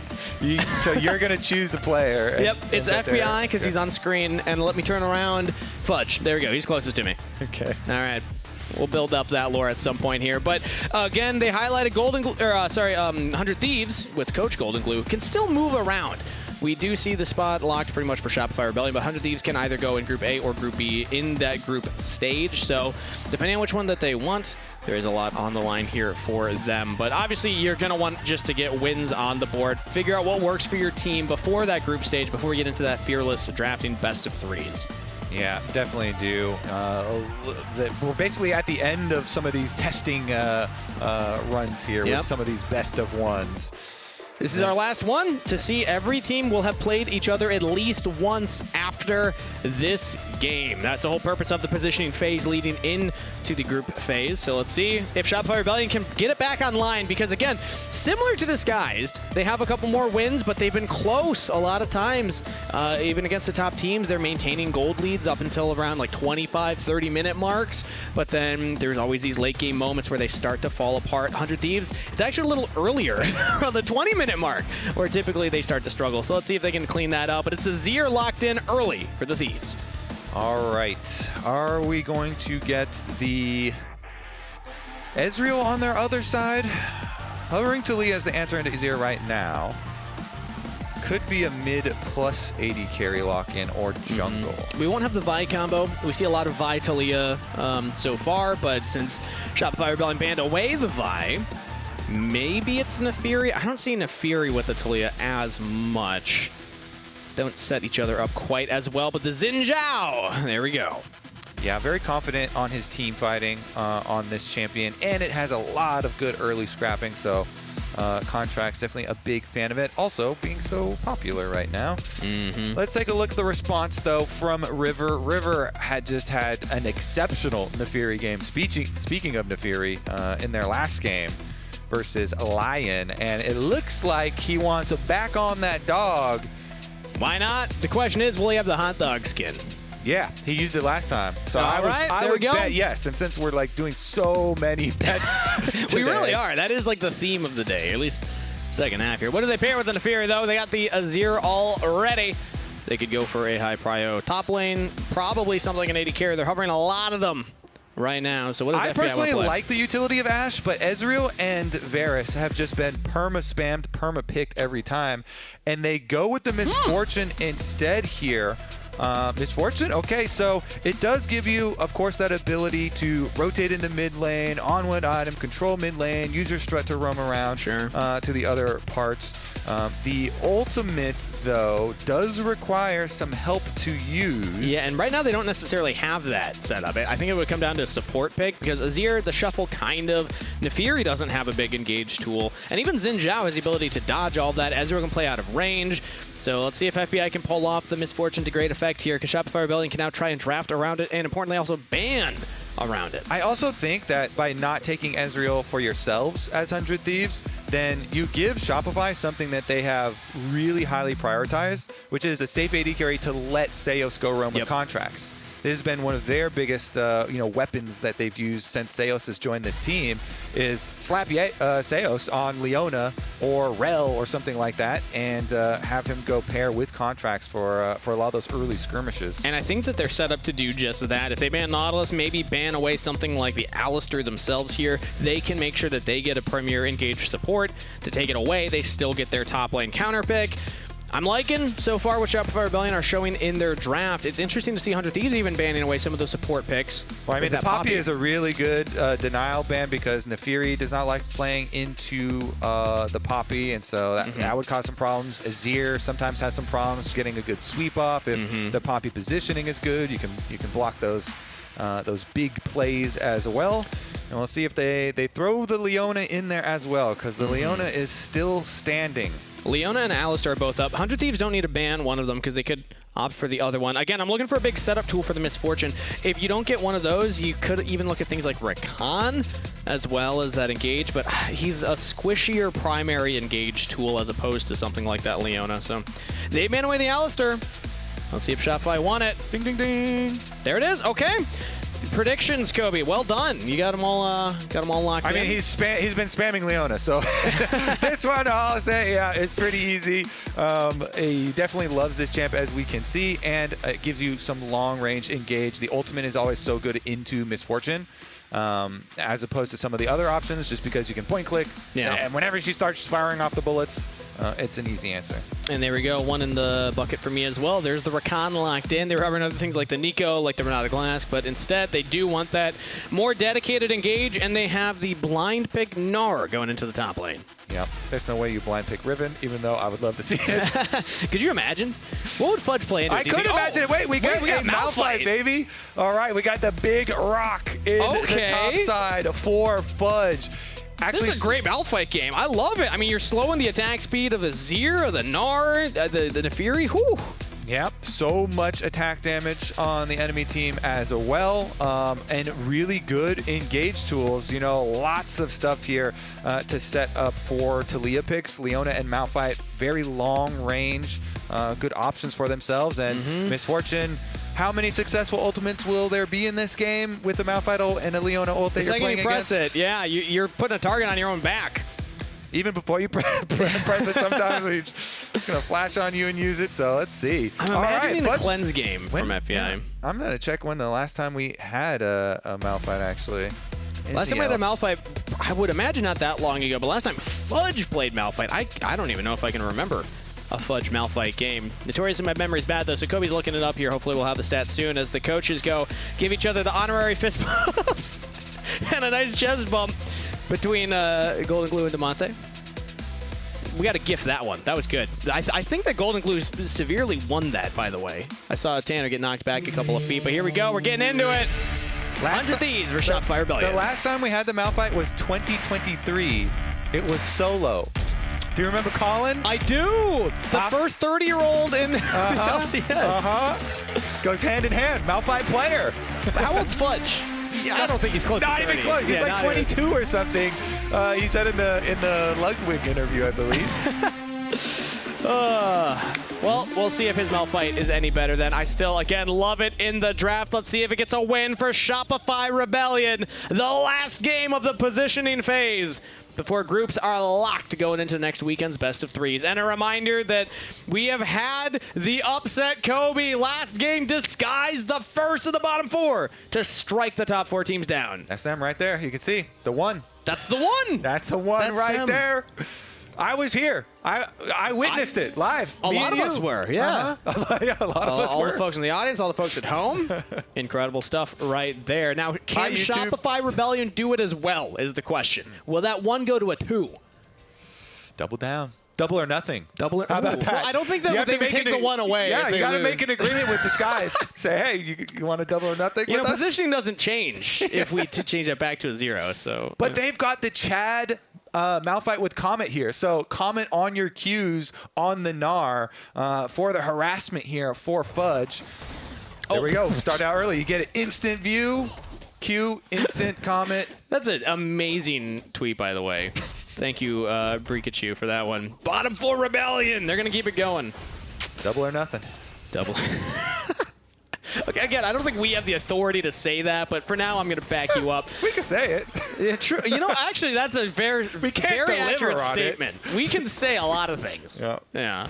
All right. Eyes are going to be on the Malphite for what it can do late game. I don't expect a lot to happen early game from it. I'm glad though, you right? said that, because as soon as you said eyes on Malphite, the observers were listening, and they put the camera on Malphite, so we get to see every shard come out, every comet go. I was trying to get us away from that lane, oddly enough, because I don't expect action here, but I think maybe if we zoom in more. Actually, if we zoom in closer, the higher the percentage of action happening. Passive backup, the shielding. And in fact, I'm actually not expecting a lot of action in any of these lanes. Maybe the bot side, we do see contracts pathing down that direction, and they do have Leona. That's where they could set up an early game play if anybody from 100 Thieves steps out of position. Yeah, and FBI has taken Cleanse in this game, try and deal with this Leona. That definitely will be targeting him, definitely will be annoying to deal with, but does make it a bit difficult there early on, so nice push from Shopify achieved early for those two. And as you said, Contracts is pathing down towards that side. Yep. And a reminder that even though I was saying maybe we don't see a lot of action early, these are two high-action teams overall. We do see 100 Thieves. I mean, even just last split, they were the bloodiest in the world. That was a very fun stat we were tracking there. Slowed down a little bit here in split 2, but still a team that likes to make action happen early in the game. So don't fall asleep yet, everybody. I do think that there is a chance. Okay, I won't. I was planning on it. Oh, well, I wasn't even talking to you, Kobe. I assumed that you were going to stay awake. It'd be impressive if you... There's not even a chair back here. Little narcolepsy in action. Let's take a look here, though, because 100 Thieves on the push back. And Contracts already went for his recall, so not going to waste any time down here. He recalls after his crab, go back into the full clear, second clear for him up on the top side. Don't expect him, to make a visit towards the top lane. Just keep on farming fully through your second clear. But Sniper is getting a better trade here. Remember, this was the counter pick. Fudge picked this into the Gnar, so it's always interesting to see when laning phase doesn't go according to plan in situations like that as Valkyrie trades on the Quid. It's not meant to early be the counter, though. You're not like be this mega lane bully. You're meant to have a Malphite for later, baby. Okay, all right. Yeah. Appreciate the context there. You don't think Malphite can solo kill the Gnar? Come on. I mean, if He's got the Comet. If you get level 6, then your odds go up. Yeah, well, we are making a lot of bets, so you want to have those good odds here. As he's actually going to go for the TP bot lane, so early lane rotation. Sniper's walking down, will have teleport advantage. Let's see if that actually turns into any missed minion waves, because in the last game, it was pretty big with so many swaps that we saw with Disguised and Team Liquid. I actually went back and looked at each and every one during the break. You did your homework. The biggest winner, I'll have to say, was Core JJ. Or was Huhi, excuse me. Was Huhi for sure. Huhi created so many CS windows for Castle to get ahead. So much credit to the supports, going for those dives onto the Renekton in the last one. Malphite's a lot harder to dive, but Malphite is also proxying right now for the level 6, and now your odds went up, Kangas. I mean, Contracts is on the bottom half. I don't expect us to go for an all-in on the Gnar. That seems kind of aggressive, but let's see if he does anything else. Well, the rewards of going for proxy are that you get the minion wave a lot earlier, so then you get to make moves like this, where the top laner's in the enemy jungle, you can leave behind vision, you can go harass the enemy mid lane or the enemy jungle if they're on that side. You kind of buy yourself these like 30-second windows at a time, since each minion wave spawns every 30 seconds, and so this time... Not going to amount to anything, but it was a window. It was a window, and he went on a nice nature walk. He saw a lot of the Rift. Sometimes I like to play those mini games with pros, like where you zoom in, you're like, where is this on the Rift? Fudge is doing his homework for that. Yeah, exactly. But again, even in all seriousness, there was a chance if anybody was out of position, you can find it. As now top lane, talking about out of position, B-Boy gets knocked up, Seo's covering him, and takes some damage himself. And the thing to note, it was the positioning, because it was... Wait a second. Oh, actually, aggressive play here onto Contracts. Still has the flash available, but River has the level advantage. Only 5 for Contracts, 6 for River. Contracts going down. First blood to 100 Thieves. Quid and River. No hesitation there. Has the seismic shove. River does not quite have the levels in the queue to fully lifesteal up, but he does get a big chunk back, and Quid will cover the retreat. Yeah, look at that nice healing on the stacked up Conqueror there. But Quid with the huge play. Xin Zhao, I always feel like this champion has so many so many positions where it can get picked off in the early game. And that one isolated there, really heads-up play from Quid to just go for it with the Azir sweep onto him. And instant follow from River over the top with the Nefiri ultimate. Benefits of getting these grubs early, man. The extra experience really goes a long way. Level 6 is just so critical, and 100 Thieves, no hesitation. Perfect timing for them. Full grub pack plus the first blood. And no dragon trade on the other side. Contracts on spawn has to go up to the top camps, as Oz had spawned for himself. So there's theoretically going to be more action here on the map. 100 Thieves can go for a reset, spend their gold, get back on the map, and head down towards that bottom objective. All right. One extra melee goes down first before the reset here, but we're going to have the answer, of course. Now Bvoy and Seos get their recall off. They're going to walk through as well as it pushes back off the crash. And we are going to have a more kind of standard opening for the bottom side jungle fight. I mean, Seos is actually coming out through mid lane, but then again, we're going to get the link up. Support's into the river right now. You see Ayla going there first too, try and get the vision down here around the Drake.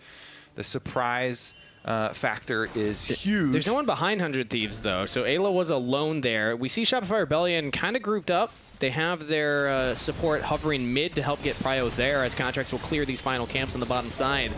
And then they'll have their window to actually make a move. Meanwhile, no teleport for Fudge, so 100 Thieves actually will have teleport advantage if there is a fight around the dragon. So you can see River's already going for his top camps. So he wants to cycle his regular camps, doesn't want to mess around with any sort of Shopify dragon play as of yet. And we'll see if that continues to be the game plan. But game plan for Fudge, guess what? Malphite, stack armor. Yeah, and it doesn't look like the Rebels are actually going to pounce on the opportunity. Contracts went for his own reset and is heading back towards the top half of the map from base here. So that dragon will not be touched. I think the 100 Thieves are given a window saying, we just want to prioritize that clear like you were talking about, but Shopify Rebellion aren't getting anything for it. They're going to prioritize multiple people topside. They even had Quid like half hovering. It was almost going to be 5. Quid is now back to mid lane pushing. Contract sees River here. Still has call to pack, and now it's used. River trying to get to safety. Knocked up, taken down. Fudge on the board. Telling you, the counter pick Malphite, the bonus is you got Malphite later then, baby. And that's what you get. The Nefiri W is down, so Fudge fires away. River down. That is revenge for Contracts. He got swept by the enemy solo laner, so then his solo laner hits him with the big Malphite. And it seemed confusing when you looked at the dragon, but it makes sense now. Contracts read that River was going for the dive. They read that 100 Thieves were trying to make the play topside instead of at the dragon. That's something Contracts has historically been very good at. When he's playing on all cylinders, he can read an enemy jungler like a book, and I think that's an example of that happening. Fudge picking up the kill now, gets the entire wave in. He's going to go for a reset now. Let's see if he's close to an item completed as, 1v1 down here. Sniper versus Palafox. Flash is available for the Talia. Might just have to use it here. Sniper with the auto. Wallop misses the boulder toss. Palafox barely gets out of there. Yeah, Palafox wanted to seismic shove him back towards like tower aggro, but then Sniper is just in his face and almost solos. We have a teleport coming in here from Quid. The flanking Azir. Malphite's there as well, but does not have the ultimate available. Now here comes Quid. Big shuffle play onto 3 members. Seo trying to buy space, but Bvoy's already down. Contracts trying to fight for his life right now as Palafox does take out Sniper. Sniper's a sacrificial lamb as the dragon goes over to River. 100 Thieves pick up the objective. Fudge is still no ultimate. Flash out of the pit. Shopify Rebellion not getting a lot done for that play. They get 2 kills, but they lose the dragon. So Shopify do get the extra kill since Palafox was able to come back and Sniper had just used his flash and Palafox used the Talia ultimate to get there. If you also count the earlier play, then I guess there's a little advantage, but look at how it started. Fudge was able to get River's W and then plop the blast cone on this side. So River uses ult to get in. Sniper used his flash and his hop to get away from the initial engage from 100 Thieves. And that's how Palafox is then able to get a little revenge for himself and actually get the kill chasing him down upon returning with that Talia ultimate. So yeah, +1 on the kills, but the objective did go over to River since he stayed in the pit and Contracts went on that little chase around the other side. And now 1 neutral objective away for 100 Thieves to pick up that race towards the feats of strength. See if they're able to get there. They've already lost the feats of warfare. That's picked up by Shopify Rebellion, so it'll come down to the turret race and again that neutral objective race. Okay. Malphite ultimate is up and ready. Yeah. We're locked and loaded. Long cooldown early, but the more items you get, the more points you put into that, the more it'll be up. And right now, it could be very impactful. Yeah, and it really is because he's going Iceborne Rush, so you get some cooldown reduction off your Sheen and some extra burst damage with it. So get more of them, plus they hit harder. Meanwhile, right now, though, Malphite walked over. You see the mini-map. Fudge is now walking back to bottom lane. Sniper just annihilated another minion wave at the... Yeah, River just needs to smite the... Oh, he doesn't get it. Okay. Yeah, I mean, Shopify do get the, grubs here, but do they get out? Okay, engage in from Ayla. Seo is very tanky on that Leona, one of the benefits of the champion. Hard to pick. So, Sniper on the Trinity Force, really some extra time with the split push down there. See if that is meaningful as well. He has consistently been split pushing all weekend long with the Jace.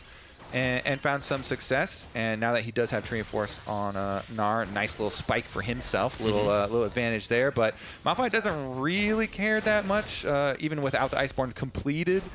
Has a decent amount of armor and sustain already with him, with his refillable and his biscuits, and it does just fine. I mean, you mentioned Sniper in the side lane. He picked up a player of the game even yesterday. A lot of conversation around if he could have gotten it from game 1 of the weekend. He's had a great week 3 so far of the best of 1 stage. A lot of it due to his sideline play, as it's been cleaning up over the year. Going for and the he's swap going to right get this now. push in. Yeah, Fudge goes for the full back. It's going to be Palafox heading bot side. Has Seos hovering nearby. 2 minutes still Dragon, 2 minutes still Herald. So not a lot to fight over. It's just about pushing these waves in and getting the lane assignments that we want. Quid even gets that top lane all the way shoved in and will now reset to go towards the bot lane, it looks like. He's deciding where he wants to go. Yeah, I mean, it's so interesting, too, as we look forward to the team fights, because it does feel like B-Boy is going to have a lot of freedom in them. Meanwhile, FBI is going to have a very difficult time with this full Shopify dive that you presumably is going to be going straight for him. But Shopify also have the capability of just using that to get picks instead on anyone. Yeah. They don't have to, save it for that team fight. They're also very capable of getting picks. Anytime you have Talia and stuff like a Malphite or Leona, those picks can be very, very quick. And right now, they are looking towards getting some bot lane pressure. Yeah, not going to commit to it, though. The one FBI ult we've seen so far, to your point that you were just making there, it did get canceled, but by contracts, not the one that we necessarily expected. So he's 0 for 1 of full ultimates. Let's see how many he's actually able to get this game, as this is, again, a very, very hard champion to pull off against a composition the Shopify Rebellion have drafted. Now we have 45 seconds for the Dragon, around the same for the Herald. So this is the point where I like to start to highlight who's got better setup. So far, Shopify Rebellion, they got a lot of wards in that bottom river. They certainly do. And Fudge actually getting whittled down here by the Nasher's Tooth from Azir. Not the lane matchup Fudge wants here. No, Quid is doing a lot. Oh, but he actually goes for the all-in. Oh, dodges the shuffle!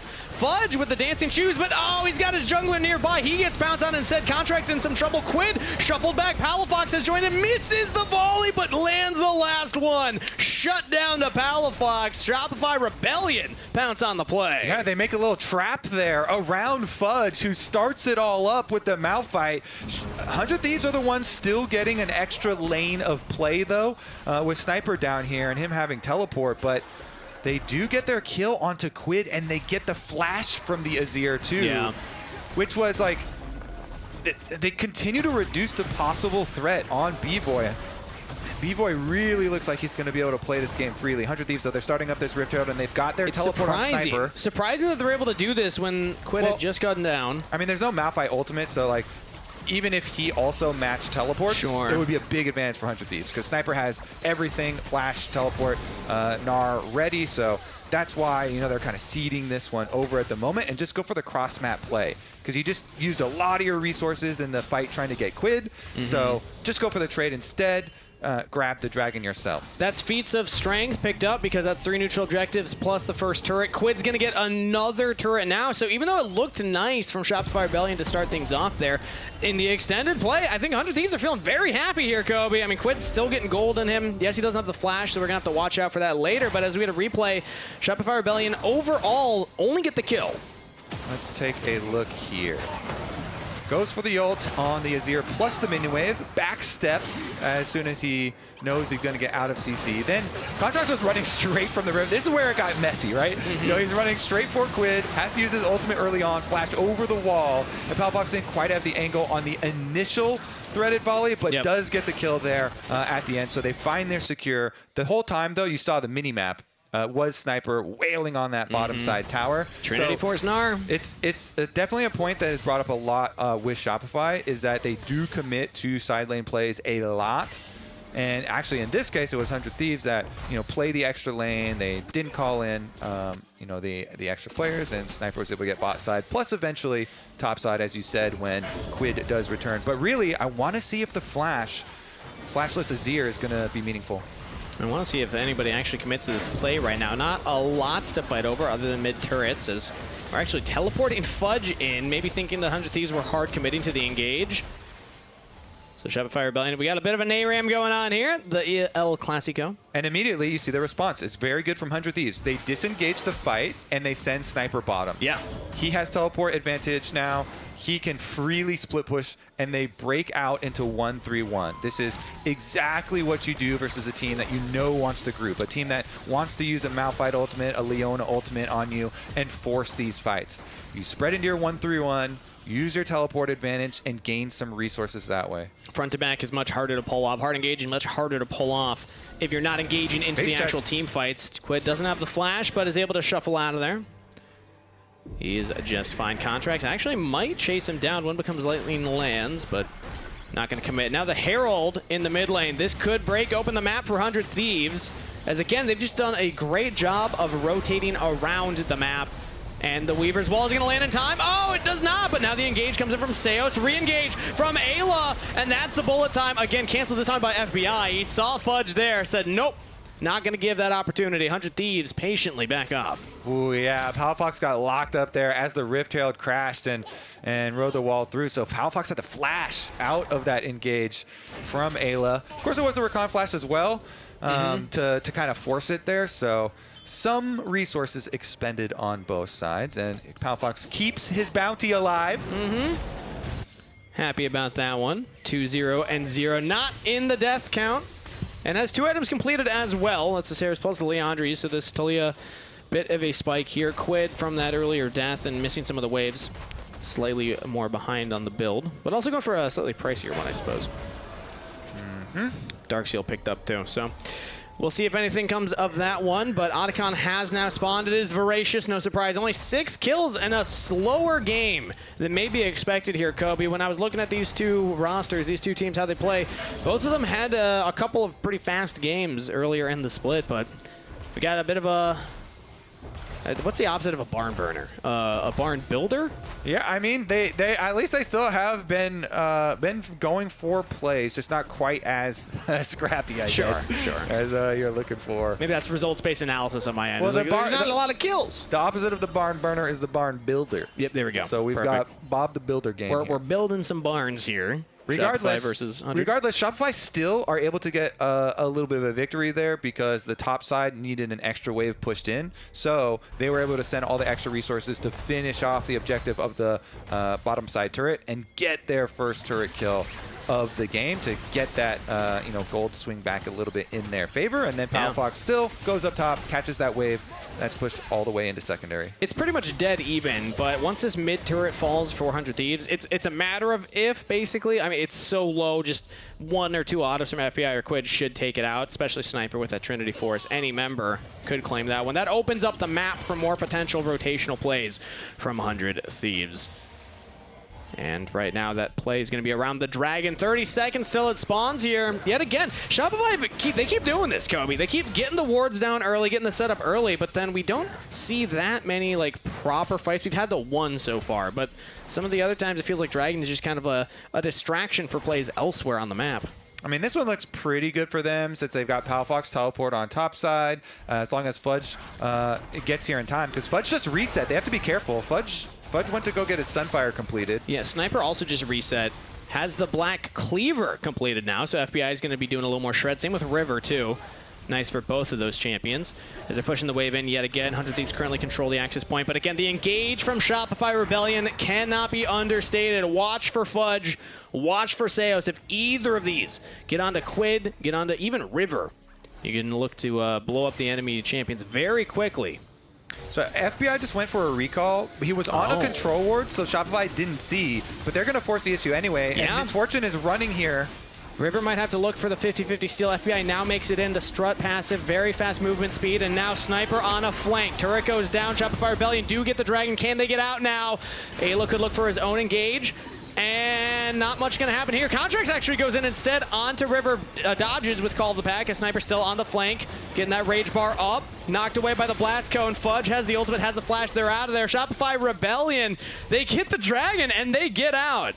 Interesting because Otacon is also on the side of the map though. So while you get out, getting out gets you away from a bigger objective. And that was Crescent Guard from Contracts. No ultimates used from 100 Thieves. Even Seos also used Solar Snare. So Shopify Rebellion are going to have to try and find a way in here. Down ultimates in the cooldown. Otacon started. Now Seos goes in. That's a bullet time over the top.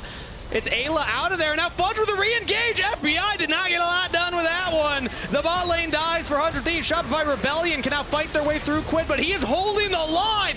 Quid! 1v3, 1v4 even gets his own kill. Fudge goes down 2. It's a 2-for-2 trade. Yeah, and the rest of the Shopify members are so low health, they can't continue the scrap. Fudge goes in, but the rest of the team had eaten. Ooh, kind of close. The rest of the team had eaten so much damage from the Misfortune ultimate when they were killing Ayla that they could not follow it up. And yeah, Quid just holds the line. Yeah, you drop a couple soldiers down, guess, like, bet, come in. I have my shuffle, I have my flash. You cannot get past the Azir. But we did see that Malphite work. It did. The Malphite did work. It did. The rest of the team, though, was too low to follow up and make it in past. So they do get their pick on Ayla. It's like CC chain into seismic shove here. Is going to be able to finish off the recon, but beautiful. Yeah, a lot of damage done to B-Void there, especially. So two of the Shopify members very, very low, and then Fudge goes in, ballistic missile, and then he kind of goes in even further. Palafox contracts Seos and B-Boy all just get kind of cut off there. Yeah, I didn't think Malphite can just one-shot me, I guess. Huh? You know what? Yes, I think Flash. 80 carries around the world agree with that sentiment, FBI. I didn't know. I was unaware. Just need that Iceborne Gauntlet, a little bit extra damage right on top, and got him. But the rest of the team held off by Quid. The Azir doing so much work. Now River again called the pack, getting him to safety. Very powerful ability on the Neferi, and Shopify Rebellion can't actually get the kill. In the end, though, Shopify... Wait a second. Kobe, we're just starting Baron. Shopify Rebellion, they don't actually sniff this out yet. Contracts is still hovering around the area, no wards down, but they think something's up. Seos will spot it. Drops a control ward over the wall. Fudge has the ultimate available, so 100 Thieves need to play very respectfully. Sniper is not there and actually just went Mega in the mini-map you see on the side. Teleport in from Palafox. I think Shopify Rebellion realized no Mega Gnar. This is our time to go. Seos with the engage onto Ayla, taking a lot of damage himself, and now Fudge goes in. Flash from Quid, repositions on the Azir. Bullet time over the top again. Shuffle back Contracts. Shopify Rebellion's front line's taking a lot of damage. Sniper going further in. It's a Quid show, and we're all blessed to watch it. What a wallop from Sniper. Gets the stun with Dross coming through. Shopify Rebellion are still surviving though, and B-Boy with the snipe. Everyone from 100 Thieves falls. They lose the Otacon buff. Shopify Rebellion, they're still alive. They go for the fight and they wipe off the revivals from 100 Thieves. Here's another look at the timing on it. So, as you say, they start the teleport early. Palafox is coming in already. Then the Gnar channel starts now. So Seos starts the fight. They got both carries from 100 Thieves right next to each other with the Leona ult. And Fudge goes in to follow it up, getting one of the flashes back. That opens up enough room. They barely scrap. With all that damage that that Quid was putting out there back on Baron. Okay, we're back on Baron. No Malphite ultimate. He's not even nearby, so it looks like it's just going to go over to the Thieves. Secured by River. Shopify Rebellion had no jungler, no top laner. And 100 Thieves with the Otacon recall were able to get back on the map faster. They pick up Baron. That is the bonus. There's always the timing windows of these withdrawals, these revivals. Yep. it feels like Shopify Rebellion won that fight, but because of how the Otacon went earlier, it's actually 100 Thieves, despite technically getting wiped, have the tempo play. That's why you go to start Baron always when you have the Otacon revival, because it turns it into a bit of a win-win situation for you, and they're able to utilize it very effectively. Now, with the Baron buff, they actually call Sniper on over, so they're going to group. He doesn't have his teleport, so nobody on 100 Thieves has the ability to kind of really split away, since Lyon and Malphite can usually just force on you. And at this point, it's really tough for Shopify Rebellion to fight for the Dragon. No flashes on a single member. Fudge is coming up here shortly, but 100 Thieves currently just have an advantage if it comes to the team fight, unless Fudge gets a really big engage, and he is actually positioning for it. In comes Contracts. Shopify Rebellion, it looks like now they're on the same page. They couldn't tell if they wanted to go in or out, and 100 Thieves will get the Dragon. And Shopify Rebellion don't get much done on the map to counter it. Yeah, they're just kind of staring them down there, unsure if they're going to have an opening to actually go in for the fight, and they do not. 100 Thieves. See about the 1-4 at the moment to push on in with Baron buff. Shopify just camping. And 100 Thieves are actually trying to siege this bottom side right now. Shopify Rebellion are maybe looking for somebody out of position, but the Thieves are not giving them that opportunity, as they will push that wave in, start hitting the turret, and mid lane also very low here. So they're about to take potentially 2 with this Red Bull Baron power play. Yeah, hard to take down these buffed up siege minions, and Sniper gets his in mid lane, continues on up. The rest of them slowly whittling away at the bottom side. This is around that same time the Shopify Rebellion, they start to, question what they want to do. Do we want to contest Dragon or not? Do we want to engage bot turret or not? We give mid turret now. Sniper might have the flank here and engage under turret for 100 Thieves. Seo's taking a lot of damage. River binds space, but it's actually Sniper that goes down. 1 for 2 trades so far. 100 Thieves trading up. They got both bot laners of Shopify Rebellion and only lose their top laner. The focus there they had onto B-Voy. Ayla and FBI started out with the Rakan and Misfortune combo to get the decent chunk of damage with their ultis, and then River just flashes in for the point blank on the ultimate right in B-Voy's face. And they're able to take down the enemy threat there before getting right back out alive. So here's another look at it. They're looking at B-Boy right now. Then Ayla and FBI are going to make the call. Even though Sniper is going mini right now, they get the full combo here through barrier for B-Boy, so they get him to have help. And then River W's through the team and flashes to point blank, then ultimate B-Boy, and gets his Q pass through there as well. Yeah. Although meanwhile, Quid here on the Azir just pumping away. Snipes.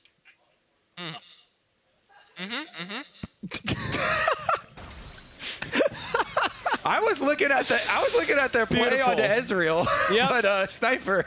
I love the sip of water. He's like, he doesn't need to say words. Just take a sip. Yep. He just went He knows. They know. We know. It's okay.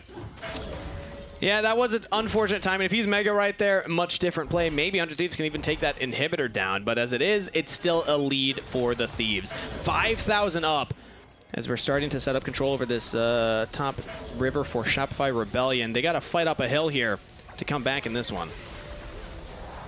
Yeah, I mean, and Sniper himself right back out to split pushing, level 16 on the Gnar with his 3 items. So 100 Thieves once again retake control of the map, push it out afterwards. And Shopify, I mean, they did finish the death cap onto Palafox, so you do have a lot of burst potential behind one of these picks. But you have to get one of these meaningful picks and like CC full combo somebody. Yeah. You do have some burst potential here. We'll see. We haven't seen that big full wombo combo pulled off for Shopify Rebellion, and that goes back to your point earlier, Kobe. 100 Thieves aren't really giving them that opportunity. They're playing around the map. They're dragging Shopify around and just tussling with them in a way that is not satisfying for Shopify to like full commit, because if they full commit, they're losing mid turret, or if they full commit mid, they're losing bot turret. Like, it doesn't feel like there's an ideal situation for Shopify Rebellion based on how 100 Thieves are playing the map. Also, credit where credit is due. FBI has got off some good ults. Quid under attack. Okay, this could be the pick for Shopify Rebellion. Right as you're saying it, Shopify find it. Quid will eventually go down. 100 Thieves are pushing mid and bot for this, but Shopify Rebellion, that is something on the board for them. Yep, they full send on a side lane because they don't want to, well, they're still going to lose a lot. They're going to lose the open door in mid. Sniper's about to get right. Oh, they're teleporting in to try and trap them. Oh, okay. Is this the entire move for Shopify Rebellion? This could be the game-determining play. Fudge is in there. He has the ultimate available. If he can lock down River, lock down Ayla, maybe get onto FBI here, and the rest of Shopify follow up, it could mean good news for the Rebels. Right now, it's just Ayla trying to play bodyguard for the rest of the team. Shopify Rebellion can't get everybody in there. They are losing their waves. This has to work. They engage onto Ayla. Can't even kill the Rakan. 100 Thieves get out of there. Sniper now engaged. He's about to hit Mega. Pulled back bullet time. Everyone's got to scatter from the Rebels. They kill Sniper, and now they got to back off. That's another on the board for Shopify. The burst there. They get it on the re-engage. Seos sets up Palafox. And the death cap damage is enough. They full burst Sniper before he can transform. They get their kill, and the base is open. And the base is actually losing the inhibitor to minions too. Yeah, I mean, it's so tough. You get the kill, but you had no pressure mid or bot. But you kind of need to open up, windows like this, because now there's another death timer on Sniper. So even though Sniper has teleport, maybe Shopify can do something here. Oh, this is 20 spotted. seconds. They have a ward on the Baron, so they know that River's there. Shopify Rebellion can now try and make a pincer move onto him. Fudge has his ultimate again. Level 16. That thing's very short cooldown at this point. Sniper has teleport, so yeah, their timer's running out. Sniper's back up in 5 seconds. Okay, and they didn't even burn like big summoner spells. Ayla's flash is about to come up. FBI has summoner spells. Quid has summoner spells, and 100 Thieves, they're right back on the Baron. They know they have the gold lead. They feel like they can take this fight. Let's see if Shopify Rebellion can do anything here. It's like Palafox was looking for an ult towards Misfortune, but FBI is going to take the safe route over anyway. Now Ayla deep in enemy territory. You see the Rakan positioning behind Shopify. Ooh, he is deep in enemy territory. The Thief is spotted, and Ayla gets out of there. Not going to commit for the Baron, as now the Rebels are trying to control this mid side. They lose the inhibitor. It's super minions pushing in, but as long as they keep people here, they still can, prevent that from being a win condition for the Thieves. It's going to come down to these objective fights, and I still think that if the Rebels find the right fight, this comp is terrifying if they can just lock people down and get that damage in. Yeah, they have a harder time, handling all the side lanes here and split pushing, and so. Well, actually, they do check the dragon at least. It was about to be River kind of jumping in there. River was thinking maybe I can sneak this dragon, jump over the back, but Shopify wielding the Malphite and the Leona. They come over, they push them off, they start up themselves. Thieves go back to the Baron side. Yeah, they just want this Baron. This is when they're called the entire time, and now the Rebels have to answer. Again, they're off the dragon. Nobody's looking at side lanes. Everyone's about mid, and now these objectives. Engage comes in from Seos, does not land the stun onto Quid. So it flares down. Fudge has got to be the hero for the Rebels. Contracts in the pit. It could come to a 50-50 if the Rebels don't have their engage. Now Contract stunned into the wall, and that's River with the Baron engage from Ayla. Fudge goes solo onto Quid, who's able to get out of there just fine. Double flash response. He's into the stasis. The Thieves are running the fight. Get the Baron, get the fight afterwards. The Thieves are looking to close this one out. 12-9 on the scoreboard. Palafox in full retreat mode. No flash available. River continues the chase. Quid looks for the ace right there. And the Thieves have done it, finishing their final game of the positioning phase. Great force there from the Thieves. Played well. You're so useless, man. This champ is rare. It's pretty good, Reeves. And there you have it, Kobe. The Thieves clean it up. It was a slow burner. We built a bar, notably places where Rebels and Thieves like to hang out, but this time it's the Thieves that get the lease. Nice one from them. River again on this Nefiri, doing a lot of work for them. Honestly, too, way more successful Misfortune ults than we were expecting in that game. A lot of damage dealt with it, covering a lot of entrances from Shopify. And the Thieves will take their bow, their final win of the positioning phase. Best of ones are over. Best of threes begin next week as we get our attention now to the group stage. But ending on a win is, again, it's going to feel much better for a team. I feel like Shopify Rebellion are still a team that has made it close with a couple of the top teams, but they haven't been able to break through. It's only Disguise, Kobe, that have taken a game of a top 4 team. I was here. Where were you, everybody at home? Make sure to message us on social platforms. But the Rebels, again, still a slower start to their split, too. They're going to be looking at, cleaning up some of those mid-late game plays as we get to the group stage. But we're joining Zale and River on stage for an interview. Thank you very much. Congratulations, River. 3-0 weekend. You guys just won. How are you feeling about the split so far? To be honest, our scrims not going well. So like I was worried about like this week, but like I think we played well this week, so I'm happy. What is it about the 100 Thieves scrims versus stage? Because every time it feels like when we're interviewing pros, like, 100 Thieves not that good. We always beat them in scrims. It's so easy. But then you guys are always doing well in stage. In split 1, you made it all the way to finals. Here, you're finishing in 3rd now, and you had a really good last week. So what is it about stage games that makes you guys do so well? Usually our team is like stage team, even last year too. But in scrims, I think I inted a lot, so that's why we lost scrims a lot. So maybe I need focus up in scrims. So it's jungle diff in scrims, but it's jungle diff the other way on stage. Yeah, it's kind of, So next week you're going to be playing against FlyQuest, and it will be the best of 3s then starting. How are you feeling about your match against them? I think FlyQuest is really good team, like one of the best team now. But we beat them last split, so I think we can win. Yeah. Cool. Well, congratulations. Thank you very much for the interview, and best of luck in the group stage next week.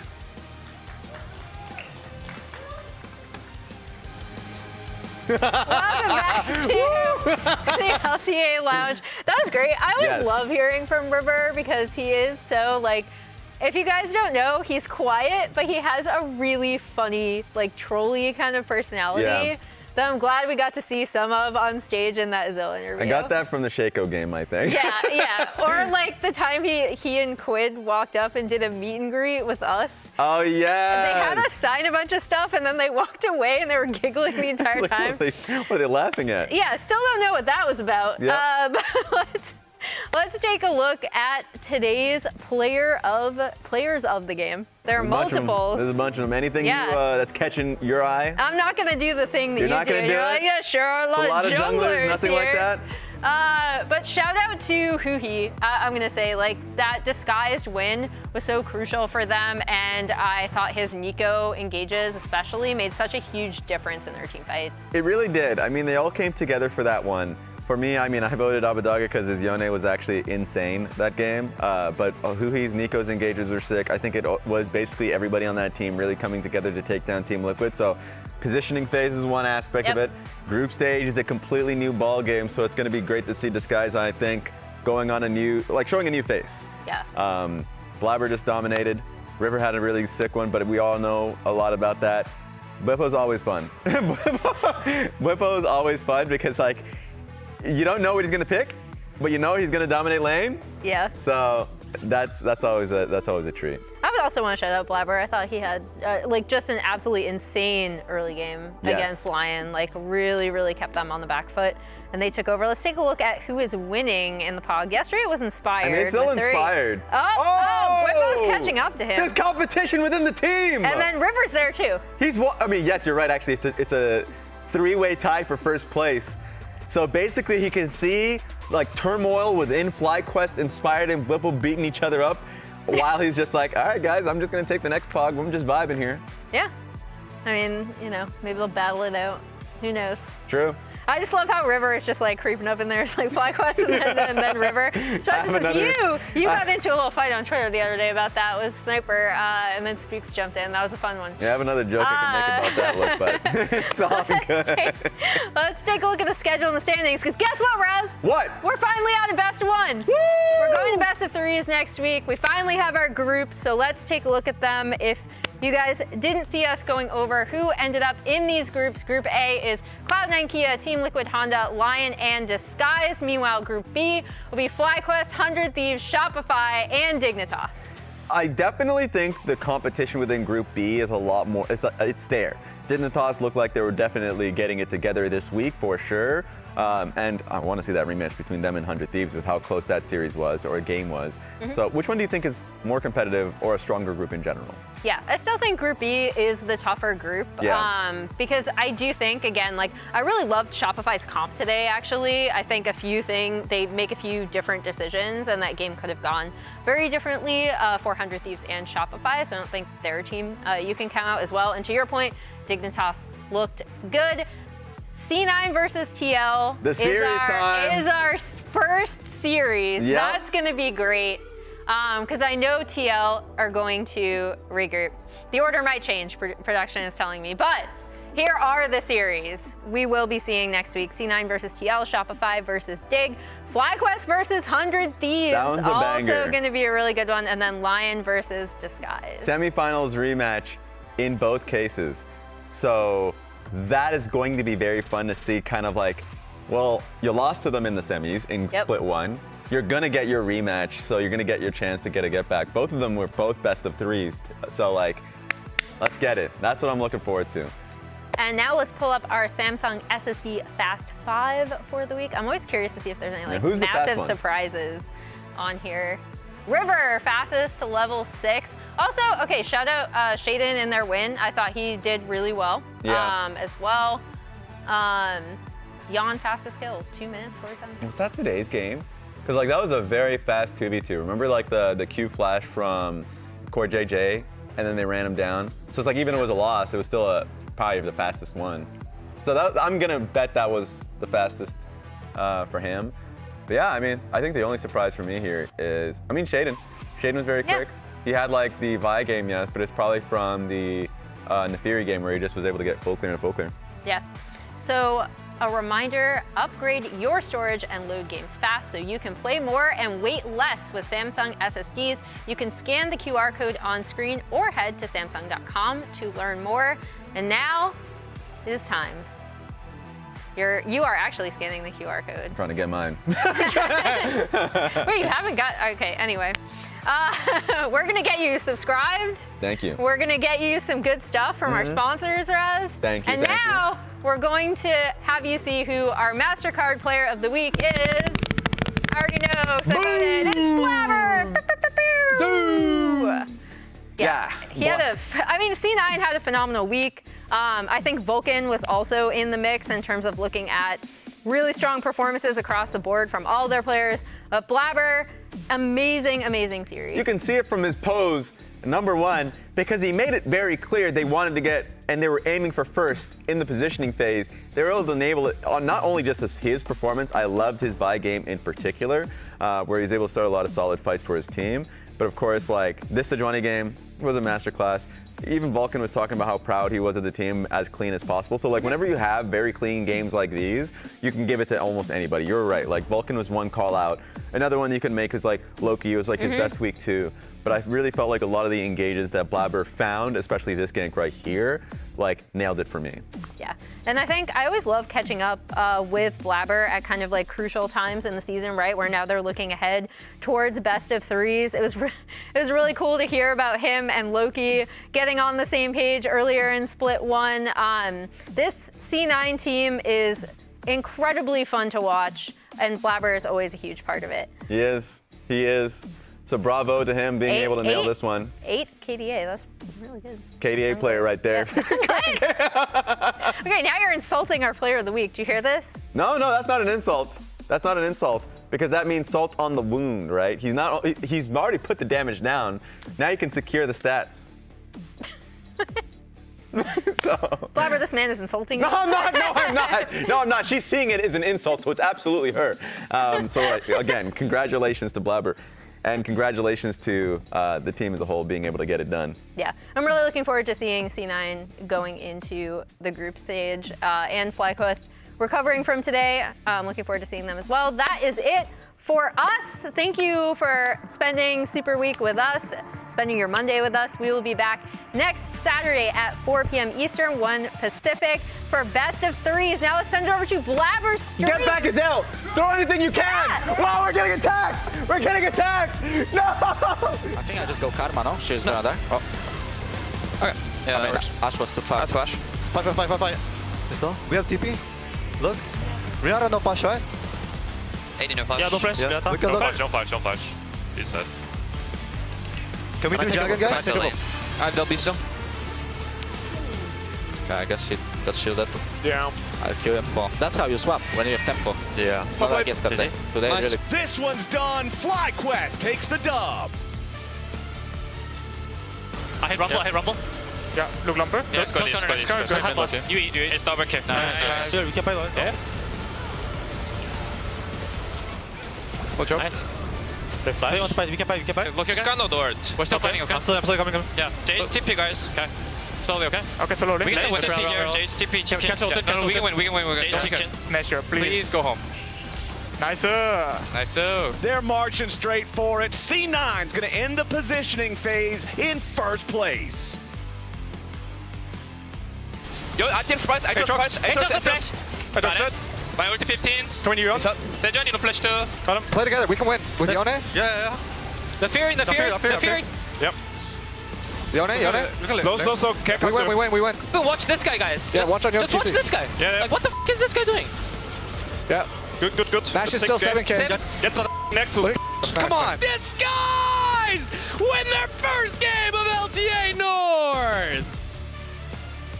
Yeah. I'm looking at you. Look at you. Edward's go. Yeah, just kill Azure, guys. Edward no E. I'm okay. Bar fight here. Look, Yeah, the is going on me. Azure the ulti. Fighting the Fury here. Body's dead. Fighting the Fury. Yeah. I'm okay. Alright. Yeah, I'm going now. We got it. Take slow. Take slow. Just kill Malphite. Bar fight dead. Help is here. Bar fight dead. Help is here. I got Leon. He's dead. You guys played well. You're so useless, man. And the Thieves have done it, finishing their final game of the positioning phase.